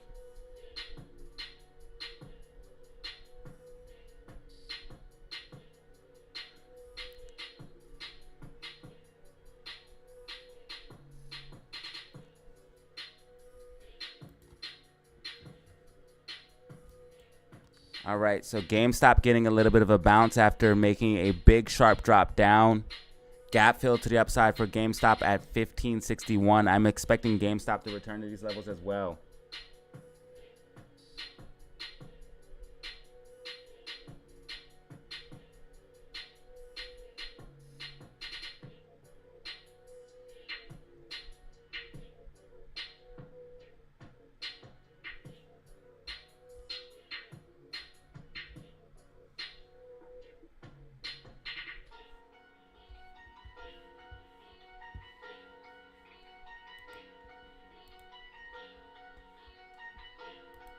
All right, we just hit 10,315 fan members. 10,315 hitting historical marks right now. 10,315 fan members right now. Just got a new fan member. Shout out to the new member. What's up? You tune in for accurate technical analysis and predictions each and every day. We're watching this play out live right now. GameStop moved back towards that 1531 level, hit 1539 so far. So I was about a few cents off unless GameStop continues down, which it might continue down a little bit more. If not, I was a few cents off on where I think GameStop would go. But I did tell you guys GameStop would pull back and then bounce. I believe GameStop's going to go back towards 1561 to fill the gap before the end of the day. And I believe AMC is going to go back towards 462 before the end of the day.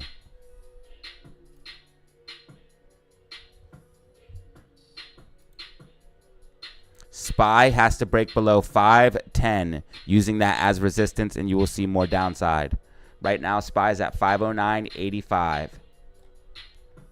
Possibly getting support, though. MACD's curling up. MACD's curling up, so possibly gaining support.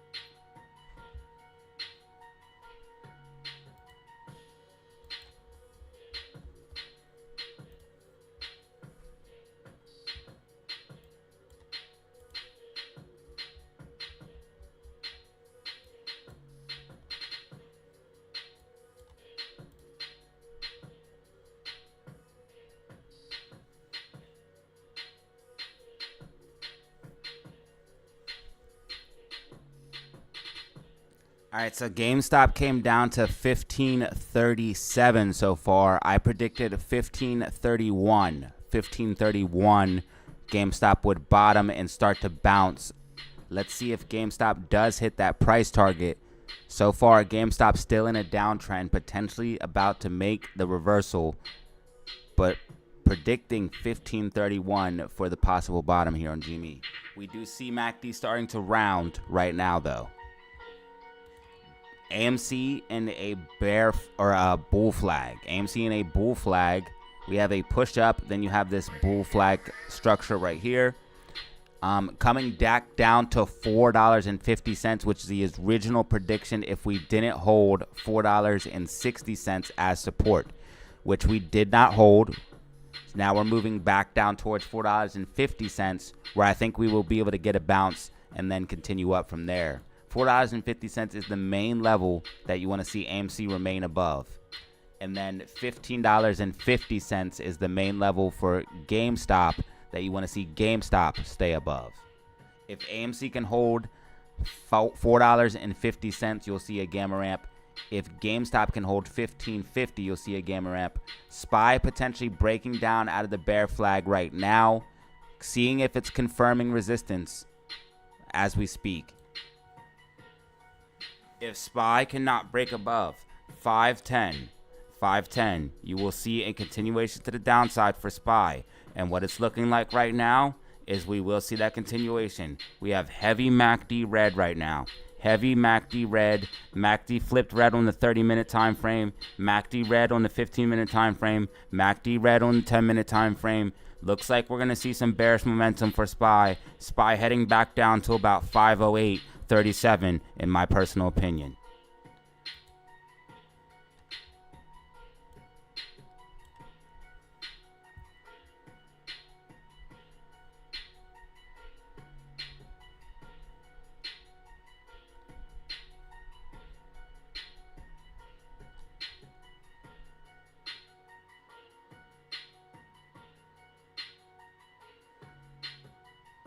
Hey, you are having a good day, Bano. You got a membership today. So I guess today isn't that bad. SPY did break, but it's not confirmed just yet. If it breaks off, if it bounces off of this level, that is confirmation. Remember what you're looking for. You're looking for price to come up to this level, bounce off of that level, and start to move away from that level. Once you see price starting to move away from that level, that is confirmation for a bigger move down to the downside. So we're looking for confirmation right now here on SPY to confirm more downside and confirm this downtrend. Right now it looks like we are getting it, and we do have a lot of MACD red, but you always want to watch for plunge protection team on SPY. GameStop back above 1550. GameStop able to get that gamma ramp. Looks like we're going to lock in that gamma ramp, especially if GameStop can close above 1550 today. If AMC can close above $4.50 today, you will also see a gamma ramp for AMC stock. This will be very bullish for both AMC and GME if they can battle it out and close above their respective levels. This is the battle of the meme stocks, and it is happening now.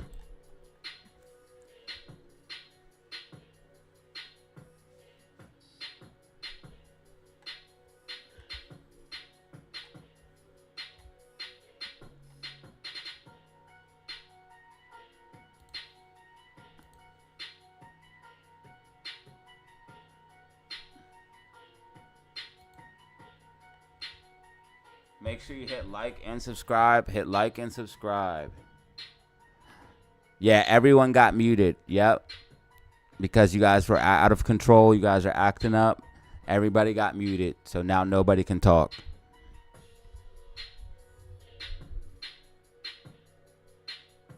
Every single person got timed out.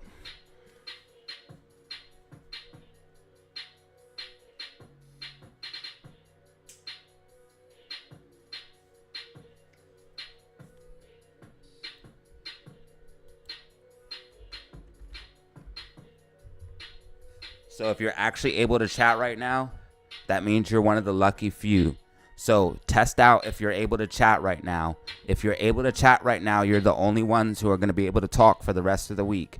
If you're not able to chat right now, you will not be able to talk for the rest of the week. Make a chat to find out if you are able to talk or not talk for the rest of the week. Again, I repeat, if you can chat, if you're able to chat, you will be able to talk for the rest of the week. But if not, you got banned for the rest of the week if you're not able to chat right now.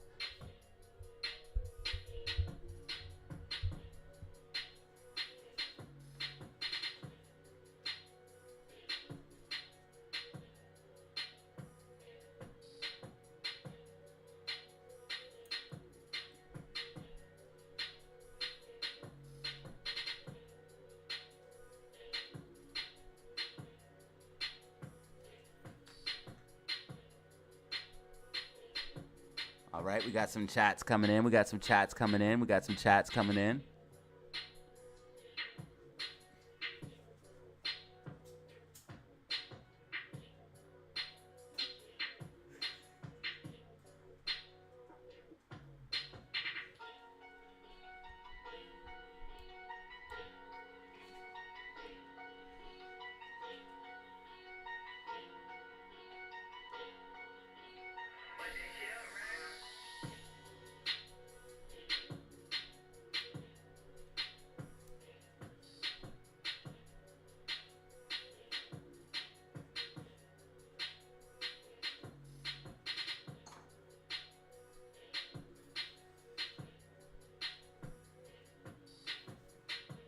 All right, so if you're able to chat right now, that means you made it past the purge. You made it past the purge. If you're able to make a chat right now, you made it past the purge.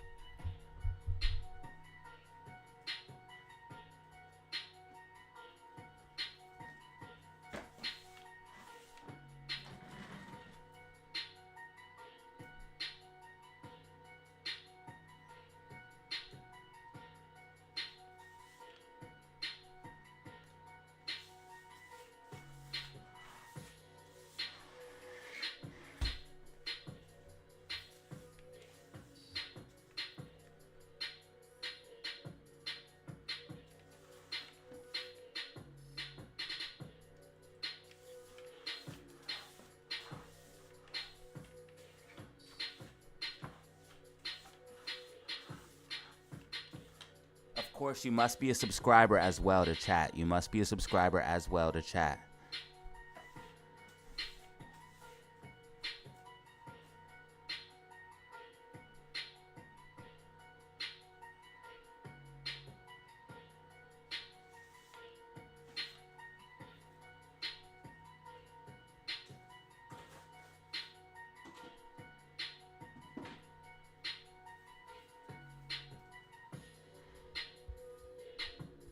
All right, lots of people making it past the purge.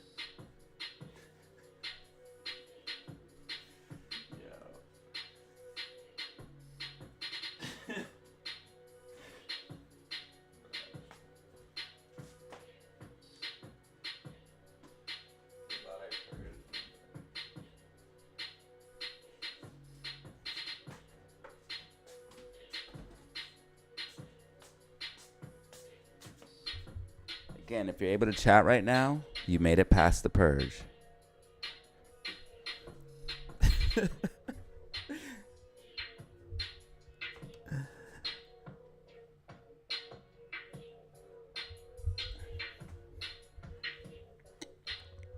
All right. Yo, PPT is a bitch, bruh. PPT stepping in, ladies and gentlemen. You heard it here first. PPT stepping in. PPT stepping in. You heard it here first. Ladies and gentlemen, PPT stepping in, ladies and gentlemen.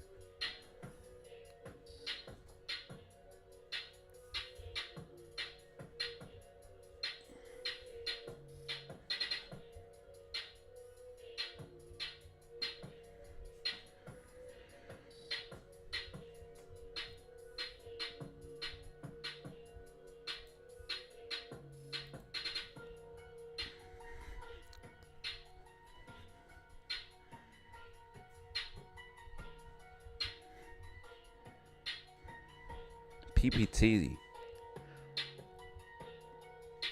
SPY breaking back into the bear flag. It did hit 508.50, but that was it. SPY hit 508.50. I called out 508.37. I called up 508.37. SPY hit 508.52.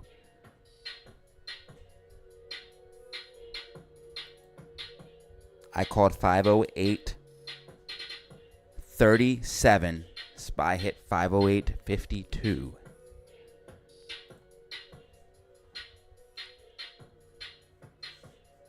All right, we're seeing AMC hold support. Did have to have a purge here on the channel.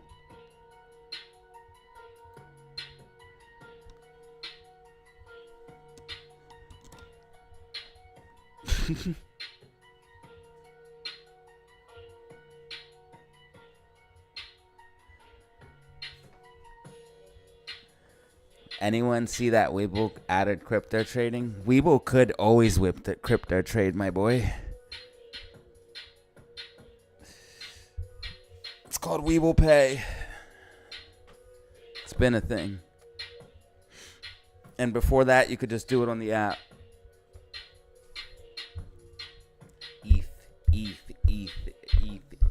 ETH.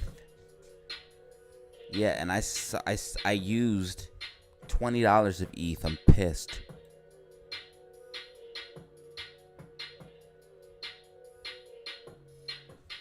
I used $20 of ETH. So that means I gotta buy $20 more of ETH and put it in my wallet to replenish it.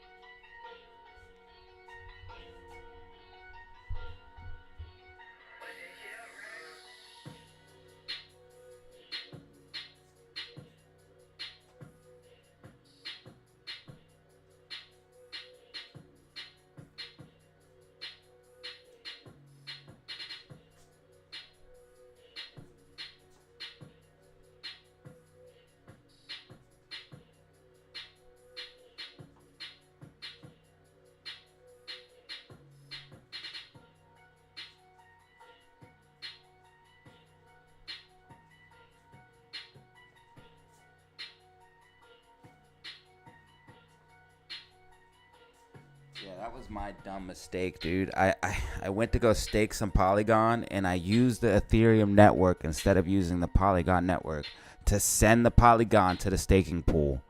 And when I did that, I charged myself like an idiot. Instead of charging myself like 50 cents to $1 or $2, I charged myself $20 because I used the stupid Ethereum network.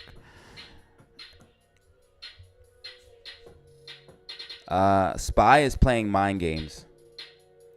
SPY is playing head games right now. SPY is playing head games right now. Possible inverse head and shoulders. Be careful. Be careful. SPY is playing head games. Possible inverse head and shoulders. I had this chick. She used to play head games before. Or at least that's what she called it. Alright, don't start because I'll ban everybody. You'll get purged.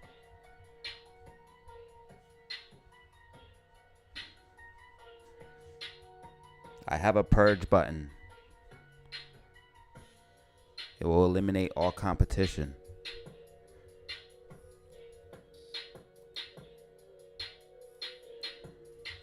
Now everybody's scared to talk. Look.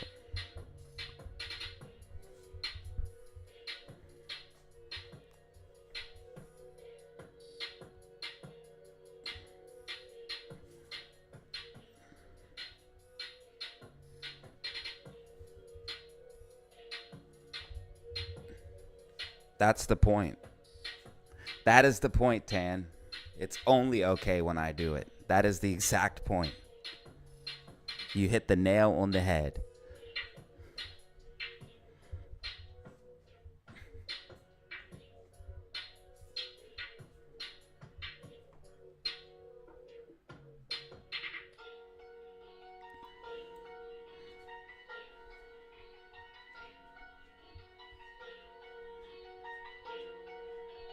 All right, let's switch the beat up.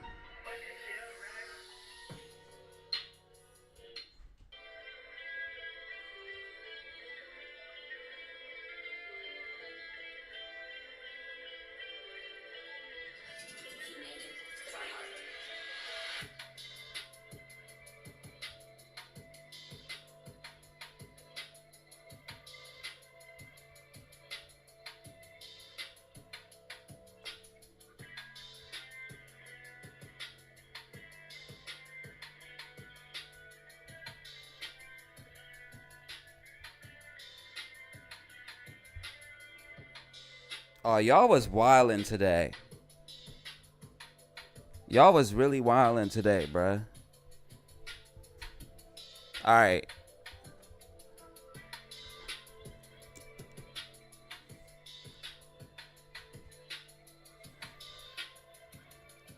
You know who hasn't tried? To infiltrate in a while? Or at least say anything? I don't even know if I should say the name. Does anybody, Mr. be in the market? Is he still outside lurking? I wonder.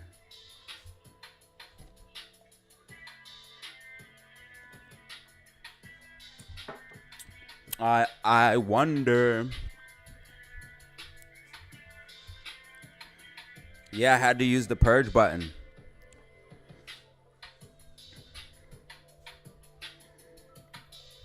I had to do it. You guys got to refresh the stream too, please.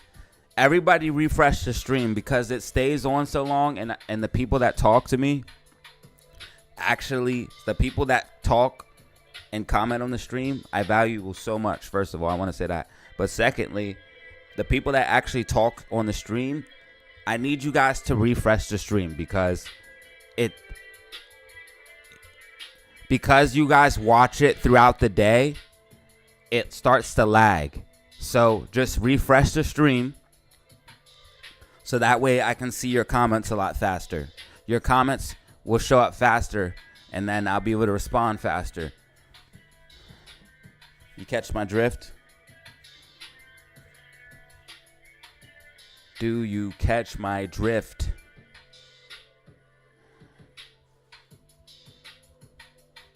You over everything you dig.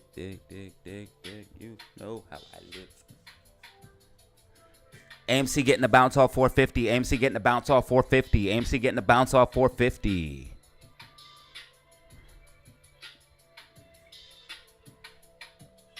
You're welcome.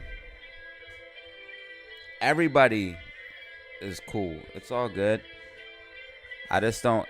First of all, though, we can't have anybody like. Y'all can't be picking on each other and no bullshit like that. That's crazy. And secondly, you know what I mean? Sometimes I just got to do what I got to do, y'all. I'm sorry. It's a hard life being a YouTuber sometimes, man. Like, sometimes you got to do things that you don't want to do. Sometimes you got to make moves that you don't want to make. Sometimes it just is what it is. You feel me? So me being me, I always gotta, you know, step up to the plate. And when something needs handled, I need to handle that. So that's how I move.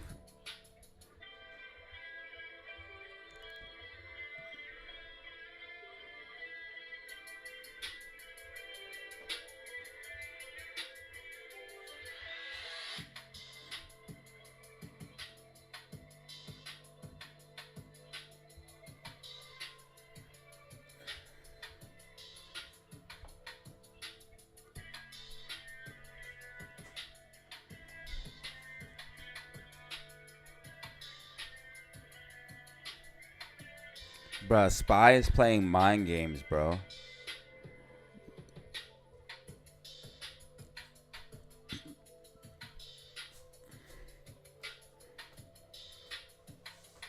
You have to watch SPY carefully because unless SPY breaks below 510 and holds that level, below 510, it's not safe.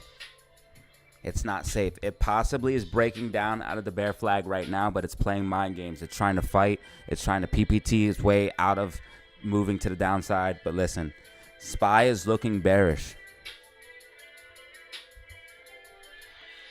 But it's just not safe yet. Possible technical setup if you're able to watch SPY. I'm not watching SPY right now. But if you see SPY break down and confirm underneath 510, you could easily make a trade off of that. You guys remember what I told you about trade setups? Using critical support and resistance.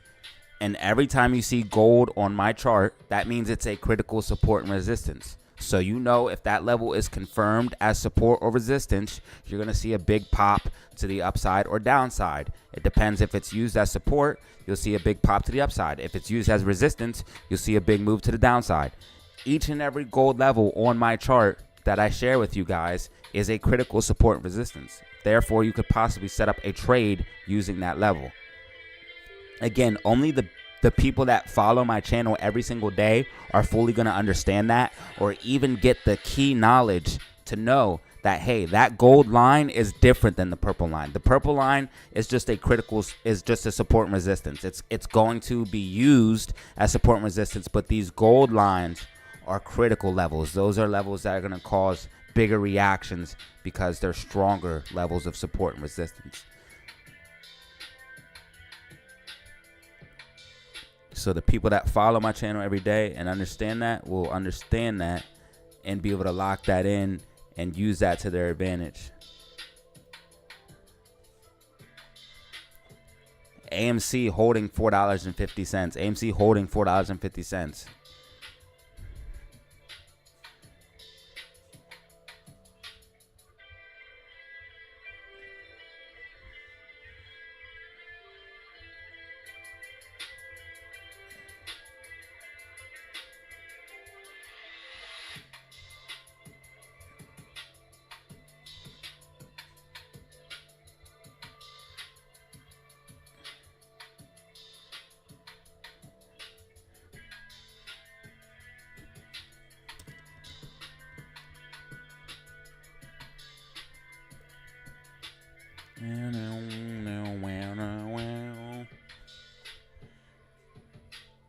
All right, let's change up the tunes. 15 minutes, almost, or 18 minutes till power hour. 18 minutes till power hour. 18 minutes till power hour.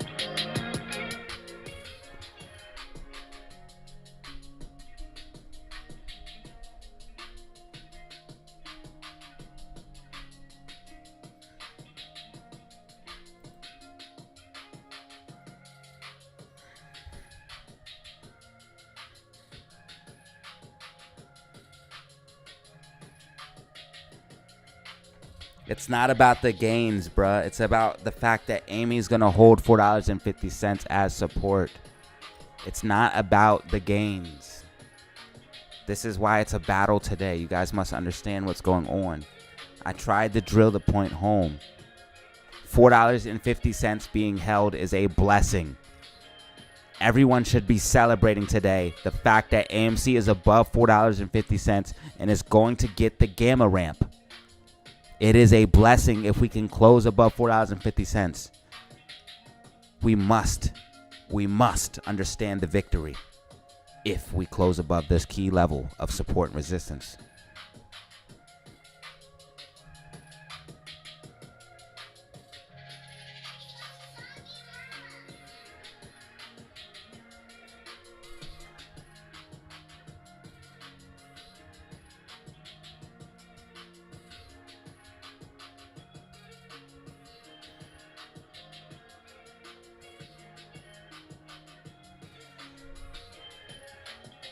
What's that stock that you guys had me look at? NVW or some shit?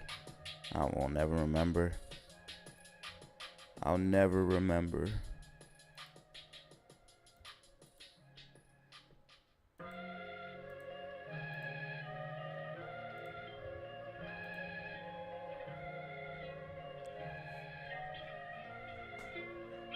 Most lit stream.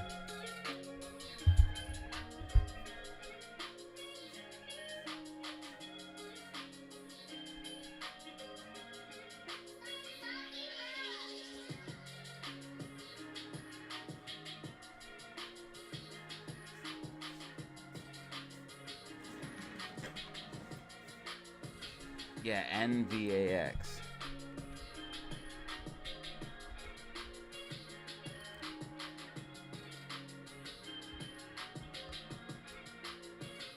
I just want to see if it's tracking. Seems to be.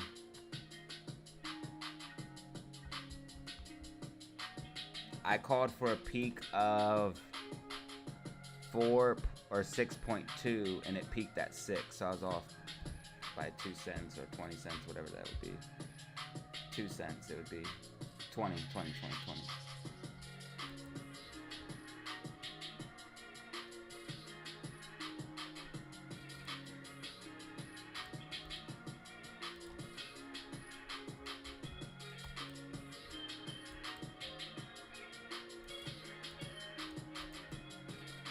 The Battle of Great Britain.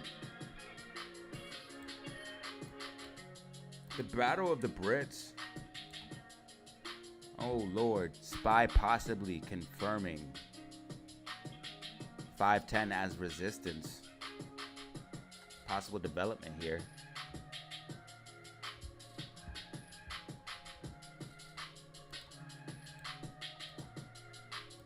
AMC holding support. Tracking. Tracking.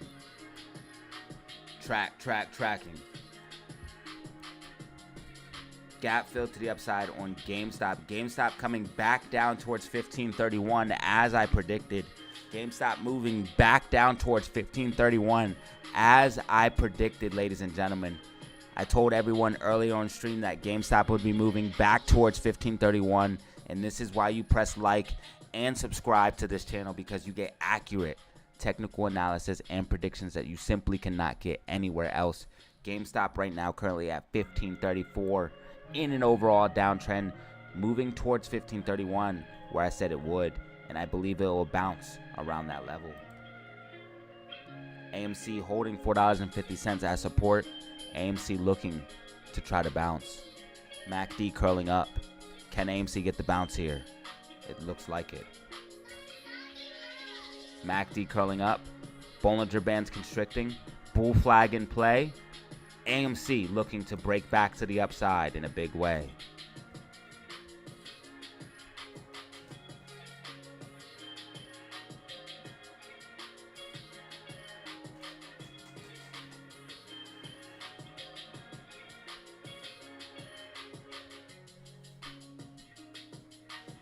DZ.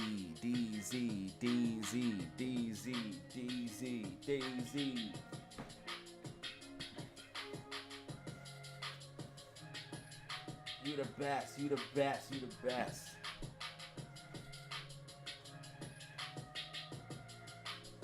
You know, if you keep telling someone they're the best, that shit's gonna go to their head. You guys know that, right?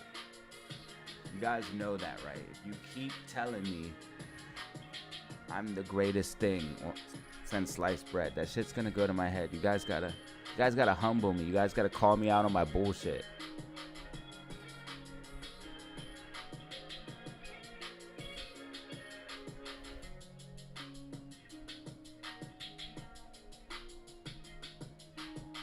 See, people judge me on my winners because I have so few losers.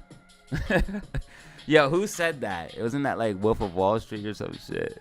Yo, people judge me on my wins because, or like people judge me on my winners because I have so few losses, or some shit like that. Wolf of Wall Street says some shit like that. I'm not sure. AMC possibly breaking out of the bull flag right now as we speak, ladies and gentlemen. Drop a possible rocket or two to give Amy the momentum she needs. Give Amy the boost with a rocket or two. If you survive the purge, you're able to chat, drop a rocket. If you survive the purge and you are able to chat, drop a rocket.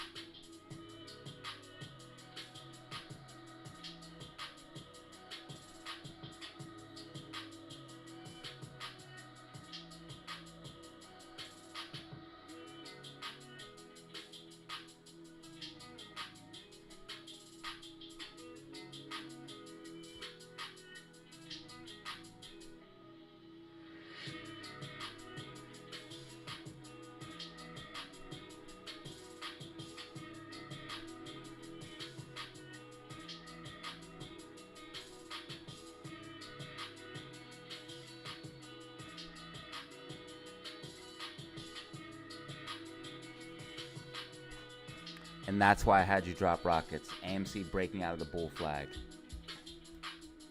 Let's go.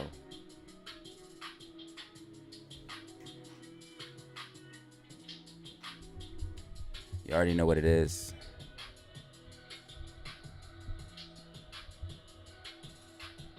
Amy. Breaking out of the bull flag, ladies and gentlemen.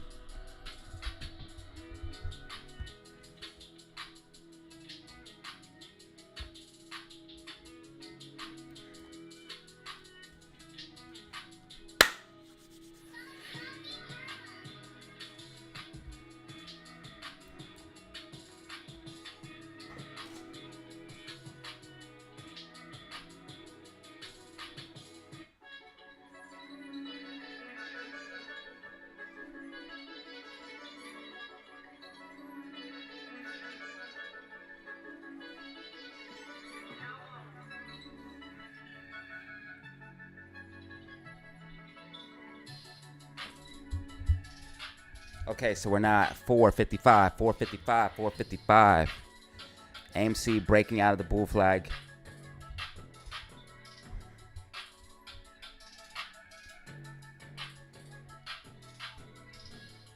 Moving back to the upside, as we foretold. I told everyone that AMC would possibly go back to $4.62. AMC returning back to the upside. Let's see if it hits that price target of $4.62 that I did predict. I predicted a price target of $4.62 for AMC, and I believe we will see $4.62 by the end of the day. Let's see. It might remain on track with my prediction, but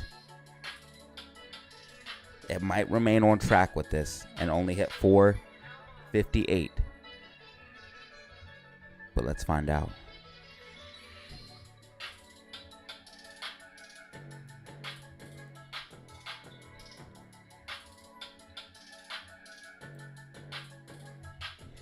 Go Amy. Love the things you do. Go Amy. If I could, I would be you. You're the one and only Amy. With the one and only Amy. You know how to make an Amy and make it Amy. Frosted Amy. It's more than good. It's Amy.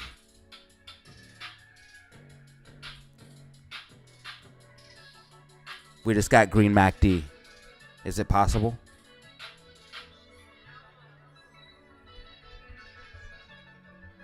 Green Mac D.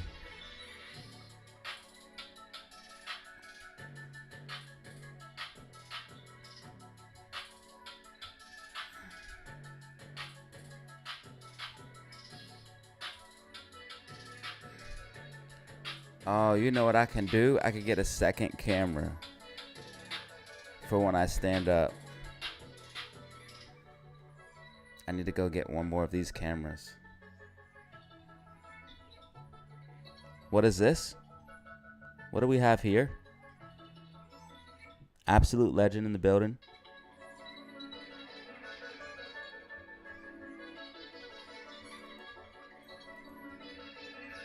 Brett gifting another membership. Thank you so much, dude. Brett gifting. Who got it? William, you were just now gifted a membership by Lord Brett. Lord Brett has now gifted you a membership. And we also have, all right, we have several gifted right now coming out, ladies and gentlemen. Watch out. We have several gifted coming out right now. If you received a membership, please thank Brett, thank Brett, thank Brett. Absolute legend in the building right now. Several gifted, and in the past has gifted many memberships. A lot of you are members because of people like Brett and a few others. So thank everybody who is gifting the memberships, and I thank them. Thank you guys for supporting the stream. I greatly appreciate it.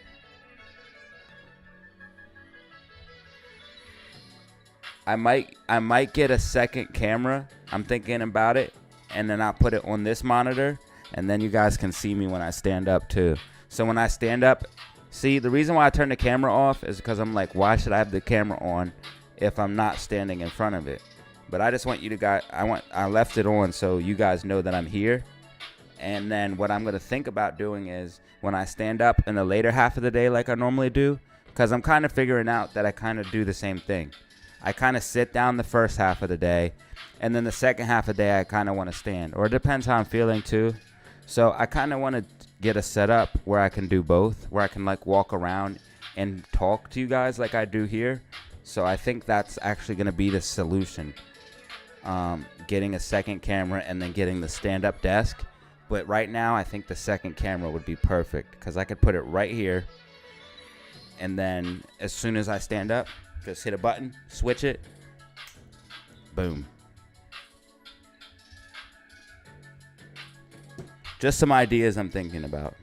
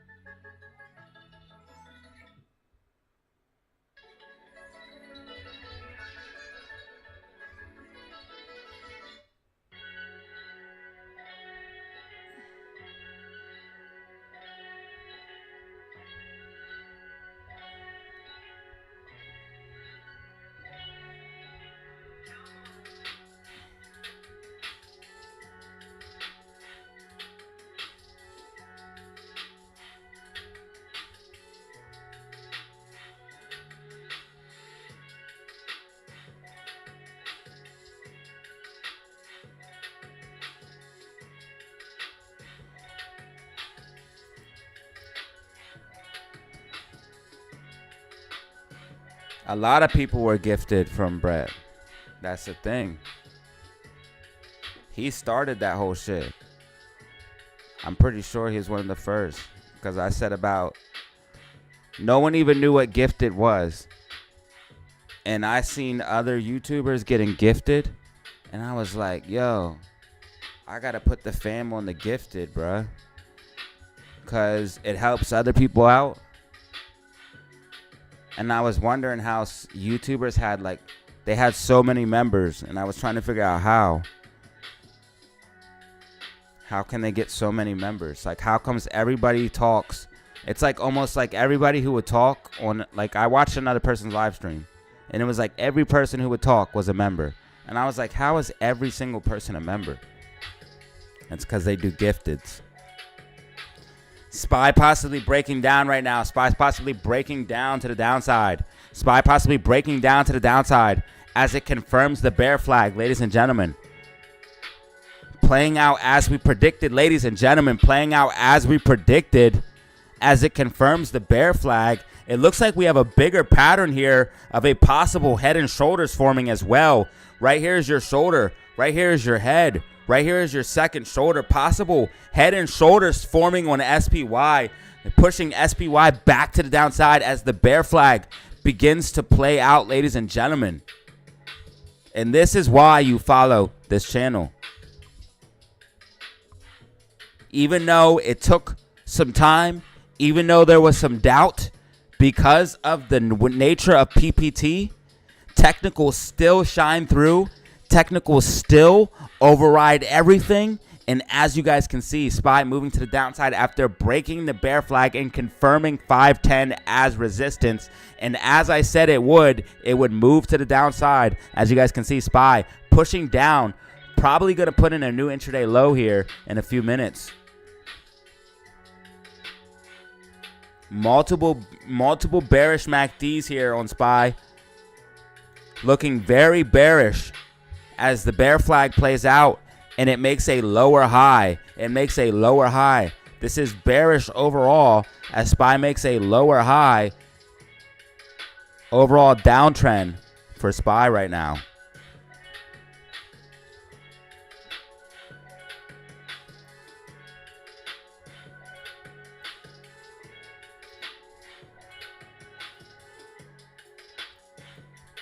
And as SPY starts to fade, AMC moving back to the upside.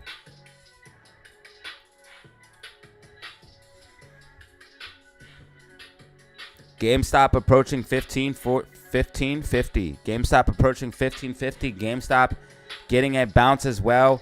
GameStop hitting 1534. I told you guys GameStop would hit 1531 and bounce, and this is why you also follow this channel again. Very accurate technical analysis here. I told you guys GameStop would hit 1531. GameStop hitting 1534. And then I said GameStop would bounce off of that level. GameStop bouncing off of 1534, moving back to the upside towards 1550, where we want to see it. We do have a gap fill at 1560. So I do believe GameStop will move back up to that level and fill that gap. And this is looking bullish for both AMC and GME stock.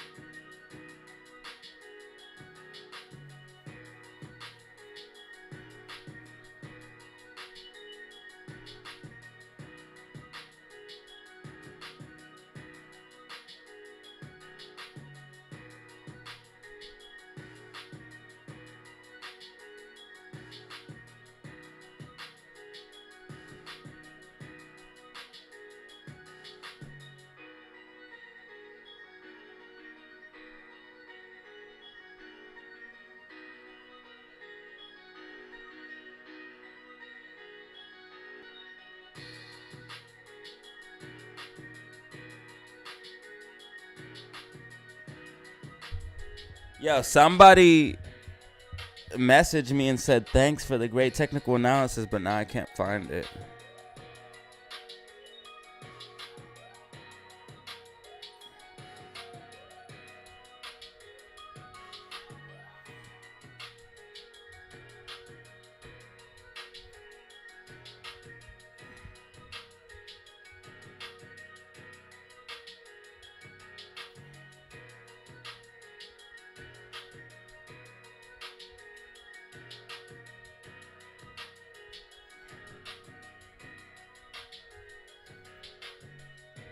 All right, AMC pushing up as well. Tracking along with this prediction here, the white dotted line.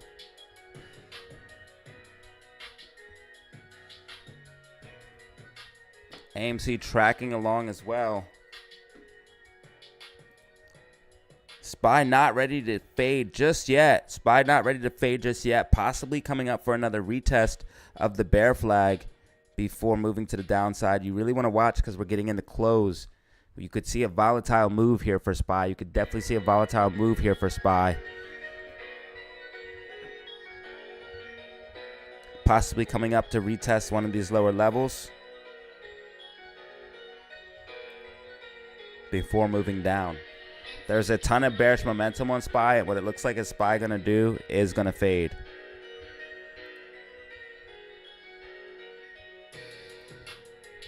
Yeah, there's a ton of bearish momentum here.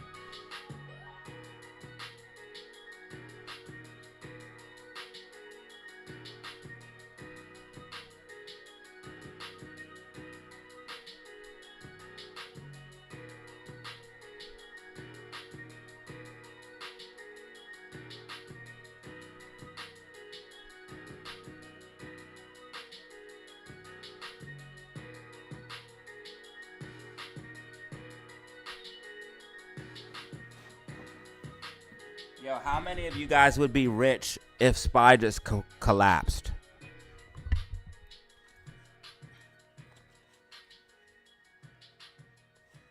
If SPY collapsed right now, would you be rich or would you be poor?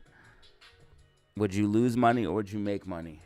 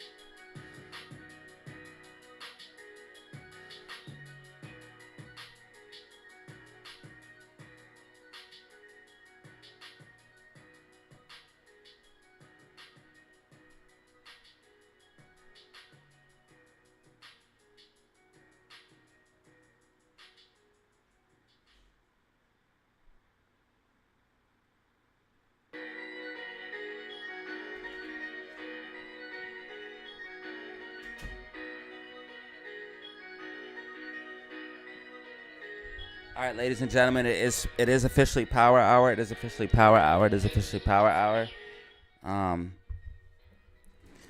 Probably for the rest of the day, what I'm probably going to do is I'll probably be in and out, so I understand if you guys don't tune in anymore. Sorry for setting the streams off early, but yeah, basically that's what I'm doing. I'm not shutting it off, but I'm probably going to be in and out like last time. So if you guys want to stay, that's great. If not, I understand. But I will leave the charts on and be popping in and out to give you guys some technicals and stuff like that. But I'm not going to sit here and give you guys like constant news and stuff like that. But AMC, I'll give you guys a quick update and prediction before we roll out. AMC, obviously, I think is going to start trending back to the upside. We had a bull flag right here. So this is a great bull flag. You had a push up, and then we have our bull flag. We have our higher low. This is perfect. This is exactly what you want to see for AMC stock. I couldn't ask for anything more. This is perfect. This is great. This is not only consolidation, but this is a move up at the same time. This is great. You can't ask for anything more, because we did have we're in an overall uptrend, first of all. But second of all, if we keep making higher highs and higher lows. But second of all, like we're in an overall uptrend. So anyone disappointed with today, you're not looking at what's going on, bro. You're not looking at what's really going on. Yeah, so today is good. Today is good. I'm thinking we'll probably go back up towards 458, 456. We need to break above this 454 support and resistance to do that. But I think we'll be able to with the momentum of the bull flag. GameStop needs to get back above 1550. GameStop needs to get back above 1550. And SPY is indeed slowly creeping to the downside, showing that bearish momentum and breaking down out of that bear flag as we predicted. So basically everything is tracking with what I said. Everything is looking good. Everything is looking cool, in my personal opinion. And I think AMC is looking in really good shape. I don't know what more you could ask for, bro. Literally higher low. We've been making higher highs. We're in an overall uptrend from $4.12 all the way up to $4.69. Like, I don't know. We just made a higher low again, which means we'll probably make a higher high. All right, man. I appreciate each and every one of you guys. I'm going to be popping in and out from here. Afraid to get in after this pump? Why? Why would anyone stay if you're not here? I don't know, but people do. Because I come back. Because they're cool. Because they're actual DataZero fam. I don't know.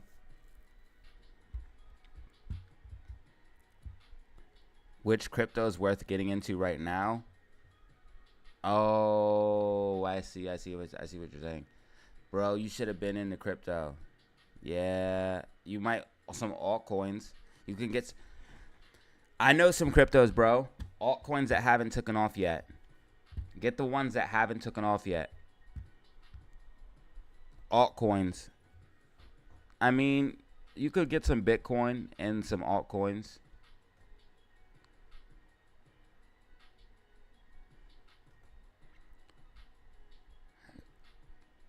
It's definitely worth getting because we're not at the top. It's definitely worth getting. I say it's worth getting still. In fact, I'm about to buy some more, to be real with you, because I think that I might be underestimating. I think I might be underestimating where Bitcoin is actually going to go. So I might get more. But I'm not going to say that publicly. I'm not going to give insane price targets publicly because I don't want to be wrong and I don't want to be a moon boy. So I'm not going to say crazy ass price targets publicly that I don't think is realistic. I know that $80,000 is a nice safe price target. And I'm not gonna say, but I think I might be underestimating where Bitcoin will go. I don't want to get too crazy, but I think I might buy more. And if we get any type of dip, I would definitely buy more. I mean, that was the time right there. 59,000. I should have grabbed that.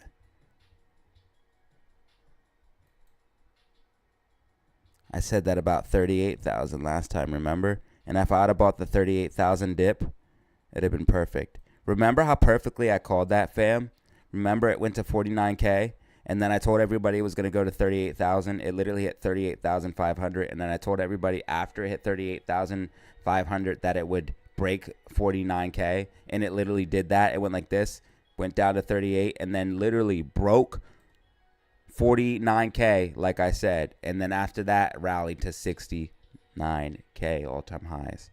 And now it's consolidating. And people were hating on Bitcoin the other day, saying it was going back to 38,000.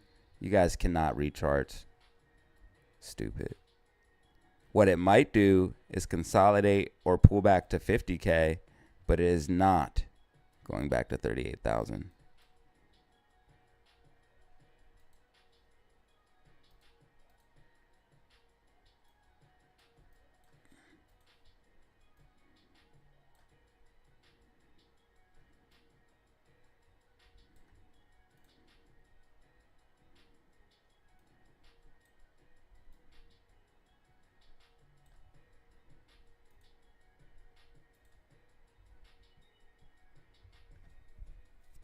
Do not get the dog Wi-Fi or whatever. Do not, bro. No. No. No. Like Cardano, Atom. See this Atom coin? This Atom coin just now started taking off. Damn. What the hell? Why did Atom all of a sudden take off?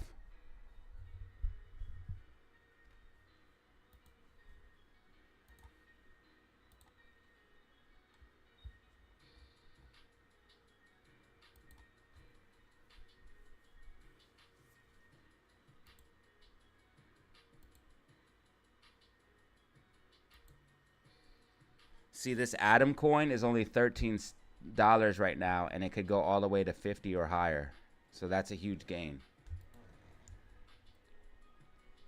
This Atom coin is taking off recently for some reason. I don't know why. It's freaking going ham right now. And I have a decent amount of this. Let's see if my portfolio is pumping. It's going back to 10K. That's what they told me when it was at 15,000.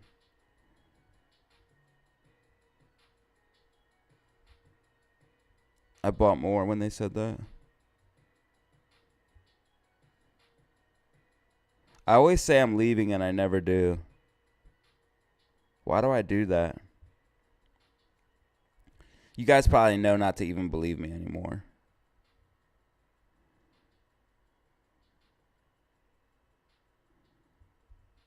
You guys probably know not to believe me anymore when I say I'm leaving, because I always say that shit.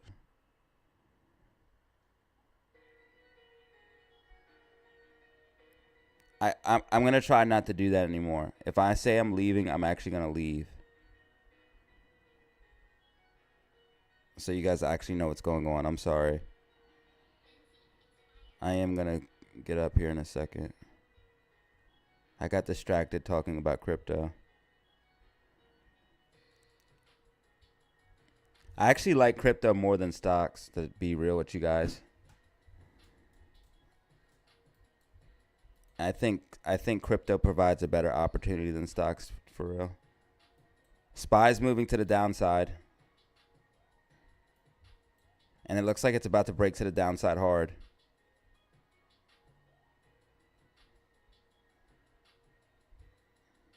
You see the Bollinger Bands constricting in the red MACD?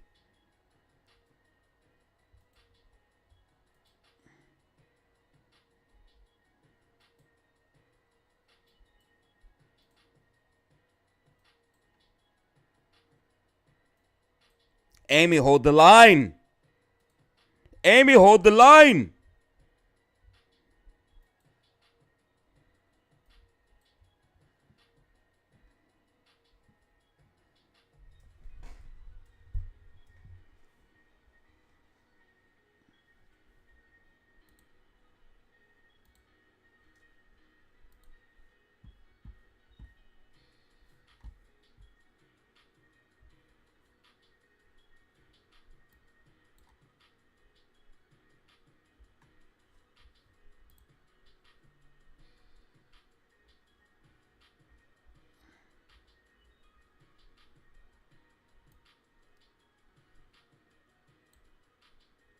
I don't like this. I don't like this because GameStop's Bollinger Bands are constricting and we still have red MACD. I don't like this. I don't like this. And RSI is not oversold.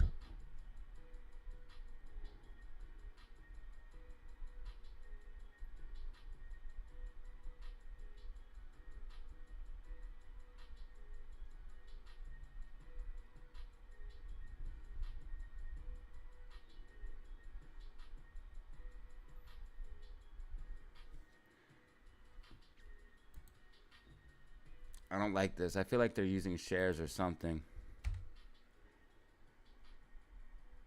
They just used 100,000. They had 2.7 mil, and now they have 2.6. They used 100,000 shares on AMC, ladies and gentlemen. They're going to try to push it below 450. They used 100,000 on her just now. 22 minutes ago. 100,000 shares used. They had 2.7. Now they have 2.6. That's 100,000 shares. They used 100,000 shares on AMC.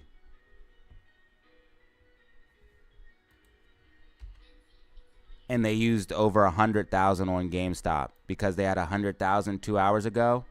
And now, as of 55 minutes ago, okay, they used 75,000 because they had 100,000 2 hours ago. And as of 55 minutes ago, they have 25,000 left. So they used shares on both AMC and GameStop, ladies and gentlemen. They used 75,000 on GameStop, and then it was 100,000 on AMC. AMC has one more chance to retest this bull flag. That's it. Let's see what happens because they're using shares. Possibly a push to the downside, unfortunately. Possibly a push to the downside, unfortunately.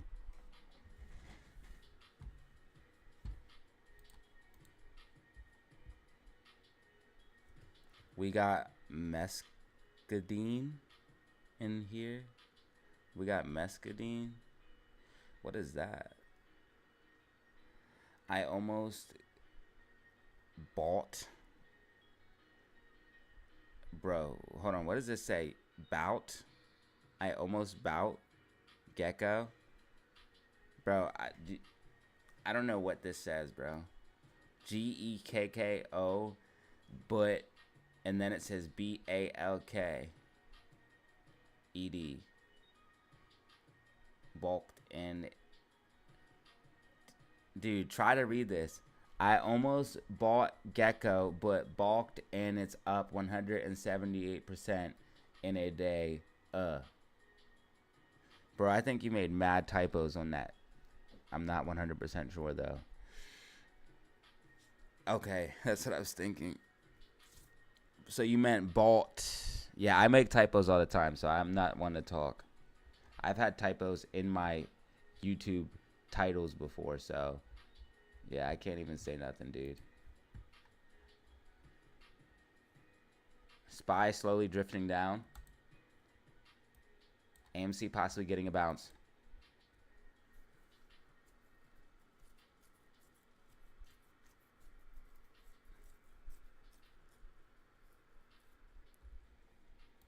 Technically, we still are in the bear flag, but we had a break to the upside. Technically, yes, it still is in play. So far, the score on the bear flag is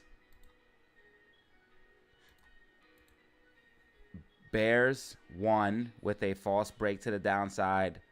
Bulls won with a false break to the upside. Who is going to win this battle? Bulls or Bears? Right now, Bears have 1 point. Bulls have 1 point. It's tied. But right now, it's leaning towards the bull side. Why? Because we're holding $4.50. But if we lose $4.50, we're going to be back leaning towards the bear side because we're going to be going towards $4.25, which is the last support and resistance that we have before we break the bear flag to the downside. So this is why you want to watch my channel, so I can give you the play-by-play on each and every stock as it plays out. I can give you the key levels, the technical setups, things that other people just simply cannot give you for these stocks. And it's a play-by-play each and every day, ladies and gentlemen. What up, Bano?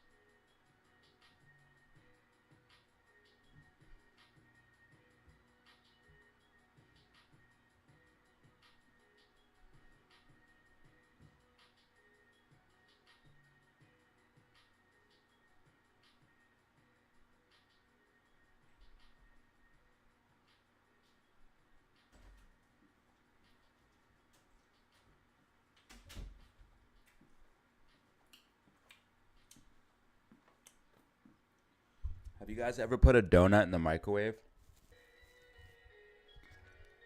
If you haven't, fucking try it. It won't disappoint. Put it in there for 8 seconds.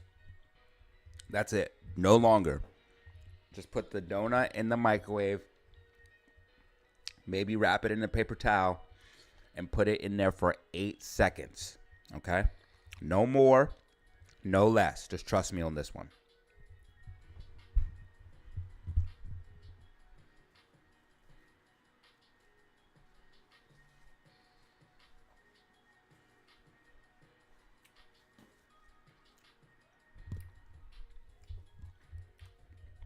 They got purged for being too naughty.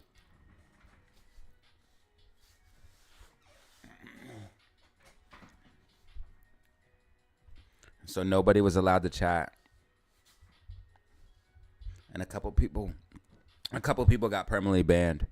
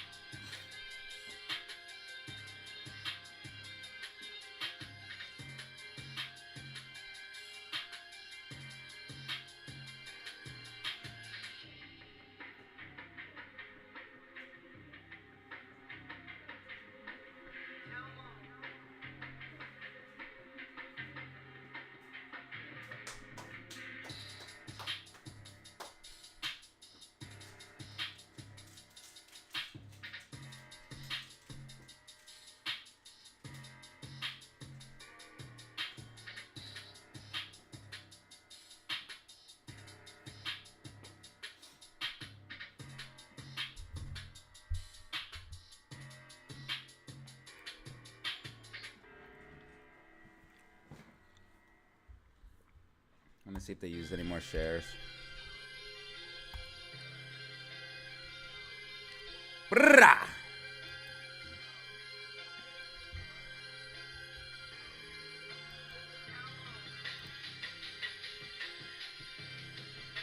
Okay, GameStop officially hit 1531. GameStop has to hold this or it's going to fade. Both AMC and GameStop in a precarious position right now.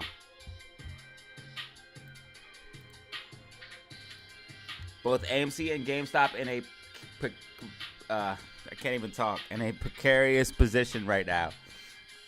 We have 30 minutes remaining, ladies and gentlemen. We have 30 minutes remaining. 30 minutes remaining. We want to see GameStop and AMC get a bounce here. Dude, thank you, Brett, for all of the gifteds. Thank you, Brett, for all of the gifteds. Dude, Brett gifted, whoa. You gifted 5, 6, 7 memberships. Thank you, Brett. Eric G, thank you for the gifted. Night Cow, thank you for being a member. Mocha Love, thank you for the gifted. Eric G, thank you for the gifted.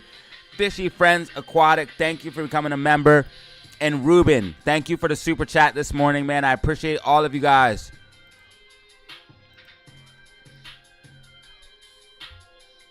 Bro gifted 5 memberships, then gifted 1 and 1. Thank you so much, dude.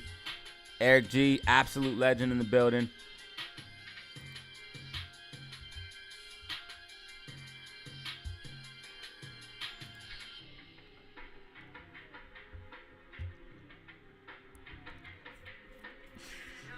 I thought my chat was broken. Yeah, tumbleweed. That's what it's called. Them dust things called. A tumbleweed. It's tumbleweed. What is those dust things called? I'm mad he knew what you were talking about just by saying that. Because if you just said dust things, I would not know what you're talking about.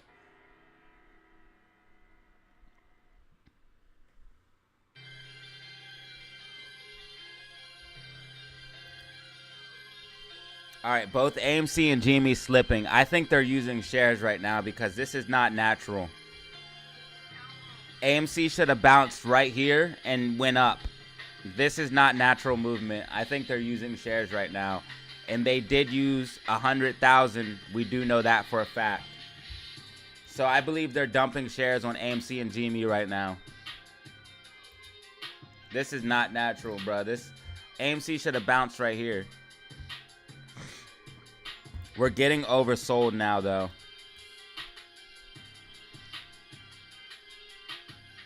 I'm going to clear up the chart a little bit. Clean up the chart. Clean up the chart.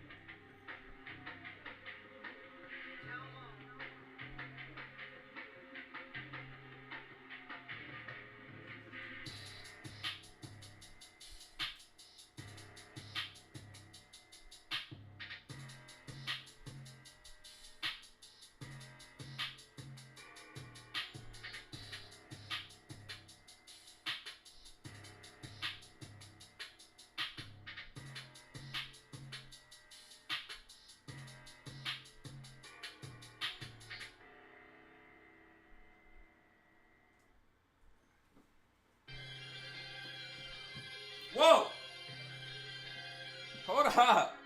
Why? Why are you guys giving me super chats right now, man? Hold on. You guys are wilding right now. Why are we doing this? Why are we wilding out right now, fam? We got Todd with the super chat. This is getting out of control. Thank you so much, Todd. And then we got Shifty with the level 3. Whoa, bro. Level 3 is like $20, bruh. Stop playing, bruh. Level 3.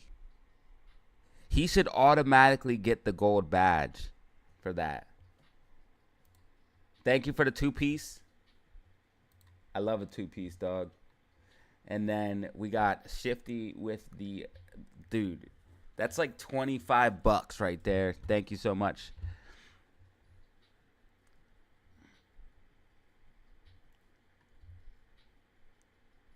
Hopefully my stream provides enough value to you guys that it is worth the membership. The memberships actually are very good. What is that?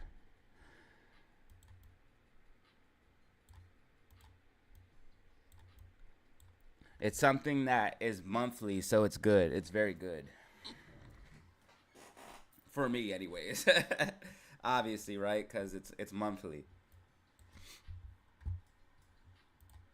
Hopefully I provide enough value from the channel that, or during the stream, or from the channel that it is worth your guys' support. So I thank you all.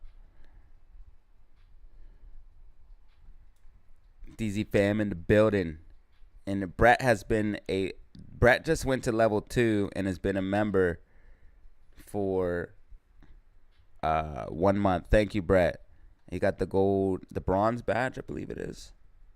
We have bronze, silver, and platinum. Or I think it's gold, silver, and platinum. I got to check.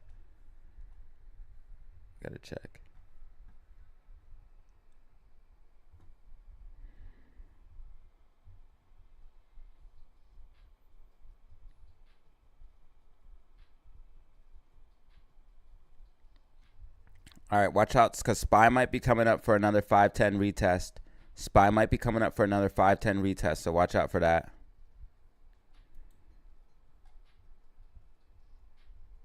AMC possibly getting a bounce off of the bull flag right here. We have one chance, guys. We have one chance.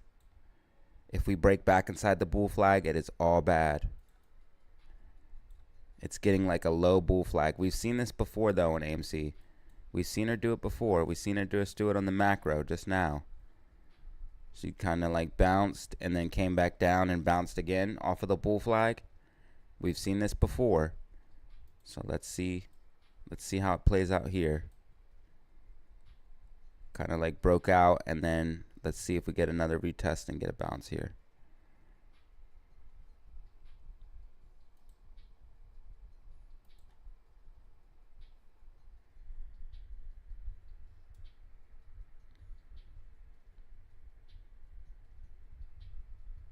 I might not be the best, but I'm the most accurate.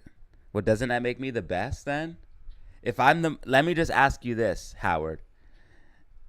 If I'm the most accurate, doesn't that make me the best? Or do you mean not the best person? Like I'm too conceited and arrogant. People say I'm humble. I guess people have different opinions. I don't know.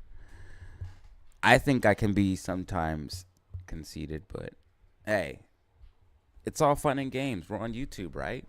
I mean, let's have some fun with it.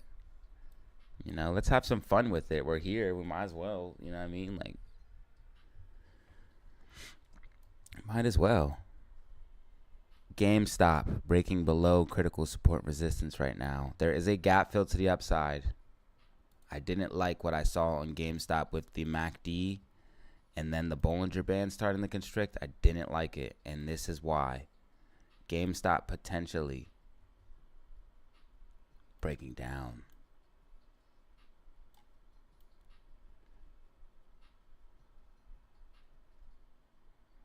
Possible falling wedge.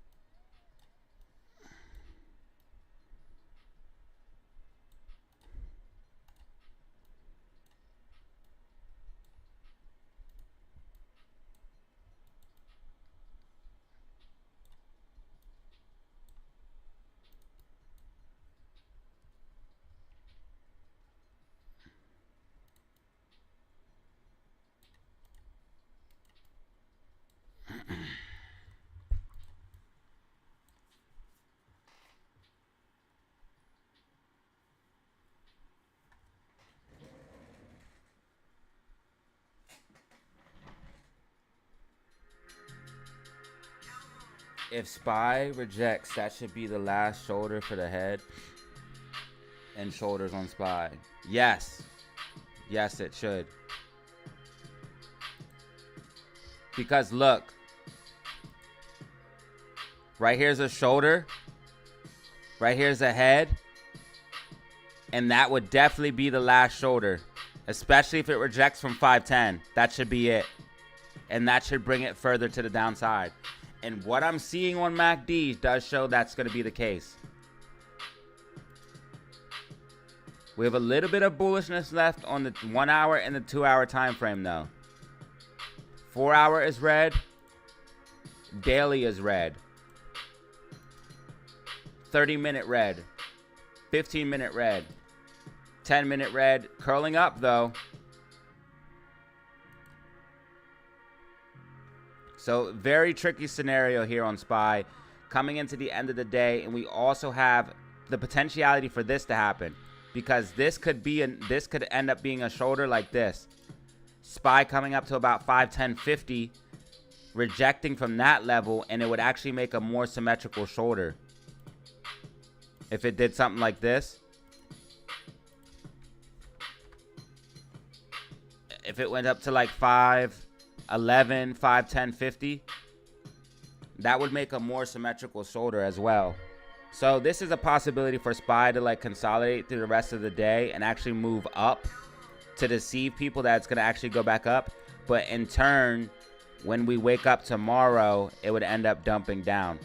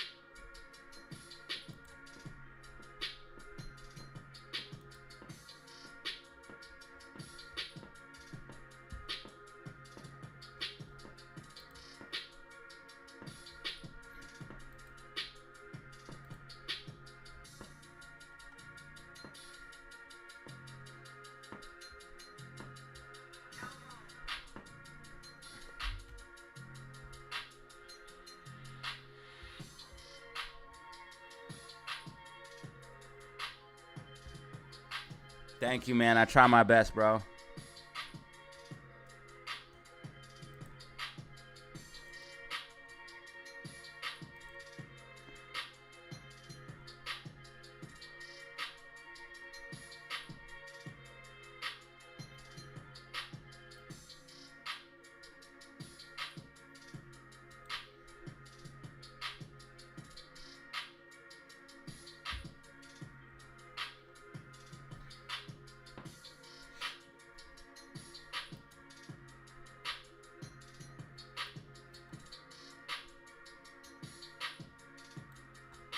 Looking like that might be the case here playing out on SPY right now. That scenario that I showed you guys here.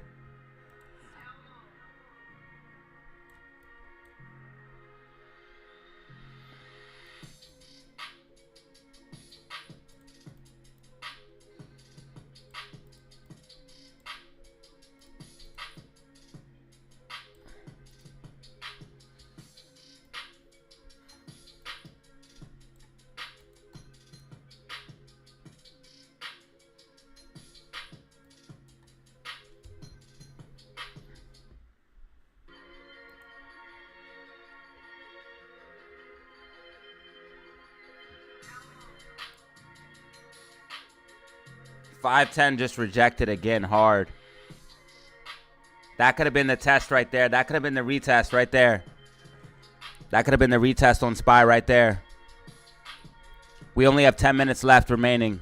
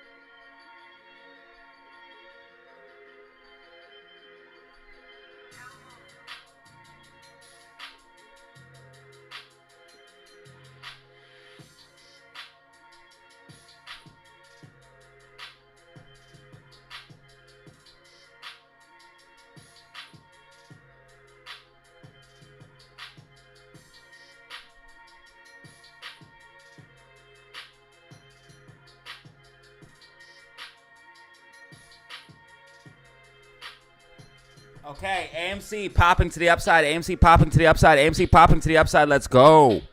AMC getting a pop to the upside, holding $4.50. This is what we wanted. AMC holding $4.50. Now GameStop was not able to hold. GameStop was not able to hold $15.50, but it does hold a green day today. We want to see GameStop hold $15, but $15.50 is the ultimate goal.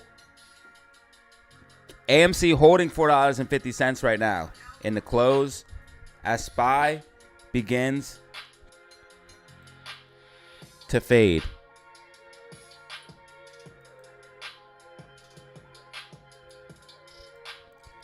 GameStop tracking along with this falling wedge. GameStop in a falling wedge.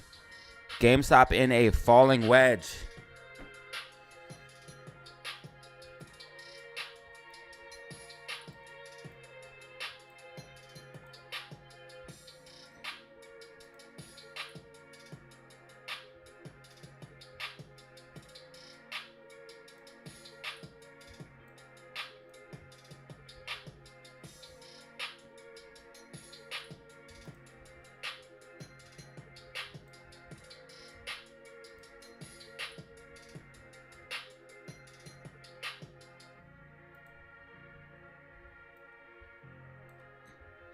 Amy with a nice pump to the upside. Amy with a nice pump to the upside.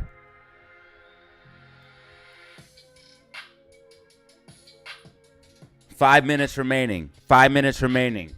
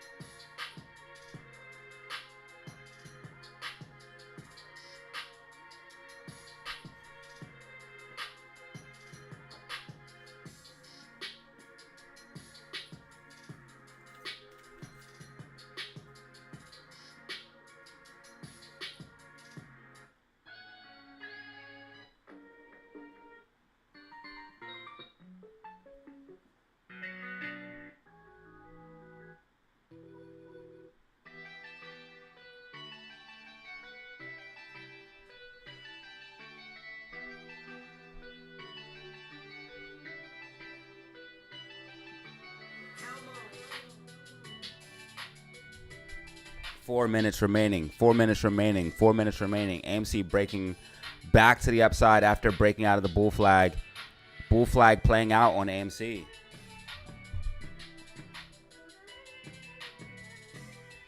As you guys can see, we did get that bounce off of the bull flag, taking us back above $4.50.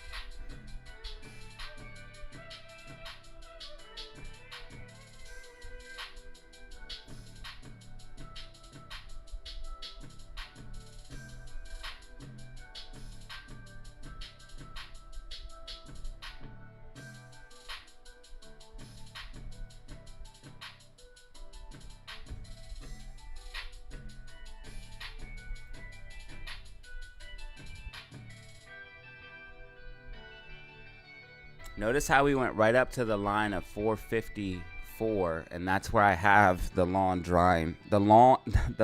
drawn for support and resistance. You guys notice how my lines are perfect for support and resistance? I always know exactly where to put it.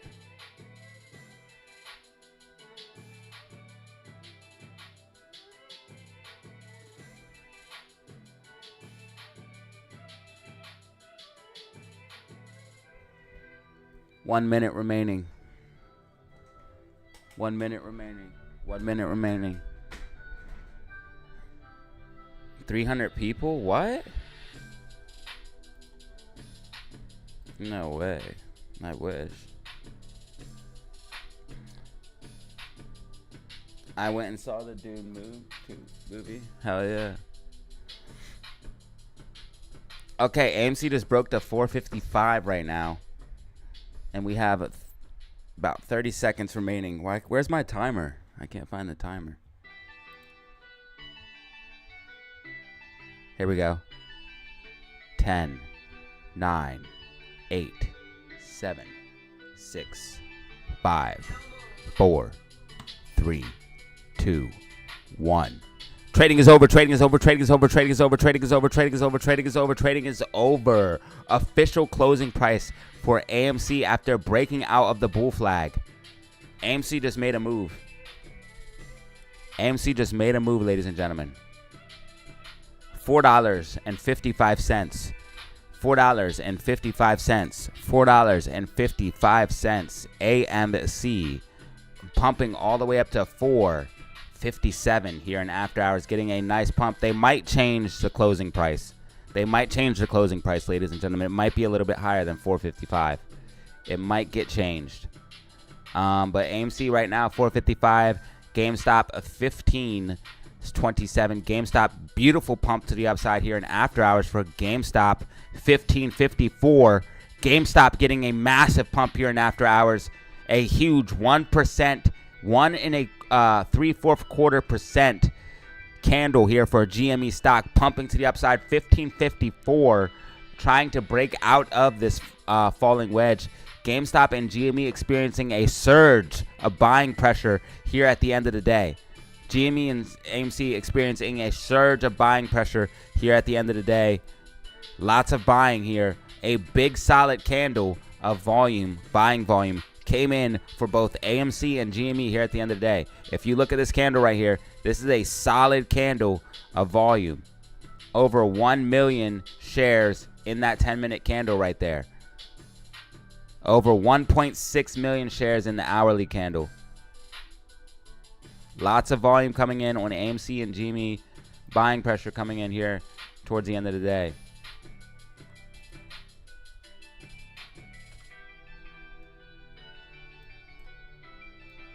All right, ladies and gentlemen, that is the live stream. That is the live stream. That is the live stream. Hopefully you found the video informative. If you did, go ahead and drop a like and press subscribe for more content like this. This is what is going down for AMC, GME, and SPY.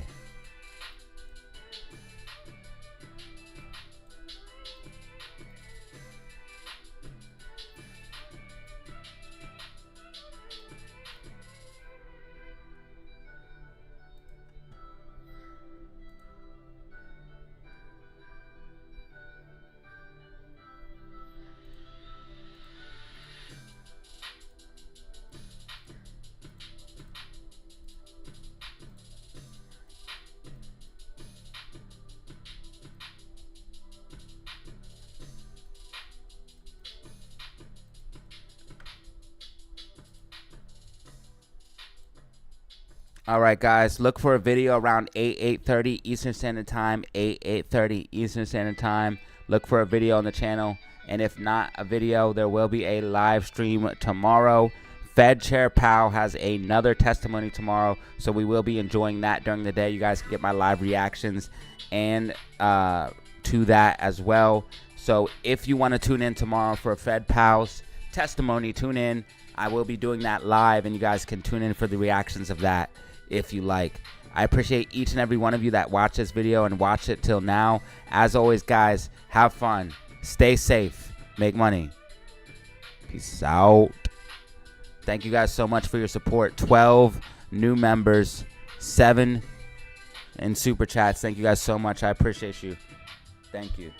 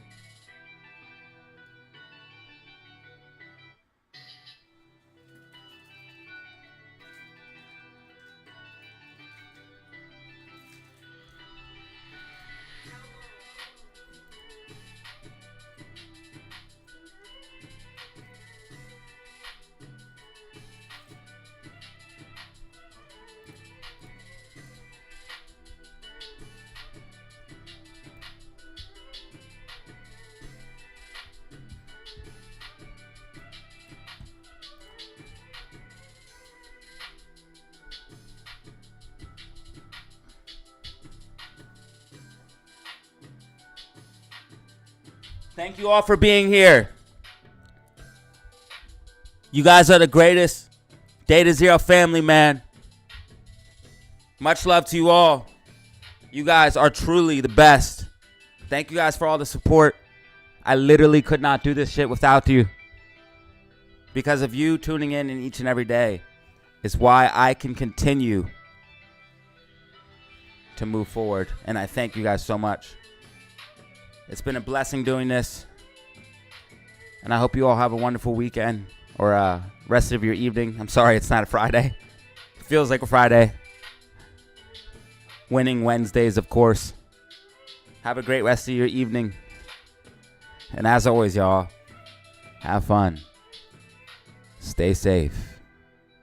Make money. Peace out.